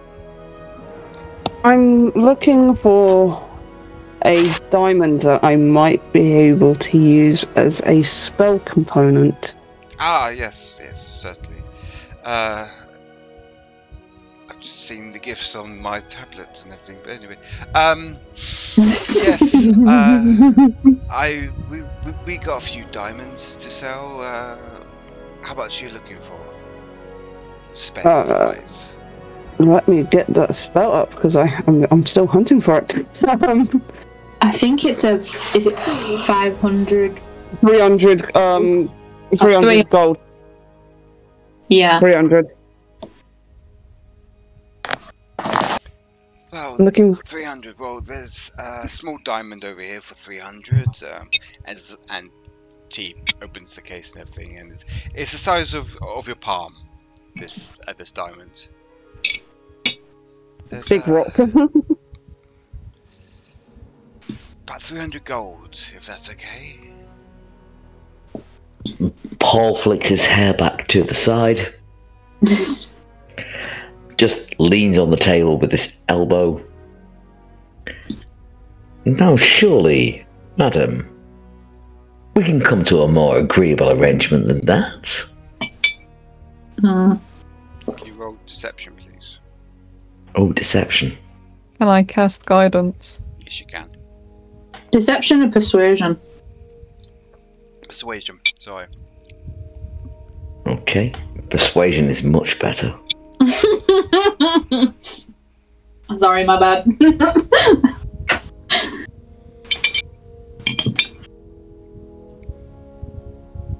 Okay, and with guidance... Okay, Sam. 17 in total. 17. Okay. So, I'm listening.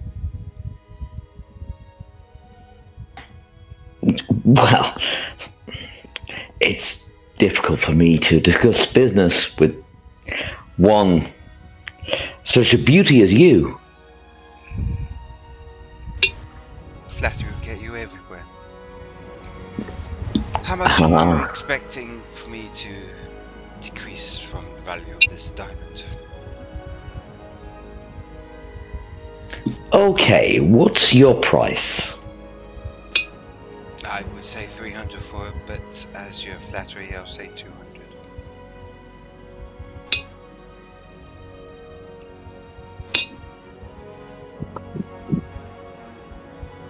That is most generous. Thank you. I'm feeling kind, so I will accept that offer. Okay, 200 for the diamond. But it's worth 300 gold, right, for the spell component value. Yeah, it's still worth it. It's just haggled on the price. It'll still be worth enough for the spell. Perfect. But I just wanted to make sure. No, it will. Yeah. It will be like the same. Perfect. It's just haggled it. Is there any pearls in the star, please? Make a perception check. Fine. Oh shit. That's a 6. You can't find Roll any. a 2. You can't find any. Okay. Well, sooner or later I'm going to run out of pearls for us to do identify, so unless somebody else knows where some pearls are. Or we do some clam hunting.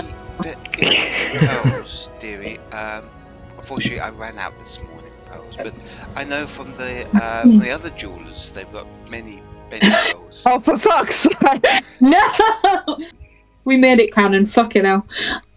Okay, thank you. I shall go. Where was the other? What was the name of the other jeweler? Sorry, we're kind of new to town. It's fine. It's called the Lovers something. It's a bit of a funny name for jewelers. It's Lovers Touch. Lovers Touch. And it's run by Jeremy. Okay, run by Jeremy. Awesome. Okay. Jeremy the Dovalonian. Right. Why does that ring a bell? It's where Paul's from. Yeah. Oh. Okay. Yeah. Rue remembers that, so she's gonna take a look at Paul and sort of see if there's any reaction about that. Sorry. He's trying to pretend like that didn't make a difference at all. Cool, awesome. It did. Great. I'm just trying to see if I need any more shit for my spells. I don't think I do.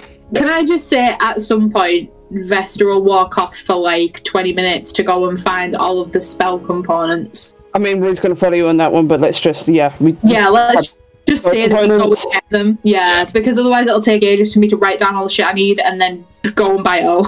Yeah. Is that okay, DM? Yeah, it's fine by me. Awesome stuff. Okay, so we're stocked up on spell components then. That's fine. So, Paul's given the money to the lady, and the lady's given the diamond to Paul. I take Paul's given the diamond to Rue. Yeah. Yep. As you all walk out of the jewelers. Well, I was say I was going to look around and see what kind of magical items it had. If any. Make a perception, please, Shadorim. My worst skill. Sorry, not sorry. No, I almost rolled a medicine then. That is a 7. 7. You can't find any. Fair enough. So as you all walk out, the lady's waving goodbye to you. As soon as you enter the street and everything, you actually bump into Loki.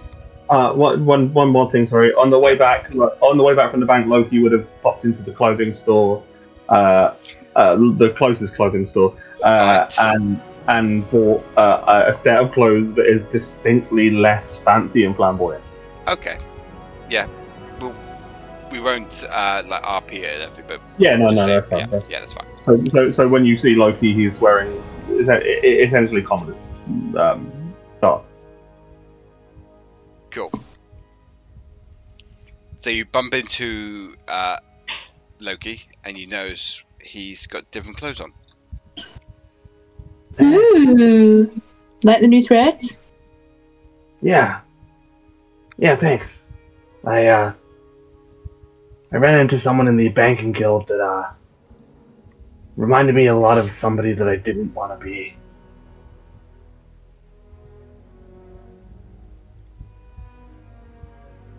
Associated with? No, just someone who I could imagine myself becoming if I carry on with the trajectory I have been. Paul, I wanted to apologize. I know it.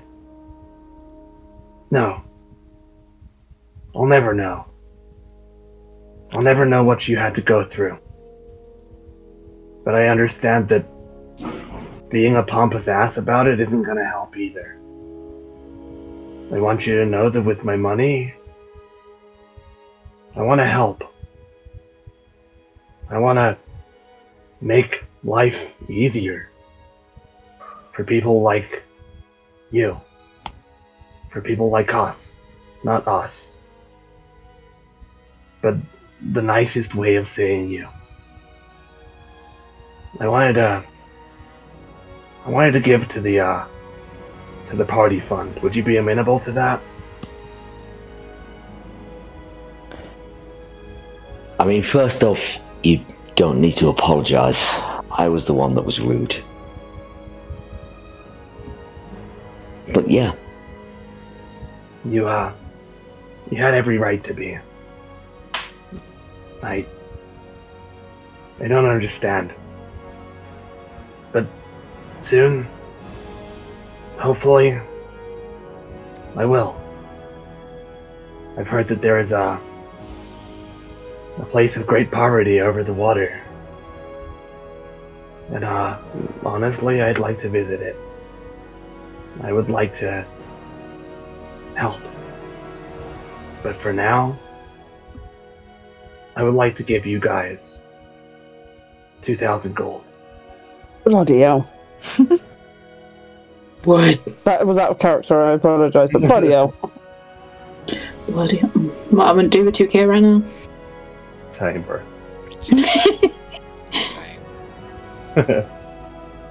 Same. And I don't want any thanks or any fucking, like, any praise for it. I'm doing it because I want to help you guys out. But if you want What are you laughing at in the background? Sorry, that just came out of fucking nowhere. What?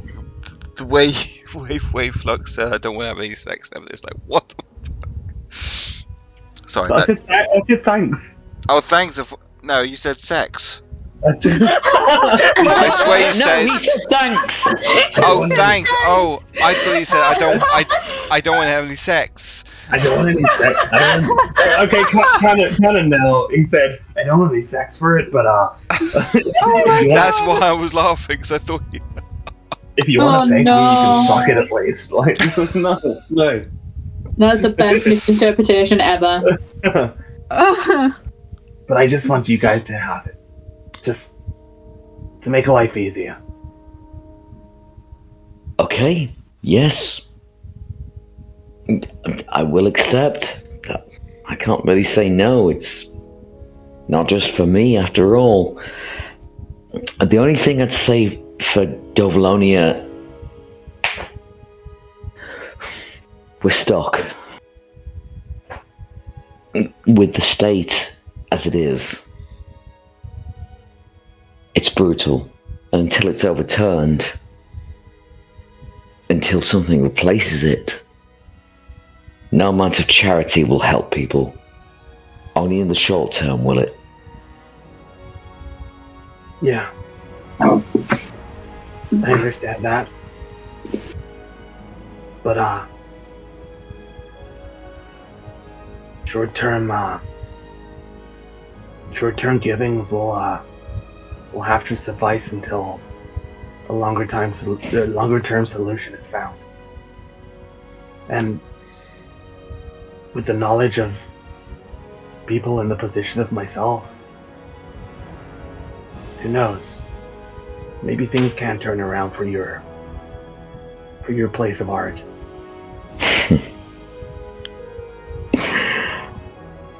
We're regarded as criminals. All of us. Not the people you see here. My original crew. And are you? Criminals? Well... Sorry, you go on. No, I just said, and are you criminals, that is? Well... I regard unfair laws to be no laws worth respecting at all.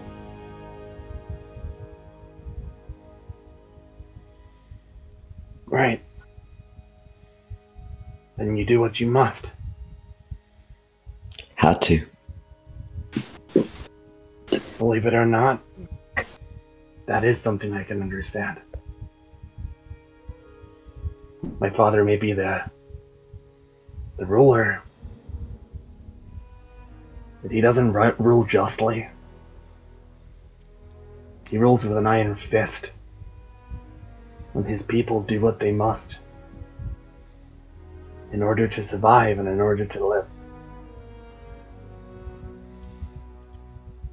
I'll hopefully one day understand it more from a perspective of an even playing field. I may share his last name, but I am not my father's son. Paul comes up very close to him and says, just make sure you survive, because once he passes, you'll get your chance to reform your nation. And with it, perhaps change the larger image. I'm sorry I misjudged you. And I'm sorry I made you feel uncomfortable. Don't worry about that, Dathan. Well, I don't know what else to apologize for. Fuck. No. Right, let's just do the gold and we'll... Sure. 2,000 gold. Straight over. Fine. Thank you for your candor. Hey, don't mention it. Okay, I won't. And he walks away. So, I take it you're all heading to the academy? Yep. Yeah, I suppose. Okay. So you all head to the academy. There's a lot of students outside, wearing their robes and the crescent of the Frostfall Magic Academy. You go in, and there's a large sort of like entrance hall with like two curved staircases to go at the top, with a marble flooring of what it looks like a quite old-ish elven wizard in the middle of the floor. As someone walks up to you and says, "Can I help you?" As you see this quite skinny human male wearing a wizard robe and very you can tell he's losing his hair at the top and everything. He's got a very skinny face and like bags under his eyes.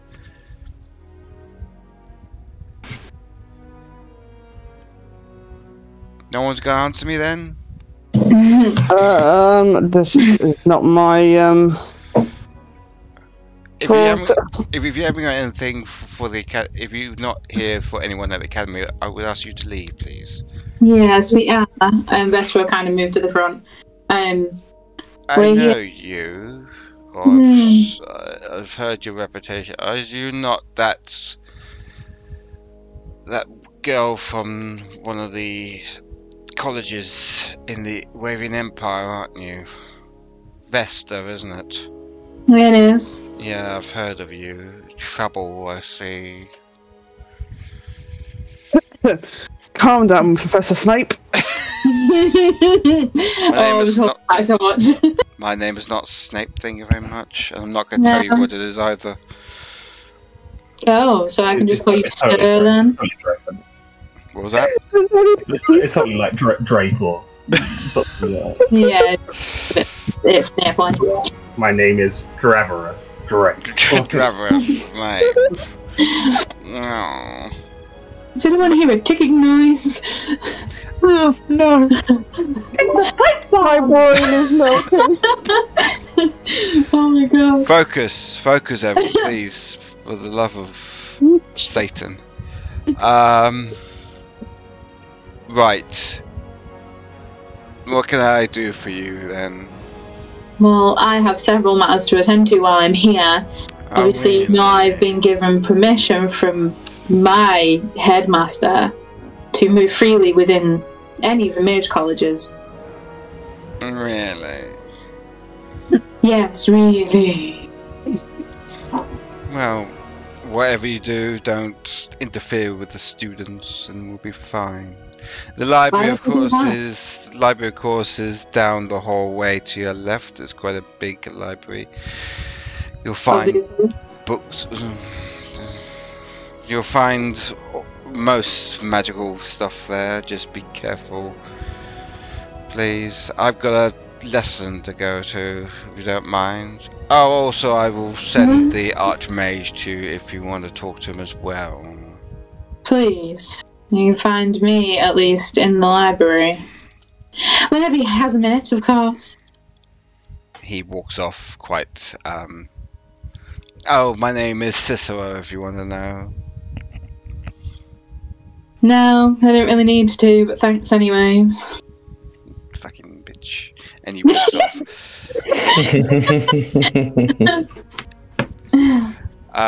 Yeah, so you all make your way to the library. It's quite a fairly large library, with 3 tables. Yeah. 6 chairs on each of them. Most of you have just sat down on a table waiting for Vesta to stop looking at books, really. Do we want to finish there for the night? And I can go through all the books and the... No. So you start looking at books and everything, and then you hear this voice come in. So, you've come to my academy. And that's where we're getting tonight's session. Is this the same dude? No, it's not. It's not the same dude. No, this is Brother Drissero. Come on now, you know this. Everyone sounds the same here. Oh my god. Ron has to leave to change his wig. On that note, thank you everyone for watching tonight's very long episode. Please like and subscribe to the channel if you like what you're watching. Like and subscribe. And please click the bell icon for any updates you want to hit. My brain's gone. If you want any updates, just click. There we go. Click the bell icon if you want to know when the next episode is out. And we will see you next week. Bye bye, everybody. I think everyone's had too much sugar.